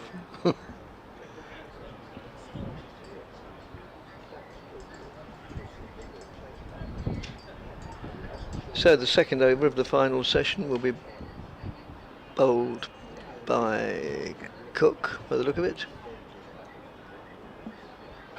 2 for 29 so far in consecutive deliveries to get rid of Ali Orr for 9, and then Nick Gubbins without scoring.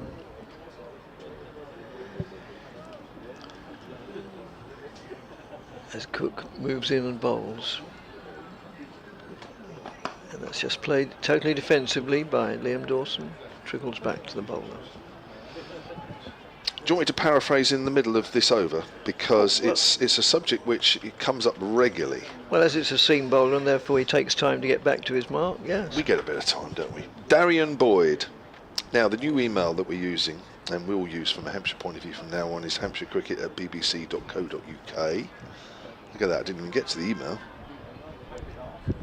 As Cook moves in and bowls, and that's just played with solid defence, trickles out on the offside to skipper Tom Wesley at mid-off, no addition to the score of 187 for 4. So he's talking about the reduction, or proposed reduction for championship fixtures or teams, he's saying. It seems the 3 counties always under threat of being left behind are Derbyshire, Leicestershire and Northamptonshire. I've read that 2 of those teams prefer to concentrate on the white ball game from a financial perspective anyway.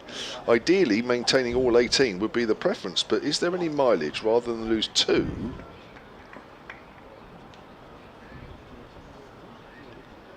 As Cook moves in and bowls, and that's just worked well on the onside for another dot ball fielded by Walter. To merge all 3 into an East Midlands county cricket team, instantly reducing the teams to 16 for the championship whilst maintaining their identity for the white ball game. Appreciate quite radical and the logistics of the membership resistance, etc. But at least this wouldn't mean the loss of 2 county sides entirely. It's controversial, isn't it?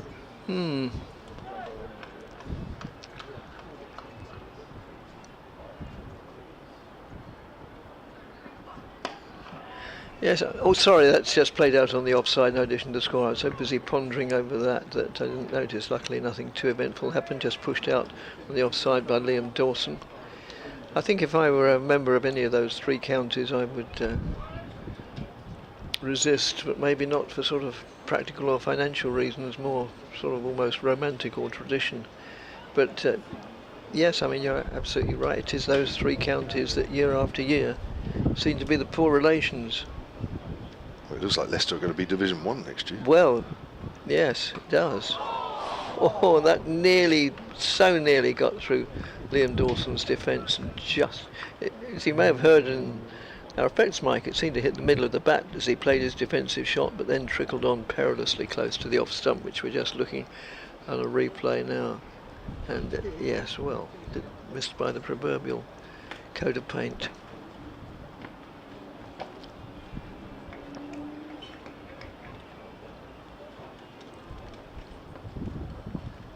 As Cook moves in again from the Graham Gooch end, bowls outside the off stump, goes through the keeper.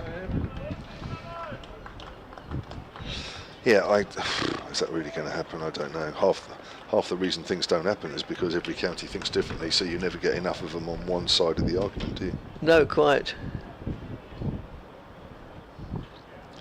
Well, I mean, as it is, you know, there's the haves and the have-nots as regards test match grounds and that sort of format. But yeah, I mean, as with everything else, money rules. Money is more important than. Sadly, it's become a money-orientated business as much as a sport, and much like many top-level sports, cricket, rugby, football. You know, it's all going the same way. The great god money. But it's necessary. Harmer into Varma, who's pushing forward, thick outside edge as it goes out behind square. I have heard sort of, I don't know if it's true that 1 or 2 counties have thought of just playing white ball cricket. I mean, I have heard that argument. Whether that's anything official, I don't know. Varma drives up towards mid-off. He'll pick up a single, moves on to 62, 188 for 4. I can't see anybody merging, if I'm honest. No 2 counties ever have merged, have they? I don't think. No. I can't see that. Durham were the most recent entrance, and that was some years ago, and then prior to that Glamorgan just after the war. But otherwise it's remained very constant. There's Harmer again, driving is Dawson, wide of mid-off, lovely shot, 4 runs. Over pitch there from Simon Harmer, he's inviting the drive there. Dawson accepting, moves on to 16, 192 for 4. It's going to be interesting once this 100 money starts to, well, first of all, obviously every county's going to get a cut, so that's going to be good in the short term, but I think after that could be quite interesting the way things go. It will be. Harmer bowls, Dawson works that to Walter, can't pick it up cleanly though. Hampshire trail by 104 currently on the first innings. Dawson retaking his guard. Batting on off stump there to Harmer.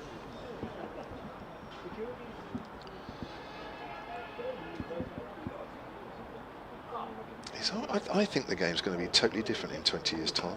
Oh, That's 20? just my thought. Yeah. Oh, yeah. yes, in 20 it is. Yeah. I'd be. Quick single out on the offside. I think an awful lot of things are going to happen in the I'd next be couple sure of of decades. that. I think it'll be pretty different in 10 years' time. Well, you might be right.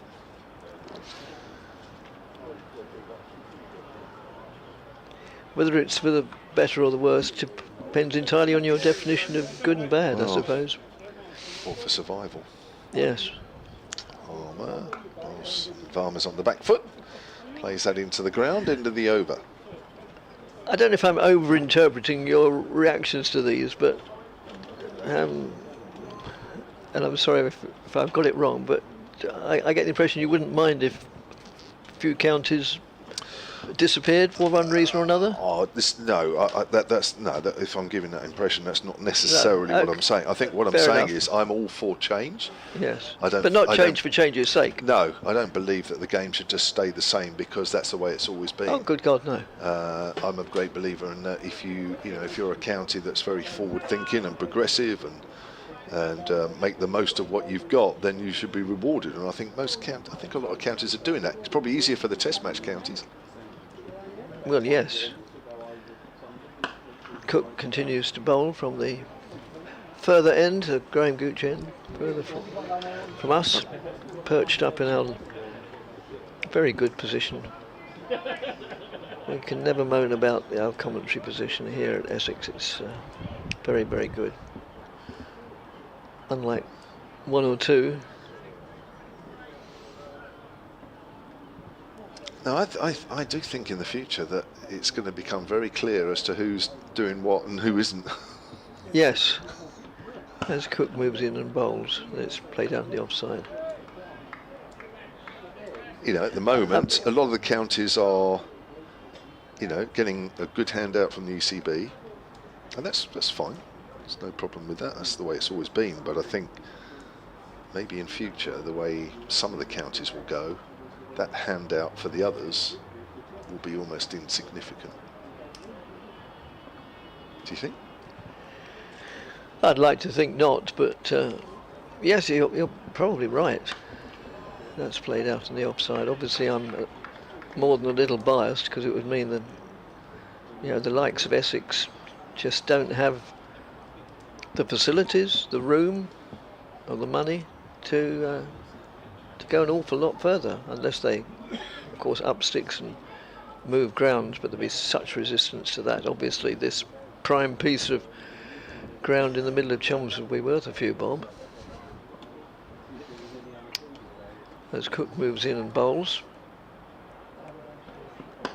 And that's just pushed out on the onside. So Essex own this land, don't they? They do, oh yes. Thanks to Trevor Bailey mainly. Well, Trevor Bailey's negotiating skills. You must have heard that story. No. Oh.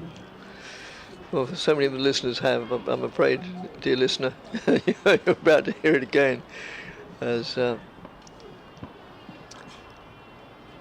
next delivery comes in. Oh, and that's pulled away for 4. Short delivery, and got over the top of the bounce, 4 runs, just backward of square. Trevor Bailey, one of England's greatest all-rounders, and a fantastic servant of Essex, not just as a player, but he was an administrator for a long time in those days. He was both the captain, the main run scorer, the main wicket taker, and club secretary, which is the equivalent of current CEO. So I mean, everybody did everything, and probably cleaned the toilets as well. And that's just played out on the onside. And I was tempted to say the story goes, but I mean it's well logged that Essex were in a very bad situation. That's the end of the over, 197 for 4. Essex were in a very bad financial situation, and during the winter, Trevor Bailey went to a cricket dinner run by Warwickshire. I'm not sure it was Warwickshire Club or Warwickshire Supporters, who are an enormous organisation. This is well documented in lots of books. And the treasurer came up to him. It must have been the Supporters Club, I think. Warwickshire had a very, very big, active supporters group, mainly revolving around, I believe, football pools or something. Anyway, for some reason, the Supporters Club had money coming out of there every, what. And so the chairman was talking to Trevor over probably the large glass of port after the dinner and saying, well, we're sorry to hear that Essex are in such a bad financial state. Harmer into Varma. And he's pushing forward once more on the front foot. When Harmer's bowling, there's not much time, so I'll wait till the end of the over. I'll leave you hanging. Well, that's very nice of you, Dickie. Harmer in again. It's got a slip and a gully in there for a change as Varma works it up to mid-on, fielded by Walter. I'll very quickly squeeze this in. Dave Allen, Hampshire's former honorary archivist, former honorary archivist, which I know you'll know, Dickie. I think you might have done some commentary with him, Dave Allen. I believe so, yes. Yeah, he's emailed actually. It's turned away on the leg side, no run. He says, I'm sitting here following the live stream and like you, very much enjoying Tilak's batting. Brings back memories of sitting in a tent with you and Dave Bracegirdle watching our previous and first Indian player Rahane making his debut 100 for Hampshire on the Isle of Wight. That was right back in 2019. Squeeze that one in between balls as that's turned, but it's left alone outside off stump. Yes, Dave doesn't do any commentary anymore, sadly. No. He's just decided that he wants to relax a little bit more.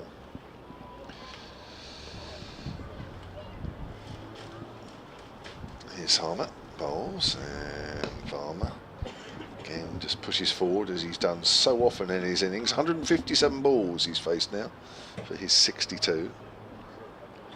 2 sixes in that innings. Both times the ball has been lost. It's Harmer and Tilak. Varma pushes forward. End of the over, 197 for 4. And so the chairman of Warwickshire Cricket Supporters Association said to Bailey, if there was a magic fairy suddenly entered the room and waved her wand, what would be one wish you asked for? And Bailey sort of chuckled. He said, well, it'd be nice if she chucked enough money at us to buy the lease on the ground. And he thought nothing much more of it. I think he may have quoted a figure which is meaningless now with inflation and everything, but it was a lot of money.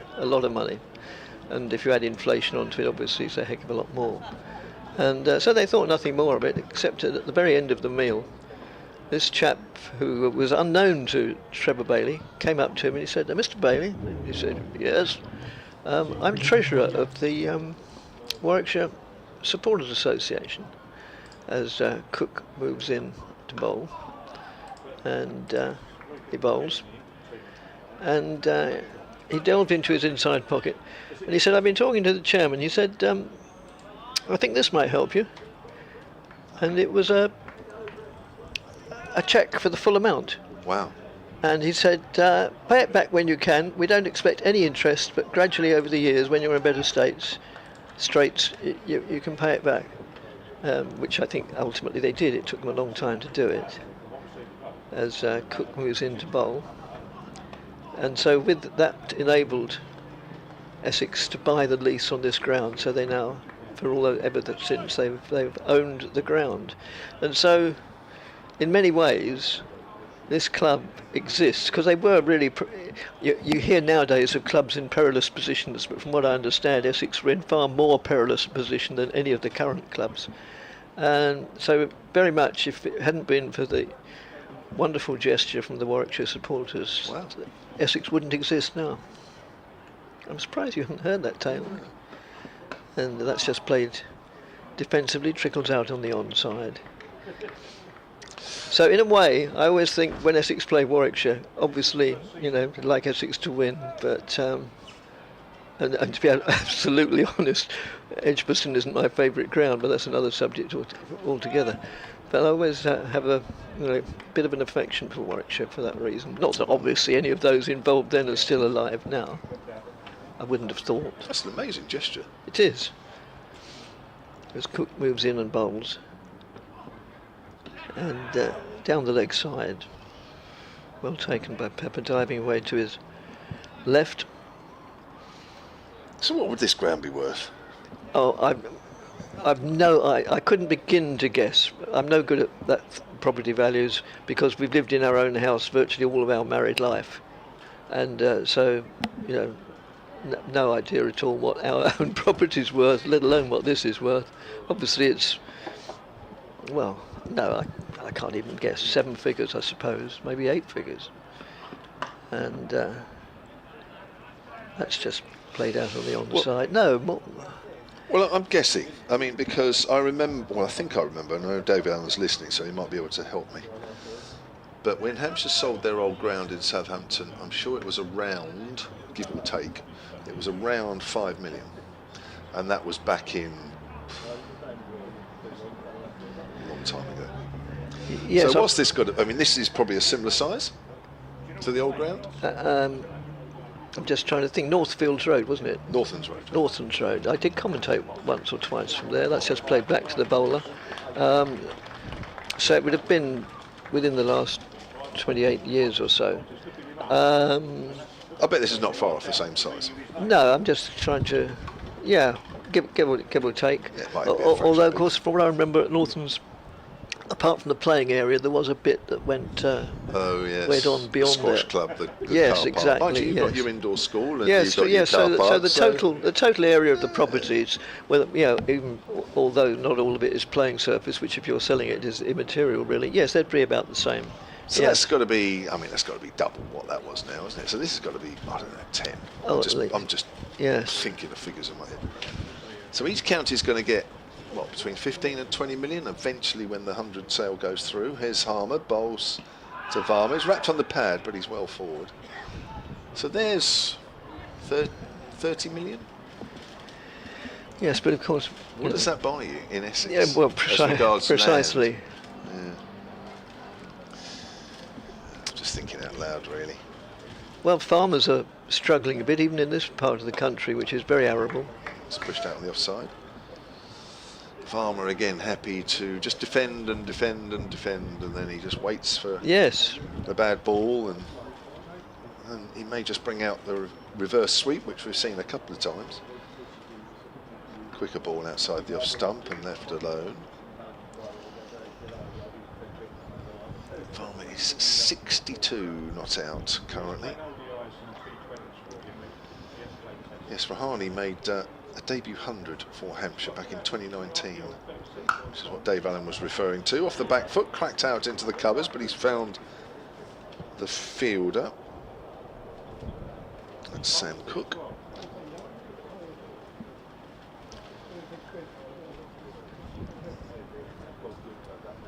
Armour in again.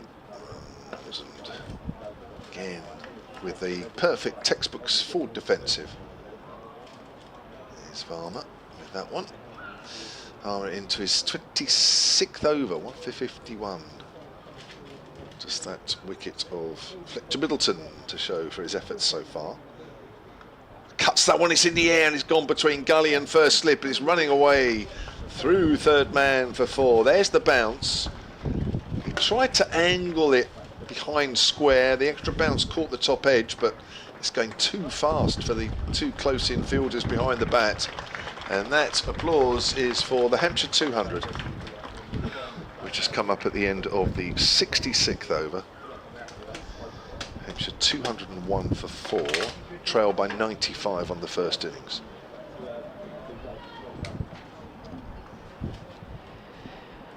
So I'm trying to find the website that I use, inflation calculator. Oh, right. Which is, well, I use quite often actually, surprisingly. Yeah. And it's amazing the way inflation has gone in recent years. I'll come back to that later. You're going to give us an economist's No, I'm not an view economist of either. The range of subjects about which I know nothing is limitless. That's and worked away on the onside, and there again, my great friend and colleague Paul Newton says that the wonderful thing about ignorance is that it's infinite, whereas knowledge, there is a finite end to it. Typical Paul.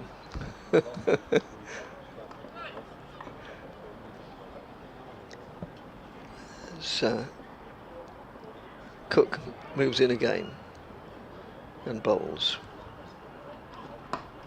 and that's just played out on the onside. No addition to the score. So yeah, Hampshire playing very cannily indeed here, as you're preparing to leave. Yes, just chipping away. We're still not, at the end of the second day yet, so there's plenty of time left in this game.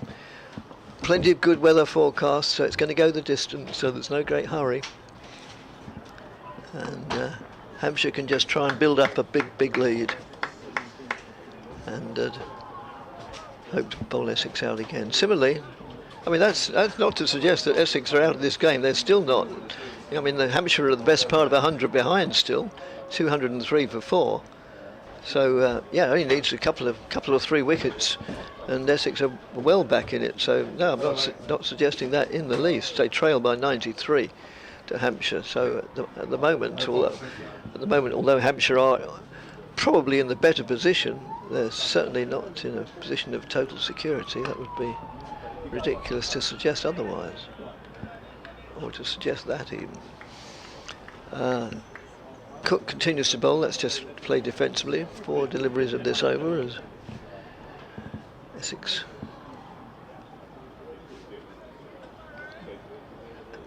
continue to search for another wicket. And Cook turns again, moves in, bowls, and that's just played out the offside. For some reason I've just remembered I must thank George for pointing out that Allison's did play for Colchester, not Brentwood. So which Essex players was it that played for Brentwood recently? Breezy, but nice and sunny. Hampshire batting. They're 203. If you can hear some they trail Essex by other extraneous noise, it's Kevin doing his 4:30 report for Radio Solent. As Cook moves in and bowls outside the off stump, doesn't miss the off stump by far, and Dean Elgar quite animatedly holds his hands in the air. But it's the end of the over, with the visitors 203 for 4, with Tilak Barmer 66 not out, Liam Dawson 23 not out. Harmer's toiled away. He has 1 for 55 to his name in 26 miserly overs, typical of the great South African. And unsurprisingly, he's in the attack now. As Roland said, it's one of these people that the sort of player that every bowler, every captain dreams of. You just plug him in, switch on, and away they go. Away he goes. I'm being very quiet, but listen, I'm not complaining. There's been some so a bit of a discussion between Harmer and his fellow South African. And it's really nice to see, as an overseas player, that Dean Elgar really seems to get involved with the county and gives the impression, which I'm sure is probably true, of genuinely sort of feeling part of the club. I mean, we know very well that often, some overseas players just, they're like troubadours, they're travelling players, wandering minstrels. They just go from one club to another, picking up a cheque as they go. Thanks very much.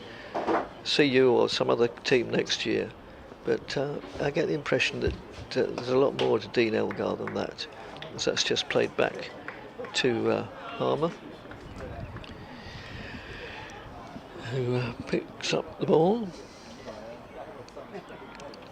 turns, moves in, bowls to Varma, and played out in the offside, no addition to the score of 203 for 4. So this Harmer to Varma scenario has been in place for a long time now. Oh, and that turned again, and wicketkeeper Michael Pepper took that by his left shoulder, so it got lift as well as bounce, lift as well as turn, I mean. But, we're just seeing that on the replay, is it? Yeah. So there's enough in this to sow, well, to sow seeds of doubt in a lesser batsman than Varma, who's been there, seen it all. And a less experienced player might think, you know, there's a chance I might get out even playing a good shot, so I may as well take a chance. And that's allowed to go by outside the off stump, turns away, taken by the ever alert Michael Pepper. Quite a tall man for a wicketkeeper, they're usually a little bit more compact than he. Short of a length, and it's played off the back foot, trickles out on the offside. And the over reaches its conclusion. A maiden, unsurprisingly, yet again, how many maidens? No, it doesn't. Yes, it does. 27 overs, 9 maidens, 1 for 55. So that's just under 2 and over. No, fractionally over 2, but give or take. What a glorious mid-June, early summer's day.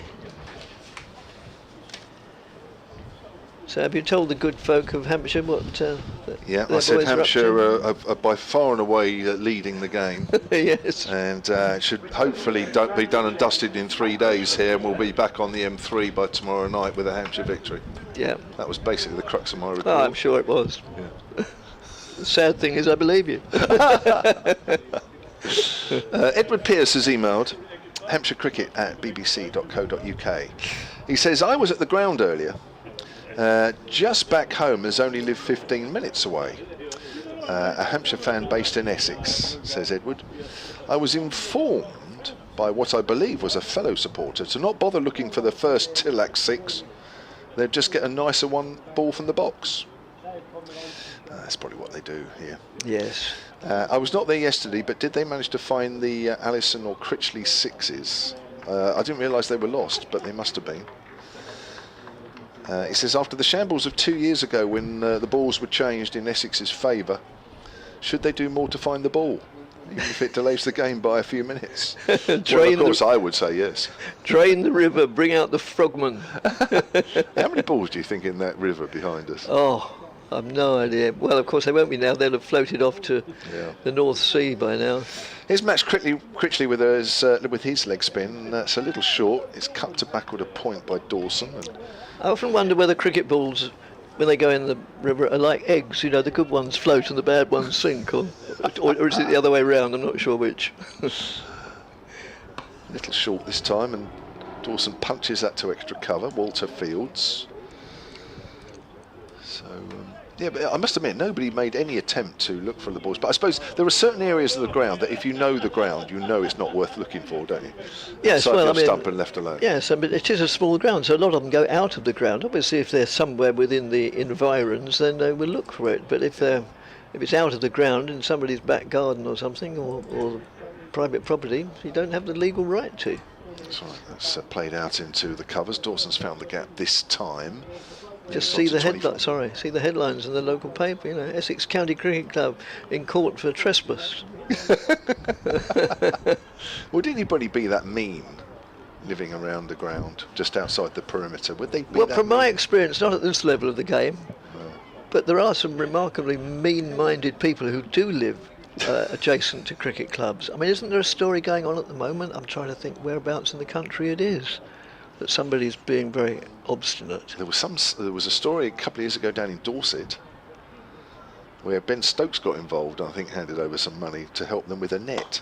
Yes. So that's driven up towards mid-on. Coalhole Cricket Club, I think it's called. It was. One of the clubs of which I'm a social member. Yeah. And I'm a social member of 3 clubs.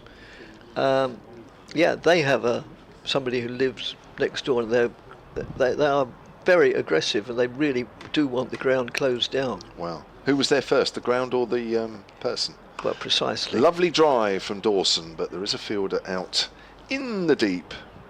Noah Thane, who again is on as a sub-fielder. If you buy a property that backs onto or even fronts a sports ground, then you must surely take into account the potential risk when you move there. Yeah.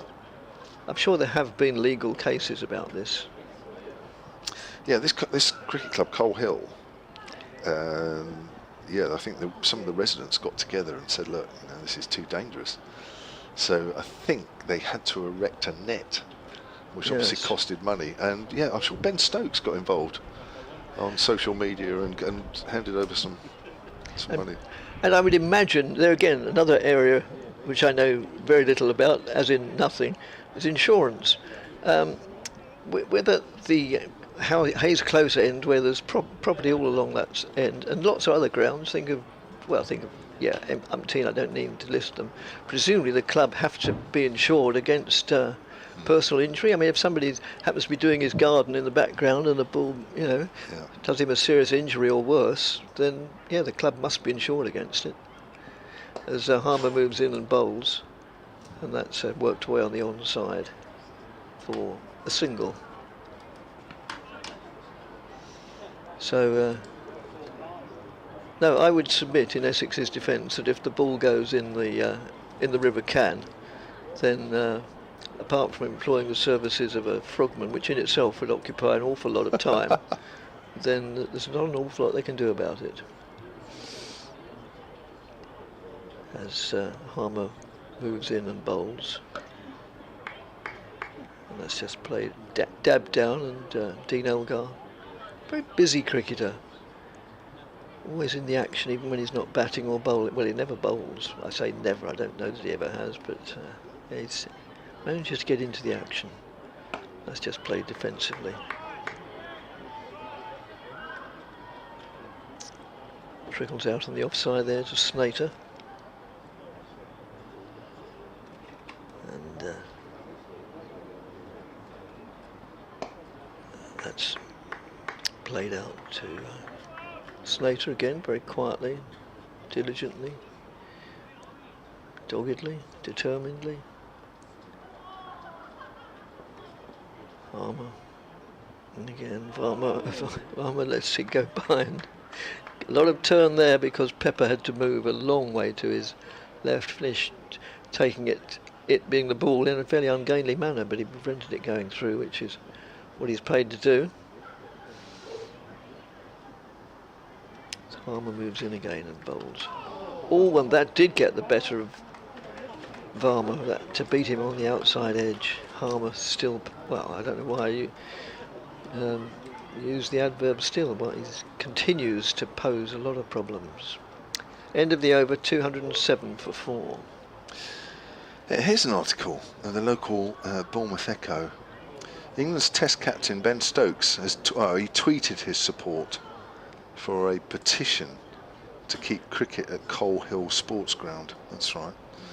The committee at Coal Hill recently told, the committee at Coal Hill Sports and Social Club recently told the cricket club that adult cricket would have to stop at the ground due to the financial risks and compensation culture.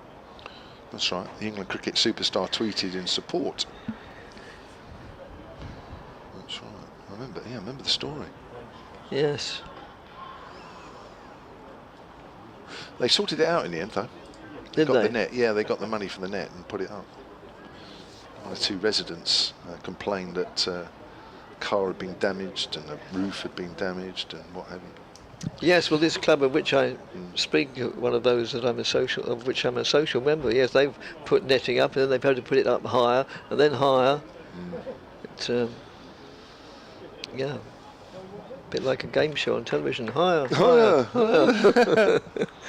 Right, Matt Critchley from the Graham Gooch end. Hampshire are 207 for 4, trailed by 89. And this is another partnership building here for Hampshire.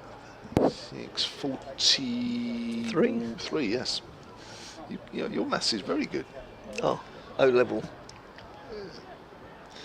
Critchley in bowls. Dawson cuts away out into the deep on the offside and moves on to 27, 208 for 4. The only subject I've studied at school that's really ever served me, I think. Got maths. Yeah. It's quite handy in this game, Yeah. isn't it? I was very good at useless subjects, you know. Oh, maths is certainly not that, is it? Hmm? Maths is very, very important. Yes. Critchley bowls. It's turned away by Varmer. He wants a single. No, says Dawson. No, I did classics, Latin and Greek. I mean, who wander down south in High Street? How many people speak Greek? Well, ancient Greek. How many people speak Latin? A smattering here and there, perhaps. I must admit, I've not come across that too often recently. No. Critchley bowls, and he's off the back foot there, works it out to deep point. Varmer moves on to 68. In what context could you use Latin when you're doing cricket commentary? Oh, I think in practice, you know, they say that if you learn Latin, you learn a lot more about English, and I think that's probably true. Actually, remember our Latin master who Always turned. has turned, Prodding forward, gone past the outside edge. who taught me Latin and Greek for 8 or 9 years at secondary school, said you may not see the immediate use of these languages, but believe me, they will be. Dawson drives out into the deep on the offside once more, moves on to 28, 210 for 4. Sometimes helps doing crosswords, but then but then what's the purpose of doing a crossword? Yeah. Don't have to do them. No. Just watching that ball turn away from Dawson's bat on the live picture feed. That did go. Critchley in again. Varmer works that away square on the leg side. They will take a single this time. Varmer moves on to 69, 211 for 4 at the end of that Critchley over. He's conceded 40 runs, taken 1 wicket of his 9. Yeah, I must admit, my daughters, well, one of my daughters, I think they might have both done a little bit of Latin. But you're right, they do say that it helps your English. Yes. A lot of people that have heard me commentate will say I probably would have benefited from learning a bit of Latin. But then, doesn't matter, I won't go down that path because I can't think of his name. One of the Test match special commentators did classics at Cambridge. Yeah. Latin and Greek. Great bloke. Also does the live stream for Surrey. Mark Church? No, Surrey's own live stream. Oh, the live picture feed. Oh, I don't know. No, can't think of his name. I'm going to have to look up TMS commentators. Oh, Dan Norcross. Yes, Dan Norcross. Yes, he did classics at Cambridge. As attempt to sweep. Sorry, I've lost track of who's commentating which end I am. You're doing this one, yes, yeah. you're doing Critchley's end. Yeah, attempted sweep, but unsuccessfully. And Harmer just waits. Yeah, as Ronan was saying, you know, if you're an experienced batsman and Harmer really wants to sort of get the hurry on, you know, just make him take his time. You know, walk away. Don't be ready to bat the moment Harmer's ready to bowl. Don't make it too obvious or unsporting. But yeah, just knock him out of his stride a little bit. And that's just played defensively. Trickles out on the offside. Dean Elgar picks it up at the 3rd attempt and then laughs about it to one of his colleagues.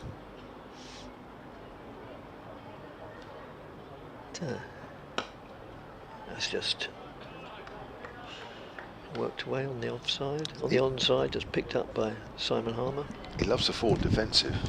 Yes, Harmer, doesn't he? He's happy playing those all day long. Yep. And he goes. That's a good leave. On the back foot and then lifts the bat out of the way. Yes. There's a little bit of variable bounce just outside off stump and a little bit of variable turn as well. That would have been a risky shot had he played at that one.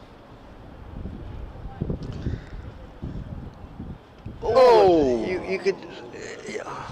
Did I imagine it, or was it obvious he was giving that even more of a tweak? Yeah, a bit of air as well. He sort of really gave that a rip. And boy, didn't the result show. It sort of span right across him. I'm just going to look at the replay of that. Yes. It's great bowling. It is great bowling. He knows when he bowls a slightly slower ball, gives it a bit more air, there's a good chance of a bit more bounce. Yes. And if you get it right, see that there, look, Harmer and Pepper are chatting now about an area where they think that there's a little bit extra there. Pepper's pointing, Harmer's looking. There is definitely an area developing, mainly for the left-hander, which, when Harmer's coming round the wicket, is an area where you're having to look to play, but it's getting a little bit more unpredictable. Yes. 2-11 for 4, 85 Hampshire trail by. Got an email here. It's a second email actually from, I don't know if it's Sid Appleby or Cole or, apologies. Oh, it's Andrew, sorry, Andrew in Newmarket. Sorry, Andrew, I was looking at the actual email address. Andrew Newmarket has just sent me the article about Cole Hill. It's played out on the onside, thank you for that. Start of a new over from Critchley with his leg spin. What are we into? The 73rd over of the Hampshire first innings, so we're not far away from a second new ball. No. Critchley in, cut away, Dawson finds Elgar backward a point. This partnership approaching 50. Oh, yeah, 47 I think I'll make it. This partnership now. A couple of 60-man partnerships in the afternoon. That's outside of stump. 62 between Middleton and Varmer. 68 between Brown and Varmer. They've been the chief partnership so far. Critchley bowls. Dawson works that onto the onside for a single. Moves on to 29 to 12 for 4 now. So after this over, there'll be 18 to go. So we'll have had 14 since tea. It's gone quicker now. It has, hasn't it? I'm sure one or the other of us ought to be having a break, shouldn't we? You're the boss. Hmm? You're the boss. Yeah, get off. You're not a nice boss. Oh, good Lord, no. I'm merciless. I may have come across as a nice bloke, but beneath this veneer, scratch the surface and there's a tyrant beneath it. I know you do. Do you still do your amateur dramatics? I packed up about a year and a half ago. Yeah. I bet you play a villain brilliantly. It became more and more difficult to remember lines and remember songs and things. Yeah. Here's Critchley to Varmer. Varmer again gets that forward defensive in. Once the fun went out a bit, I decided that's enough. I'd done over 100 productions and really? That was enough, yeah. What was your favourite character? Oh, probably... Oh, what a good question. Critchley bowls. He's gone for the little lap over his shoulder and he's missed it and it's hit Pepper. It's hit Pepper somewhere. Not quite sure. Yes, as you say, he went across, just looking at the... Oh, no, they're not going to show a replay. And Pepper is still down, holding his... Well, thankfully he's got a helmet on. Well, it's the regulations, you have to have a helmet standing up. So I'm not quite sure where that would have hit him, but he's still down on his knees. Well, he's got up now, but he's clearly in a little bit of discomfort. And Matt Critchley's patting him on the back, and Varmer has a word of encouragement. Oh, it's the end of... Yeah, it's the end of the over. Quick answer to your question, because it's, I don't want to bore listeners. Well, we in the early days we did lots of Gilbert and Sullivans, and I was invariably the comic character in the Gilbert and Sullivans. Oh, right. Coco and Lord High Executioner and people like that. I've just watched the replay of that. Pepper. Where did it get Pepper? Well, it's hitting where you don't want to be hit, but he's jumped into it. Yes. Because he obviously hasn't got a clue whether it's going to hit the face of the bat. It's not going to hit. No. It's down the leg side. That's amazing. Bowls. That's turned away on the onside. by Dawson. Yeah, it's one of those where you kind of jump into it. Yes. and then when you've been hit, you hit the deck. It's a bit ungainly, but quite funny. As long as it doesn't happen to you. I was going to say, for everybody else, yes. Single on the leg side to Dawson. Takes him on to 30 now, and it's 213 for 4. Harmer into his 30th over. He's got through a few overs, Simon Harmer. He certainly has. Most of them very economical. Yeah, it's been a little bit unlucky at times. Bowling to Varma. Almost a Yorker there, off the bottom of the bat. Varma plays it back to Harmer. Harmer to Varma. Yes. Said that a few times. Trying to avoid saying it too often. Harmer in again. I'm going to say Tillack. Let's just push that out on the offside. 69 not out on his debut.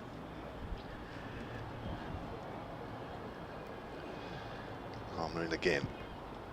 Bowls. Cuts that away, and there is a man out deep. Backward a point, so runs around. They'll pick up 2. Just a fraction short there from Harmer, allowing Varma a strong shot on the offside. Now that's the 50 partnership, which is being applauded by this very knowledgeable crowd. 215 for 4. Yeah, they are. They're try not to bias, but I think they're a good crowd. Yeah, there's 1 or 2 Hampshire supporters here. Just 1 or 2. And Farmer's pushing forward. It goes out on the leg side end of the over. 17 overs to do in the day. 215 for 4. Hampshire trail by 81. Yeah, there are some crowds that I find very obviously partisan. All crowds are partisan, but there's a way and a means. 1 or 2 grounds I don't look forward to going to. No? And Hampshire is not among them. Right. I promise you Hampshire is not among them. Although Hampshire's on the way. I do honestly think that poor old Roland sitting at the back, poor young Roland, I mean, really ought to have a crack of the whip. Shall I make way for him? If you must. Jeff Hawes has emailed Hampshire Cricket at bbc.co.uk. He says his first email to me, or to us, he says that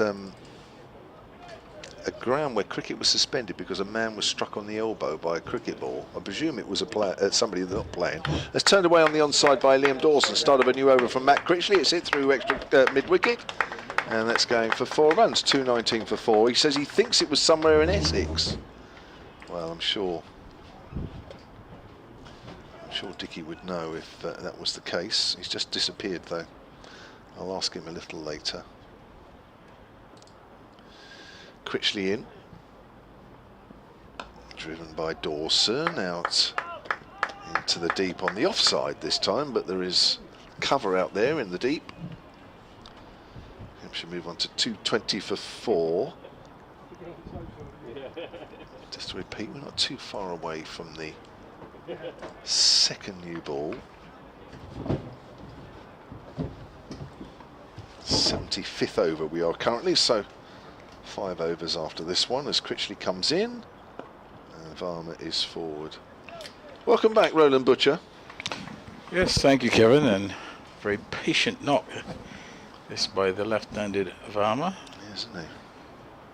It's 192 degrees and he's not given a hint of a chance. No, doesn't time that drive. Misfield, they'll come through for a single though.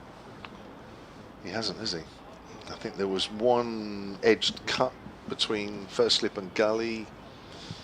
A couple of plays and misses, but that ball turned. Other than that, I can't think of anything else. No, he's been very much in control, solid. Hasn't it?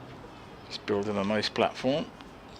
He clearly has other gears as Dawson pushes forward into the gap on the offside. 36 he moves on to, 222 for 4.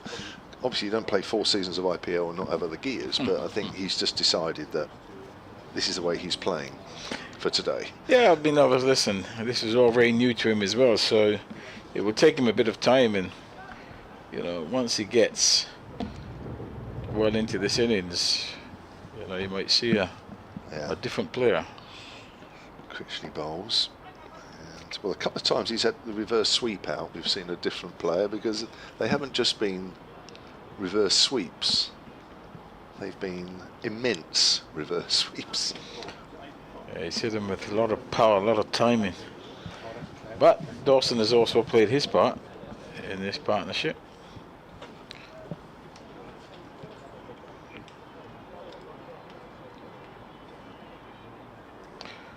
So perhaps the best sustained spell of weather we've had today as well, Kevin. It's now absolutely gorgeous for cricket. Blue skies, puffy white clouds. Perfect afternoon.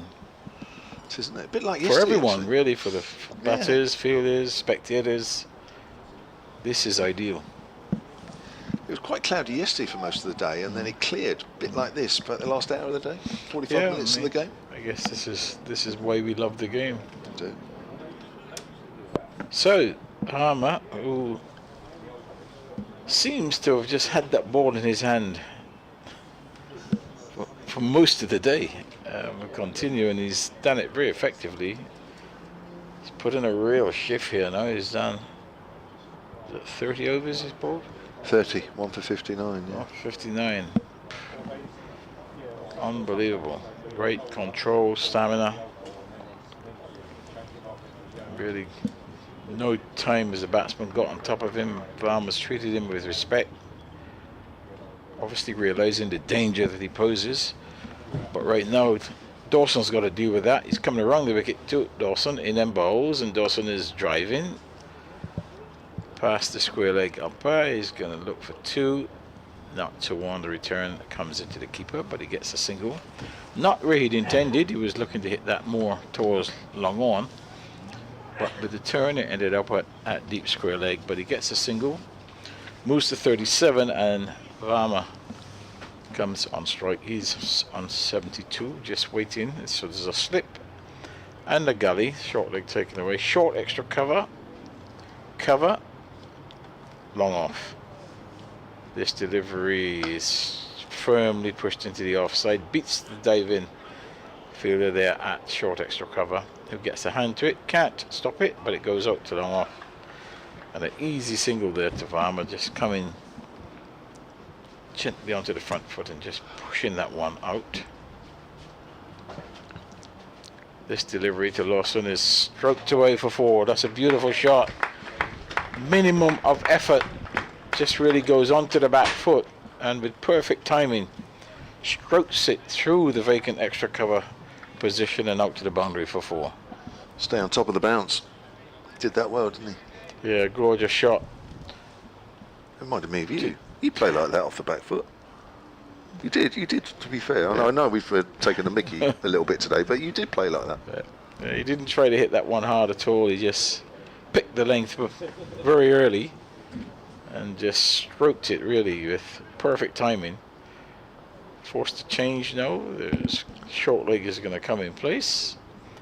Harmer's bowling over the wicket. He's just making sure short leg is in the right position. He's got a very, very straight mid-on as this delivery is stroked away. This time he's only going to get a single off the back foot again, giving himself a little bit of room and just into that vacant cover position. The fielder had to come from backward point, so gets a single. Dawson moves to 42, 229 for 4. Field scatters again for the left-handed Varma. There's now a deep mid-wicket in place as Varma around the wicket bowls outside the off stump. That one short turn. On this occasion, Varma just allows that one to go harmlessly through to the keeper. So there's 2 slips. We can say a slip and a deep galley, and then there's a short extra cover. This delivery is bringing him forward and patiently defends on the offside. Final delivery of that over, perhaps one of the most expensive Harmer overs. That one went for 7. He's now got 1 for 66 of his 31, and with 15 overs minimum remaining in the day's play, Hampshire have moved on to 229 for 4. Varma on 73, and with him Dawson on 42. And 4 overs left till the second new ball. Hampshire trailing by 67 here. Second highest partnership of the innings, just behind the 68 between Brown and Varma. Varma's featured in the top 3 partnerships in this innings so far. Coming up to close to 200 balls faced. I can think of some players that would score 70 off 200 and you probably wouldn't look at them quite as eagerly as you do at Varma. Just there's something about him, isn't there? It's cut away by Dawson. Critchley bowls a little too short and looks up to the skies as he does so. He knows that was far too short. Well, I think what we have seen so far suggests that he's not a person that throws his wicket away easily. May play a reckless shot now, but he's patient. Pulls that away down towards deep square leg where Snater fields. Yeah, I don't see him giving it away now. Having worked this hard to get to 74 and without knowing him at all, only on what I've seen here, I'm not sure he's going to do something rash between now and 100, assuming he gets there. I don't know. Dawson defensive there on the crease. Doesn't strike me as being that type of innings from Varma. We'll wait and see. Critchley's only taken 1 wicket as well. Oh, he's well forward there. Big shout for an LBW, but he got a big stride in. Good delivery. I know we're not on a great line, but watch this again on the picture feed. Checking to see whether he's played down the wrong line. Pitching outside, I would think. Yeah. Well, I've got a good view on that one as that's pushed out towards extra cover. Again, Dawson gets a good stride in. Didn't look right. No. It's difficult because we're actually at second slip. That's the line we're looking at. Obviously, when you're looking at the live picture feed, you've got a much better view. Let's cut away to short point. It's a good stop. End of the over, 77 done with this ball. And we are 231 for 4. Hampshire trail by 65. Yes, and good shout there, but obviously, judging from what we saw, it looked as if it would have pitched just outside the leg stump. 231 for 4. Dawson on 43 and Varma on 74. Still trail. Hampshire still trail by 65 as Harmer now bowling from the Harmer end. Certainly this end will be renamed afterwards. It's only just been named as Sir Alistair Cook. Well, that would be a yes, bit. yeah. That would be a bit. No, by the time he finishes, yes, this first delivery is forward comes Varma. One thing I've noticed about Varma that when he gets forward, there's no half measures. He gets right forward, and takes a long stride, meets the ball as this delivery is forward again to a nicely flighted delivery. Just slowed that one up a bit, Varma, and met with a solid defensive push again out on the offside, just maintaining this composure, just being tempted here by Harmer. 1 for 66. This is 32nd over bowls. That's a quicker delivery, and once again Varma comes solidly forward and defends straight back to the bowler. Good contest here in place as Harmer bowls and he's forward and defends on the onside. Keeper comes out, does the tidying up pepper there, and he didn't really have to go very far. It just went perhaps as far as the vacant forward short leg position. Harmer in and bowls, quicker delivery, and he's flatter as well, but met as every other ball in this over has been met with a solid forward defensive push back along the pitch. So can this be a maiden? One ball remaining in this over as Harmer bowls, and it certainly can, as a repeat of the previous 5. A defensive shot out on the offside. Good tense cricket here at Chelmsford, as Harmer wheeled away from one end. He's got some very good figures. He's really kept bowling. He's 11 maidens in those 32 overs, 1 for 66. He hasn't had it all his own way, but what he has done is he's kept reins on this innings. Had he not been such a forceful bowler, I think Hampshire would have forced ahead by this point. But he is the reason why that it's still very, very tense at 231 for 4. Yeah, not even scoring it 3 and over. Hampshire. It's interesting with Varma, isn't it? Especially against Harmer, that I think there's a lot of balls he's blocking that a lot of batters would drive. Well, I think that I think 2 or 3 games down the line he'll be driving them as well. Okay. Critchley bowls, that's turned, but it's left alone by Dawson. But he's just taking no chances right now. And I think quite rightly so. He's trying to build the first innings total and help himself as well in the process.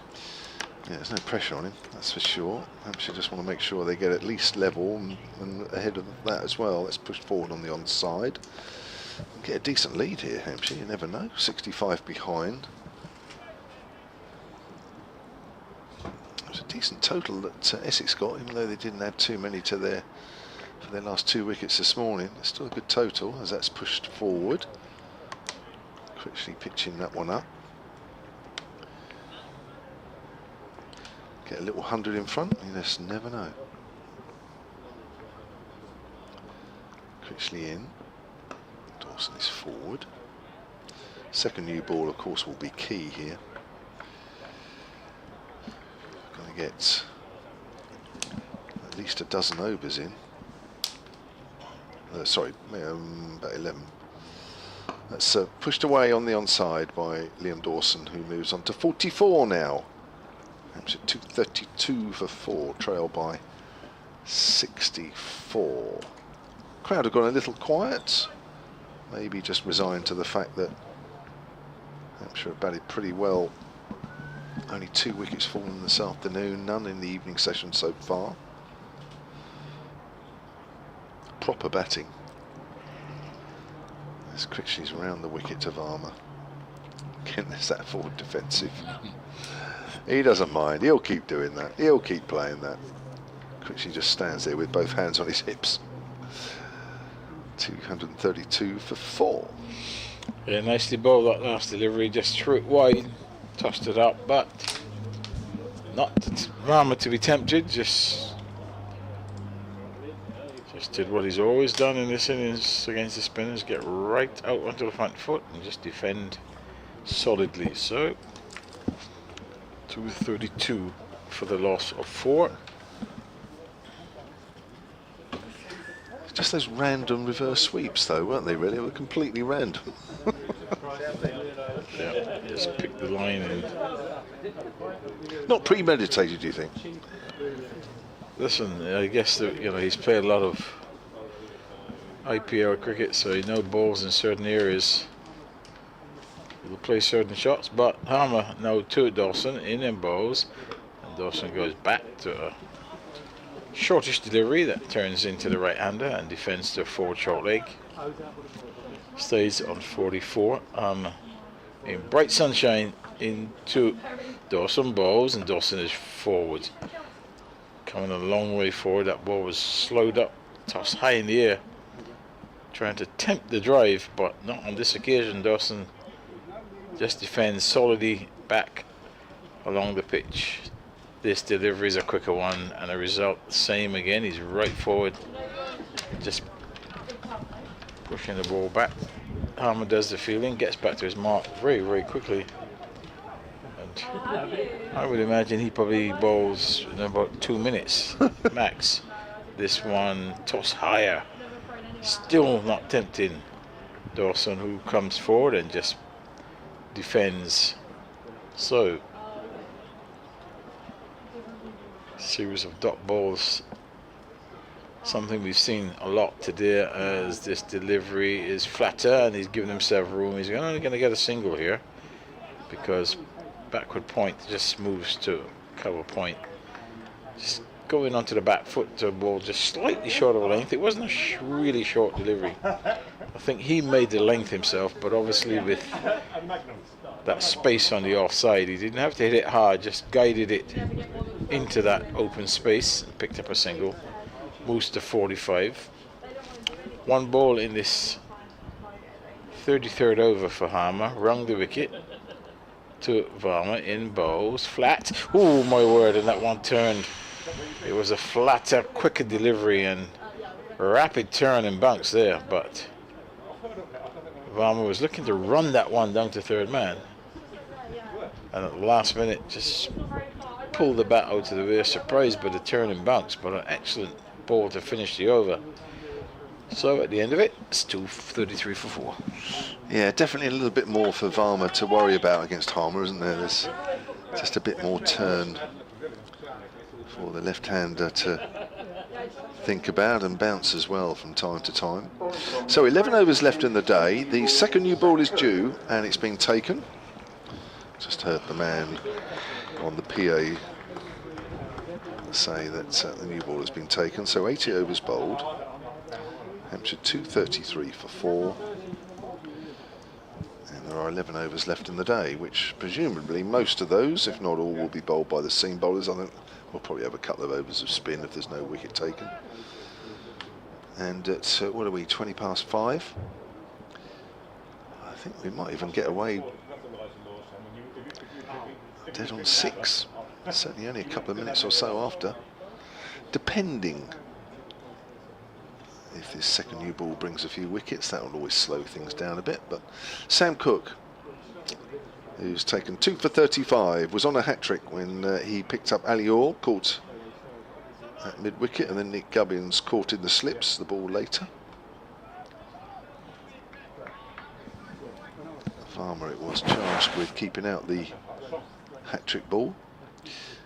Here's Cook when he belongs to Dawson. Then second new ball outside the off stump, a little bit of extra pace and a little bit of extra carry, as you'd expect, but left alone.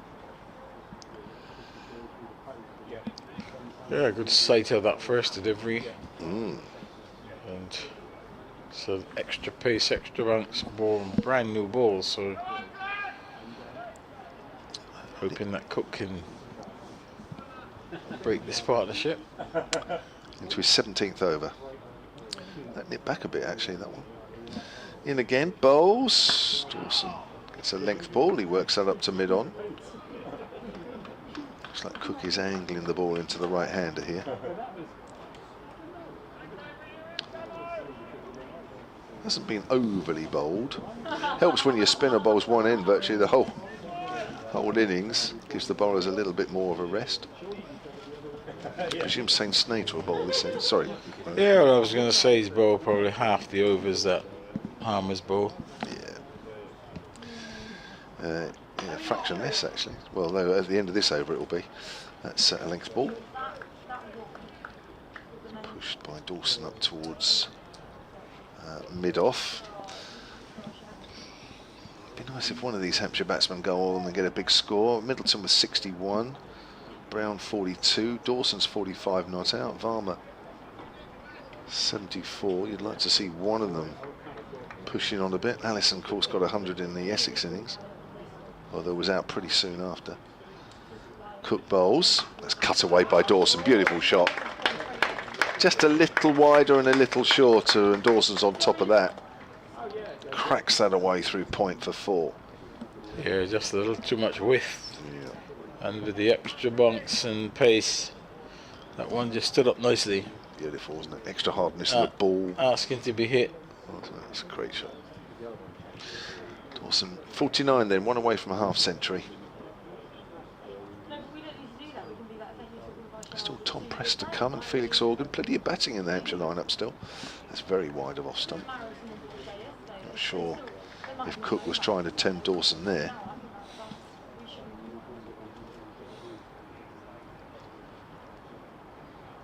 Shadows beginning to form on the ground now. The floodlight pylon on at 1 o'clock as we look is beginning to cast some shadows. It's already through Sam Cook's run-up. Comes in again, bowls. Dawson is forward, he wants a single but he can't find one there. And that will be the end of the over. Enthusiastic fielding there in the covers by Jordan Cox. Right, so maybe looks like Snater will start with a new ball. So Harmer gets a break, certainly for a few overs.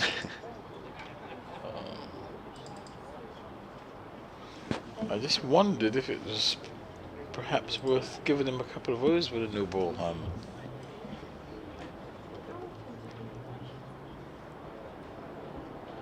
Coming on to ball at the Sir Alistair Cook end, Shane Snater.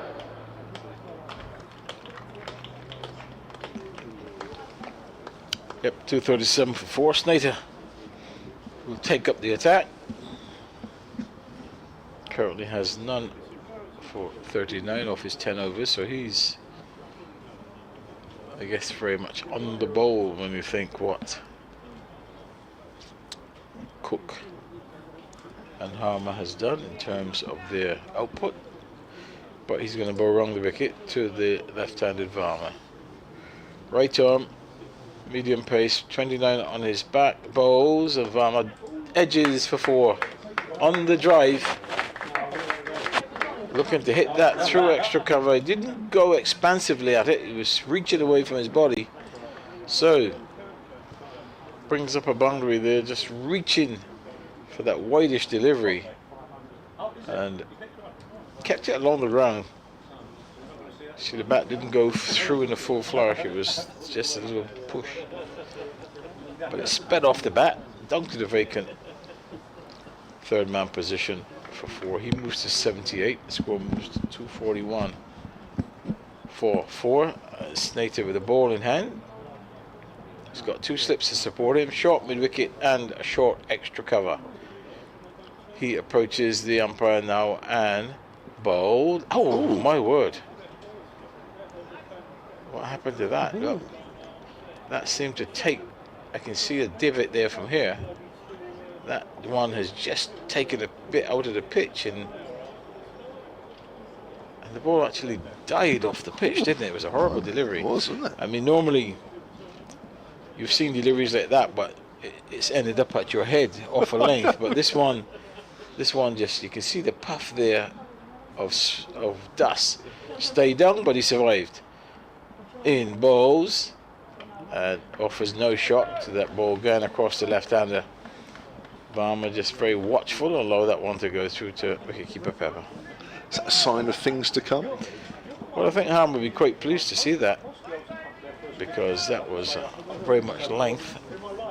You saw Dawson go down the pitch, and even on the replay you can see the puff of dust coming up from that area, so something to watch out for.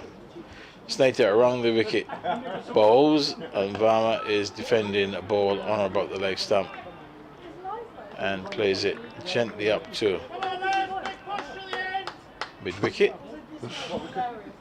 Some excited spectators in front of us. I'm not sure, I didn't hear what they actually said, but I know it was, sure there was encouragement, or but what we do know is that Hampshire trails by 55 as Snater in bowls, and Varma again very defensive, very watchful, goes onto the back foot and just plays this one to short mid-wicket, and there's no run. They've been very quiet actually in front of us, haven't they? Seem to have got a second wind, the supporters in front of us. Realised that there's not too much play left in the day and they better make the most of it. I think they're keen for an Essex wicket. They are. But being delayed by this partnership. 211 balls Varma's faced now. In bowls, and he's watchful again to one that goes across him from Snater. Goes to cover point fielded by Cook. So over is completed. That was just before that first delivery that was edged down to third man. So Snater completes his 11th over. He's got none for 41, and it's 241 for 4. Now, a little earlier, myself and Dickie were just talking about grounds where, club grounds where there was a problem with neighbours, and I mentioned Coal Hill Cricket Club in Dorset had to erect a net because the neighbours had complained about it being dangerous with cricket balls landing on the roof and in the garden. Jeff Hawes emailed a couple of times and said, what about a cricket ground where play was suspended because somebody was hit? And I must admit I didn't know. He's now emailed with an actual article, and this wasn't so long ago. Here's Cook, left alone by Dawson outside of the off stump, and he's sent this in.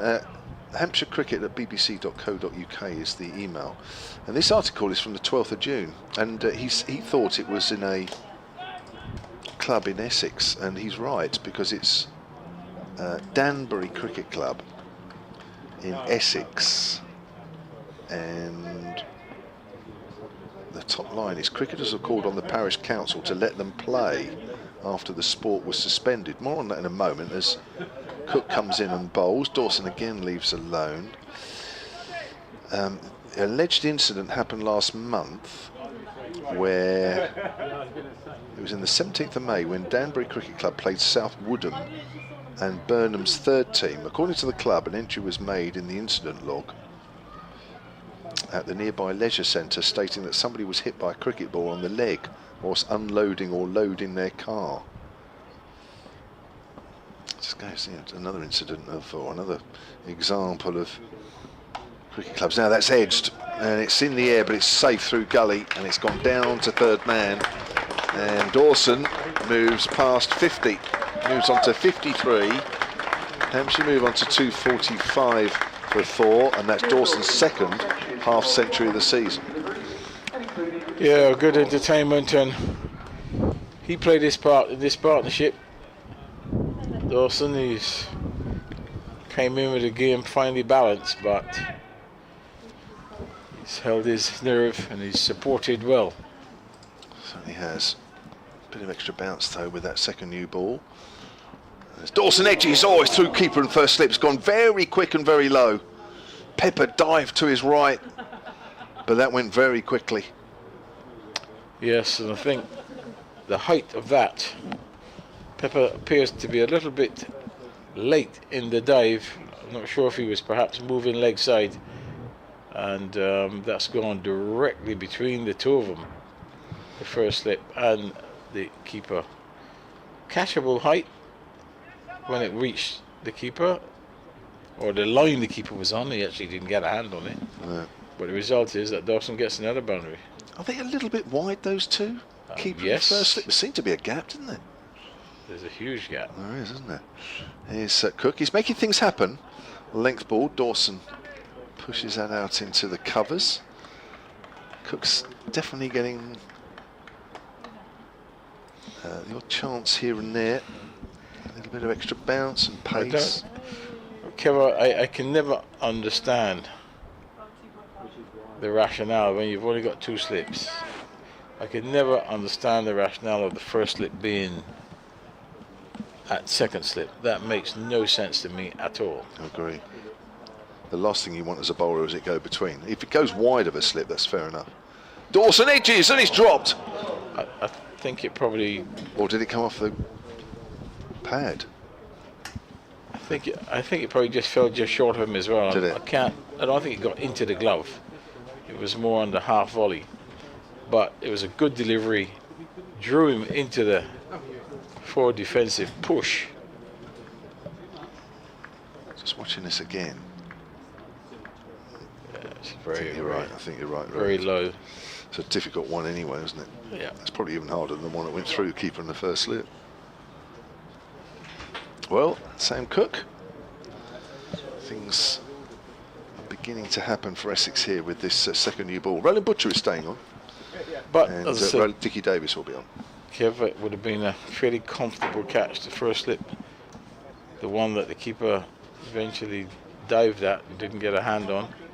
But because he was at second slip, it took away the chance for him to move quickly. But Snater will come in now too.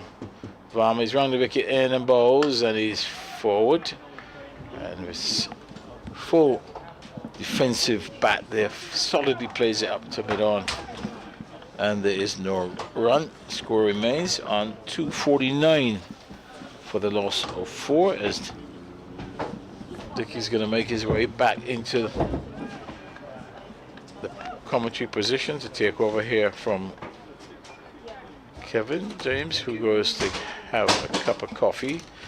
Snater approaches the umpire now, and this delivery is turned on the onside, down to long leg, gently off the pads by Varma. Gets a single. The 250 comes up. 303 minutes, 83.2 overs for that 250. The lead now by Essex, they've got a lead of 46, so they're just chipping away. Hampshire, and good afternoon to you, Dickie. Good afternoon to you, Roland. But it's taking Hampshire longer to chip away, as you say, than they maybe have anticipated, because we were saying earlier in the day that they could overtake Essex by the close of play. That looks less likely now. Yeah, Snater in now to, and this one's beautifully worked off the pads. He's only going to get a single by Dawson. It goes down to long leg. Ball angling into the right-handed Dawson, who just glides it down to long leg, picks up a single, goes to 58, 251 for 4. Sorry, they've had to work for their runs, haven't they, really? They have, and all credit must go to Essex, particularly, I think, Harmer. Yes. He has been instrumental in the slowness of run gathering. Yes. Varma waits. This delivery is beating him outside the off stump, keeps low, shaping back eventually. Probably after it went past the back, he was defending there. The keeper ended up having to dive to his right to stop that one going for byes. So even with this new ball, we're still seeing some balls actually stay down. We saw one actually went through the top of the pitch as Snater once more. And this delivery down the wicket and heaves that one over long on for 6. He was not expecting that, but that was IPL mode. Enough of this. He decided to go and meet Snater. Before he delivered that ball, he was down the pitch. It was in the slot and just helped it. Huge 6 over long on. Picked the length perfectly. Just took 2 steps down the pitch to the medium pacer and whacked that one over the top. 257 for 4 as Snater back now as he's in now and bowls down the, looking for a single. Slower delivery there by Snater. Pitching the wrong leg stump, but just defended out on the offside. So his over is completed, and Hampshire now trail Essex by some 39 runs. Still got 6 wickets in the shed, so things are going along nicely. And quite a few overs to go. 84 out of 96. 12 to go. Yeah. 7. Oh, it says there 7 Minimum. to go. 7. Oh yes, of course, because Essex batted little. 7. Oh right. Oh well. While I was off air, I wandered round to the pavilion, and I spoke briefly to your lady wife. Oh right. I thought you were going to say that you'd already read the book from cover to cover. And she said, how long do you think he's going to be? And I said, 10 past 6, 5 past 6. So that's just played defensively. Charming lady.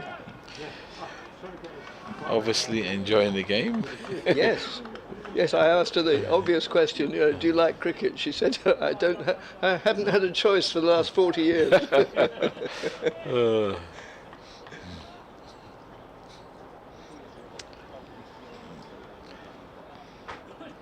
Well, it's a case of, you've got to join them, haven't you, really? Yep. And then my wife was the same when I played club cricket. Different level, I know, but same commitment. Ooh, that doesn't quite get hold out of the middle. That might still go for 4. No, it won't. It'll just go for a couple. Yeah. Dawson, that's probably the 100 partnership, is it? No. Quite a ripple there, but Dawson. No, 164. But Dawson was down the wicket. He was down the wicket there, and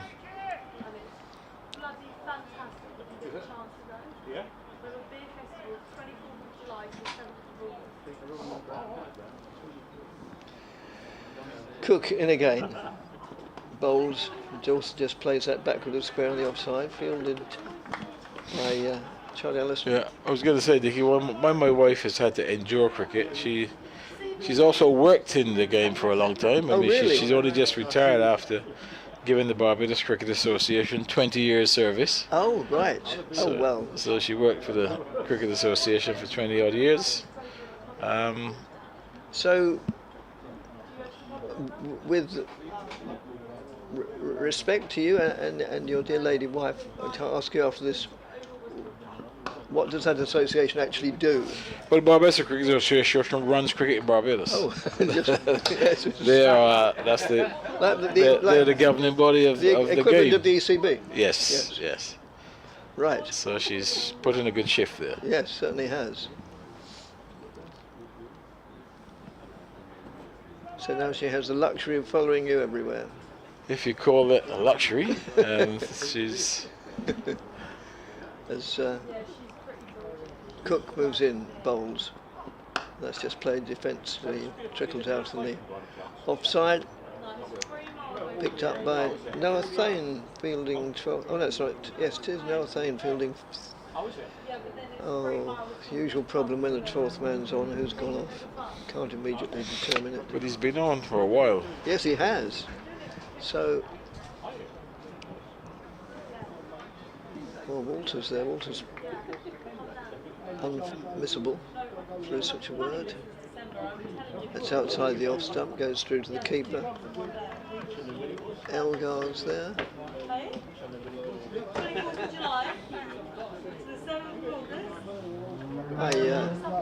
I don't see the skipper, Tom Wesley. I think he's on for the skipper.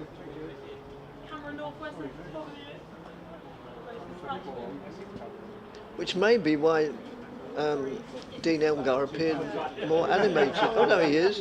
Beg your pardon. There's Tom Wesley. Okay, so Jordan Cox. Perhaps that's more like it. So Snater will continue. Yes. The attack. As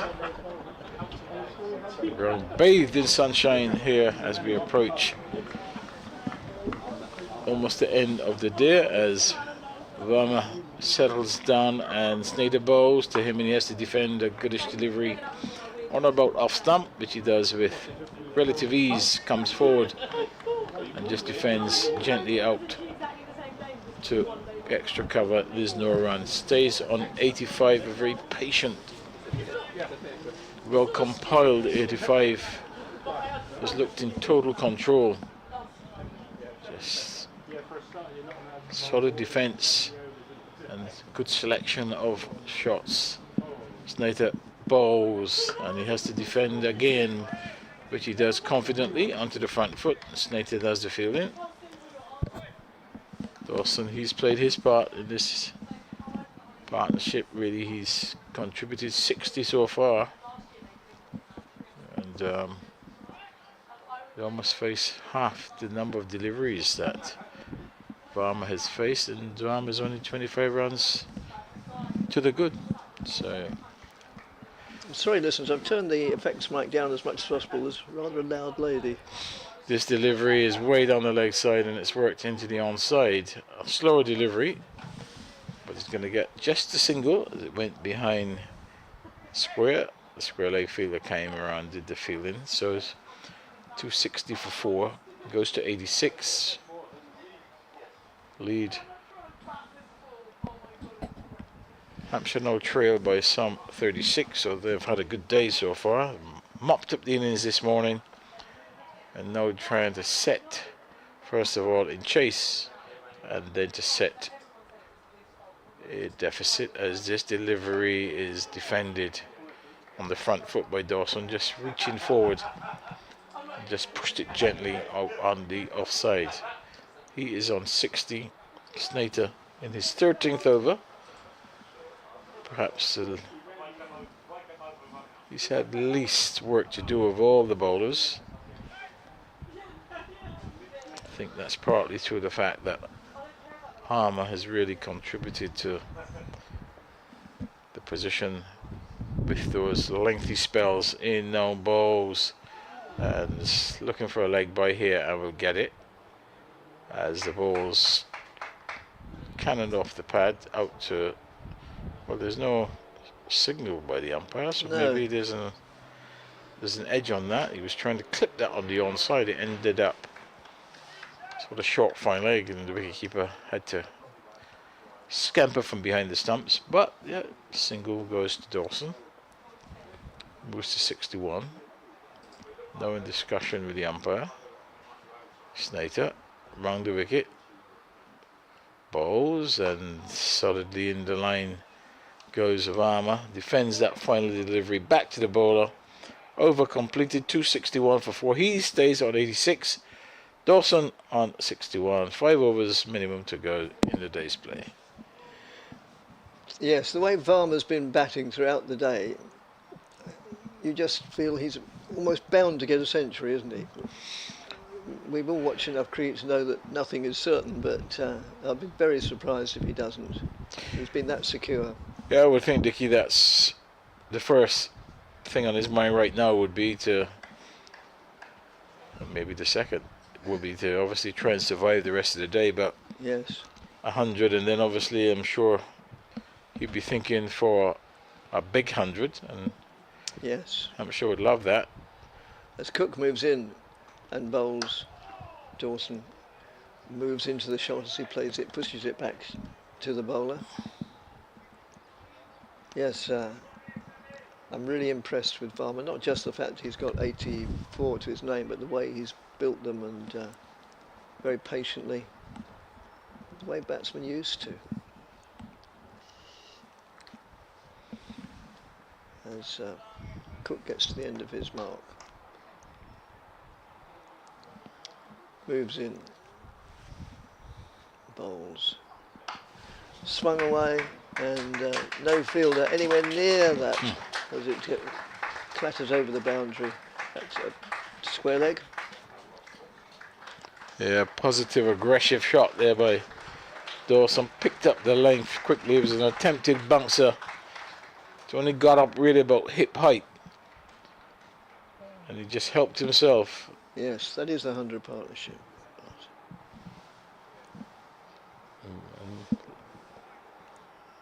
And it didn't seem to be greeted with great applause, but 164 was the previous wicket I've got.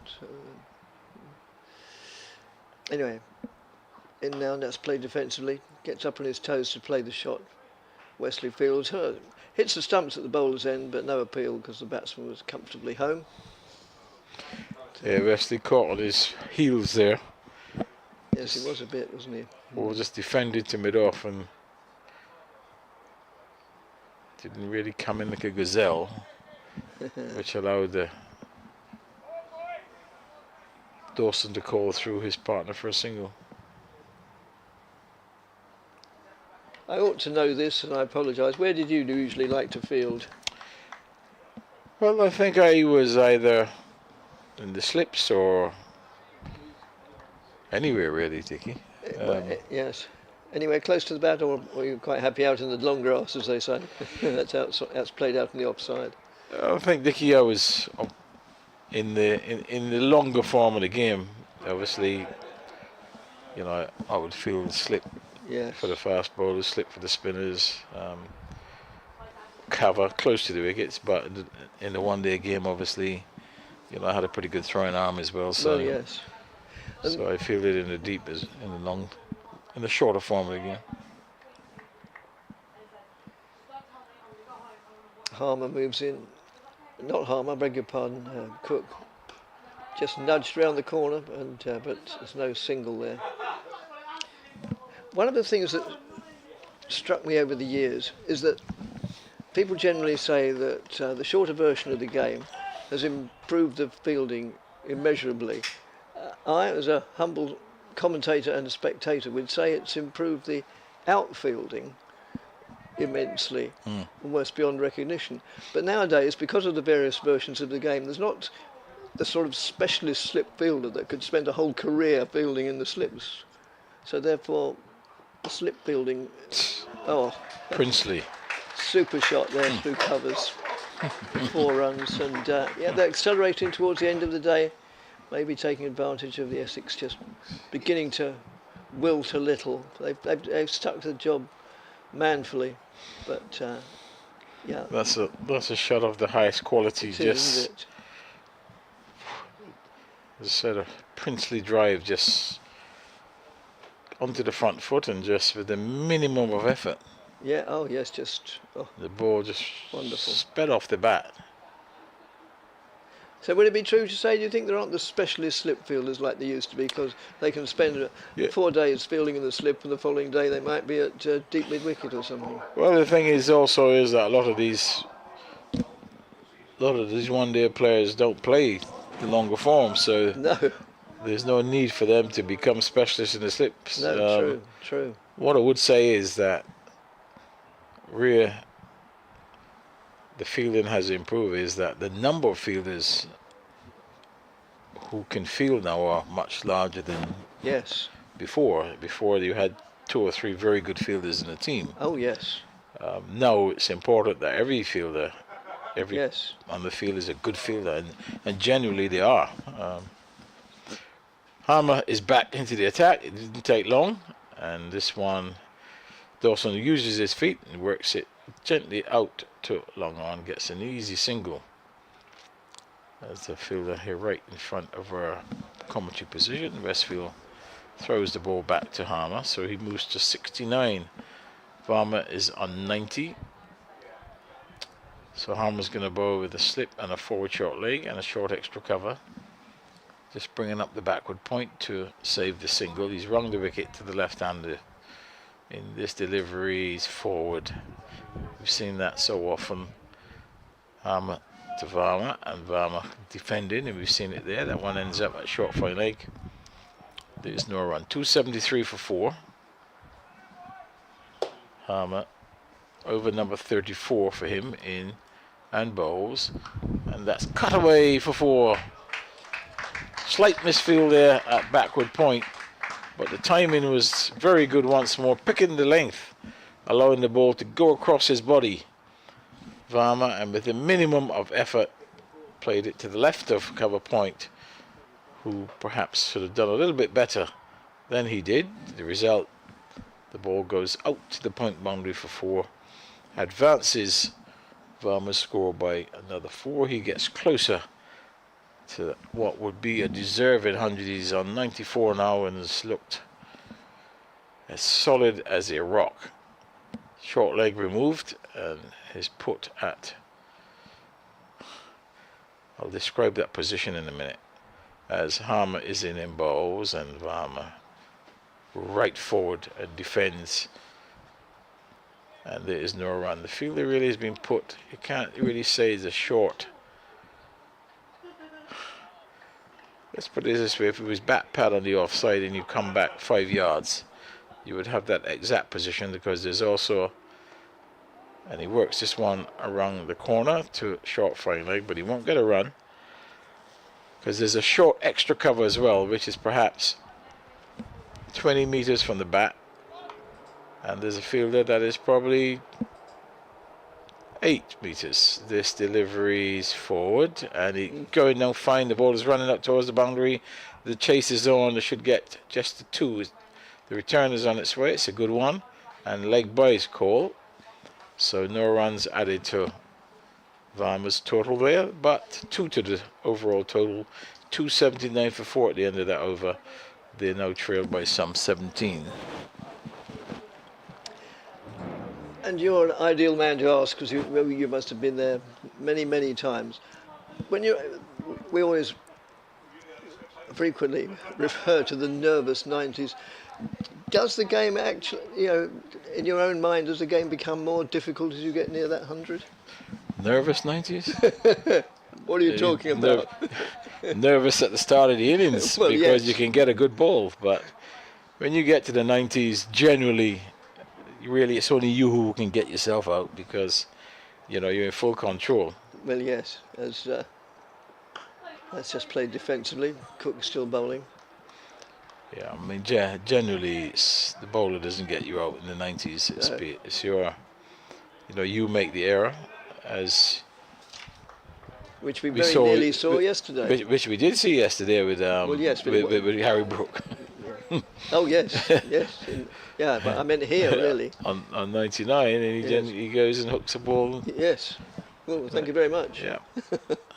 As the next delivery comes in. Ooh. No. Well fielded by Dean Elgar at first slip. It bounced well in front of him, but then he tosses it in the air with sort of mock jubilation. Yeah, little edge there to first slip. But yeah, Dickie, but nervous 90s. It does exist. I would want to be in the nervous 90s every yes. every time I batted. But I can't remember myself being very nervous in the 90s. No. As Cook. Ooh. That run scuttled through a little bit, and in the end, Liam Dawson finished up playing it in a rather ungainly manner, an effective manner, but it certainly kept low. And, he kept his eye on it. That was did. the important thing. But no, when you get into the 90s, Dickie, certainly when I was batting, I felt that I'm thinking big one. I'm not thinking a single or two to get to 100. Oh right, yeah. So yeah. So when you're on, that's just played out in the mid on, yes. So when you're on, say, 96 or 97, you want to get the 100 in one shot. No. I'm thinking 150. Oh, yeah. Oh, yes. But get the I don't care how long it takes to get those four. Oh, my mind is set on a much bigger target. So you're always looking more than one step ahead. Yeah. Batsmen are greedy, basically, aren't they? Well, they should be. Yeah, I mean, you don't. Yeah. Of course they should. Cricket is such a game. Oh yes, I wasn't being critical. Quite the opposite. But yes, you can never get enough. No, I mean I played out on the onside. Sorry. Yeah, my thoughts always was that when it's your day, you've got to make the most of it because you're going to have some pretty horrible days. Yes. In between, and most of your careers, you're going to have more bad days than good. So when you do have a good day, you've got to capitalize on that. So if you're in really good nick, there's no point in just getting barely 100. No. Cook moves in, bowls. Let's just play defensively back to the bowler. I'm going to give Kevin James some work to do now because I'm going to get him to check because to see how many scores beyond, well, up to beyond 150, because of the hundreds that I scored, there weren't many that were just really 100, because as I said, my thinking was I have to cash in here because tomorrow the second innings I can get a good ball early on and get out. Once you're in, make the most. And I'm sure that Varma will do exactly the same. Now he's in. He's got to face Harmer though, no, and he's good delivery. Slowed that one up and turned. And Harmer would be thinking, had I got a back pad then I might have been in business. The ball just went gently out on the offside and it would have gone to the back pad fielder, but he's now been moved 3 or 4 yards deeper. Bows, and he allows this one to spin across him outside the off stump. That one given plenty of air by Harmer. Just bowling around the wicket, just slowing it up, trying to tempt. Here we go, he's done his homework. He's done his homework, so Dickie, this delivery is short and flat, and he defends it out on the offside, and there is no run. Those are your scores. Let's wait for Harmer once more in bowls. That one's cut away. There's runs here. Will it get to the boundary? I don't think so. There is chases on. Snyder gets there and they're coming back for 3. So that takes him on to 97. And at the end of this over, the Kiwi can have a look at what Kevin has produced here. But they're all your centuries. Yes, he's got them all. Well, Cricket Archive, you can just say, show me all the scores of 150 or more. Yes, I mean, and other websites available, although to my mind none as good. Palmer to Dawson, who sweeps. Doesn't quite time that one. The intention was there, picks the man out at short fine, and there's no run. 282 for 4, Dawson 69 and Varma on 97. Varma once more to Dawson in now and bowls, and that's tossed right up, and Dawson comes gently forward, defends on the offside, over completed. Score 282 for the loss of 4, and should be minimum 1 over remaining. Those are greater than 150. Ah, here we go. Yeah, so Kevin Greater James than has got 150. here the scores. Right, so basically the times I got out just over 100 would be 106, 110, exactly 100, 104. But then you see most of the others were, Yes. and 6 of them were over 100, Yes. 150, over 150. Very impressive. Um, And are you I mean, I've spoken to a lot of ex-players. Some of them have an almost encyclopedic knowledge, and others it sort of blurs into it. Would you be able to remember all of those 5 innings? Yep, these ones here I can remember. These ones here for sure. Yeah. The 153 without looking.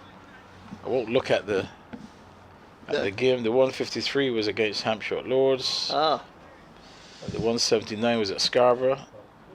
The 173 was at Cheltenham. as Snater finishes off the day from the far end, the Graham Gooch end, and that's played out to Jordan Cox. Yeah, 173 at Cheltenham. The 197 that was at Lords. The 179 was at Uxbridge. 171 that was at Uxbridge. Oh, It was flat there. You still got to score them, Kev. that's right. Well said. As Snater moves in, bowls, swung away for 4 more.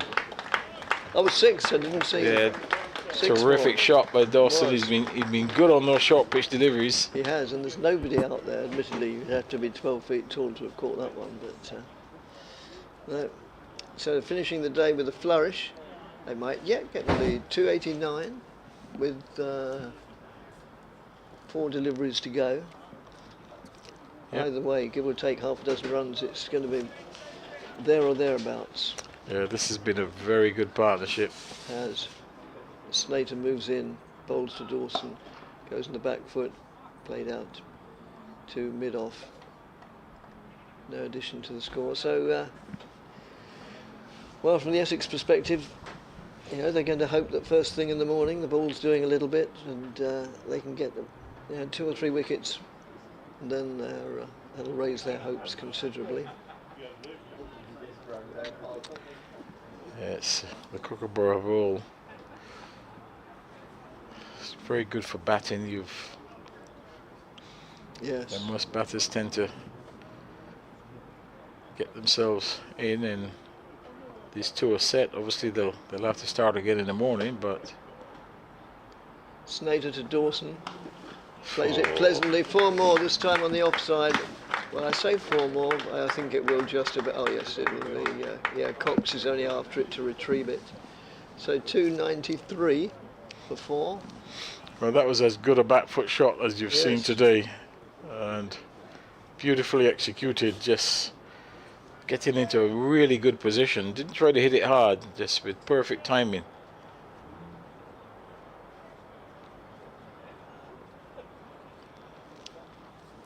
Snater in again to Dawson. Dawson plays that firmly back to the bowler. The bowler feigns to throw it at the stump side. I don't think he was ever going to, really. It wasn't one of those sort of moments. Not that sort of day for those sort of moments. And I should imagine all 22 players, and not forget the most hard worked of all, well, the umpires, they'll be pleased to get off the pitch to the quiet of the dressing rooms, have a shower, have something to eat this evening, and come back tomorrow as Slater moves in. Let's just play defensively. And that, as I think it was a famous umpire called Sid Buller used to say, that gentleman concludes the entertainment for the day. Well, it does, and it's been entertaining watching these two bat, really. Really batted well, complemented each other well. And the innings by Dawson has allowed Varma to just continue in the vein that he's been playing all day, which has been very watchful. And Dawson's 79 really has complemented solid technical innings by Tilak Varma, 293 for 4. So they can feel well pleased, Hampshire, with their performance today. Yes, they can indeed. Yes. But from the Essex point of view, they've stuck to their task, and yeah, they haven't given too much away. Maybe a little bit too much short bowling, but yeah, they've stuck to it, and they will think they're with a degree of justification that they're still in with a chance. Yeah, excellent batting by these two. Yes, it was indeed. Thoroughly deserving of the applause they're getting as they make their way to the pavilion, because they have thoroughly entertained. So to sum up for the day, Essex began on 292, I think it was, for 8, and they quickly, those 2 wickets quickly went. They were all up for 296, and in reply, Hampshire are merely 3 runs behind, 293 for 4, the 4 wickets, Orr for 9, Middleton for 61, Gubbins out first ball without scoring, skipper and keeper Ben Brown 42, Varma not out 98, Liam Dawson not out 79. So an enthralling game of 2 days, which I've thoroughly enjoyed, not just because of the cricket, but because of the company, which has been second to none. And although I'm not working the next couple of days, I only live less than 20 miles away. I think I might have a look in either tomorrow or Wednesday. Well, So you should, thank Dickie, you, and enjoy the day, not having to be under pressure. That's right. By Kevin James. Yes. Oh well. Yes. I mean, that's a joy in itself. Not to have to. Yes, I'll sleep better tonight. So thank you both very much indeed, and thank you listeners for listening. And do tune in again tomorrow, please, just before 11 o'clock, to hear Kevin James and Victoria Polly take you through the day. Thank you.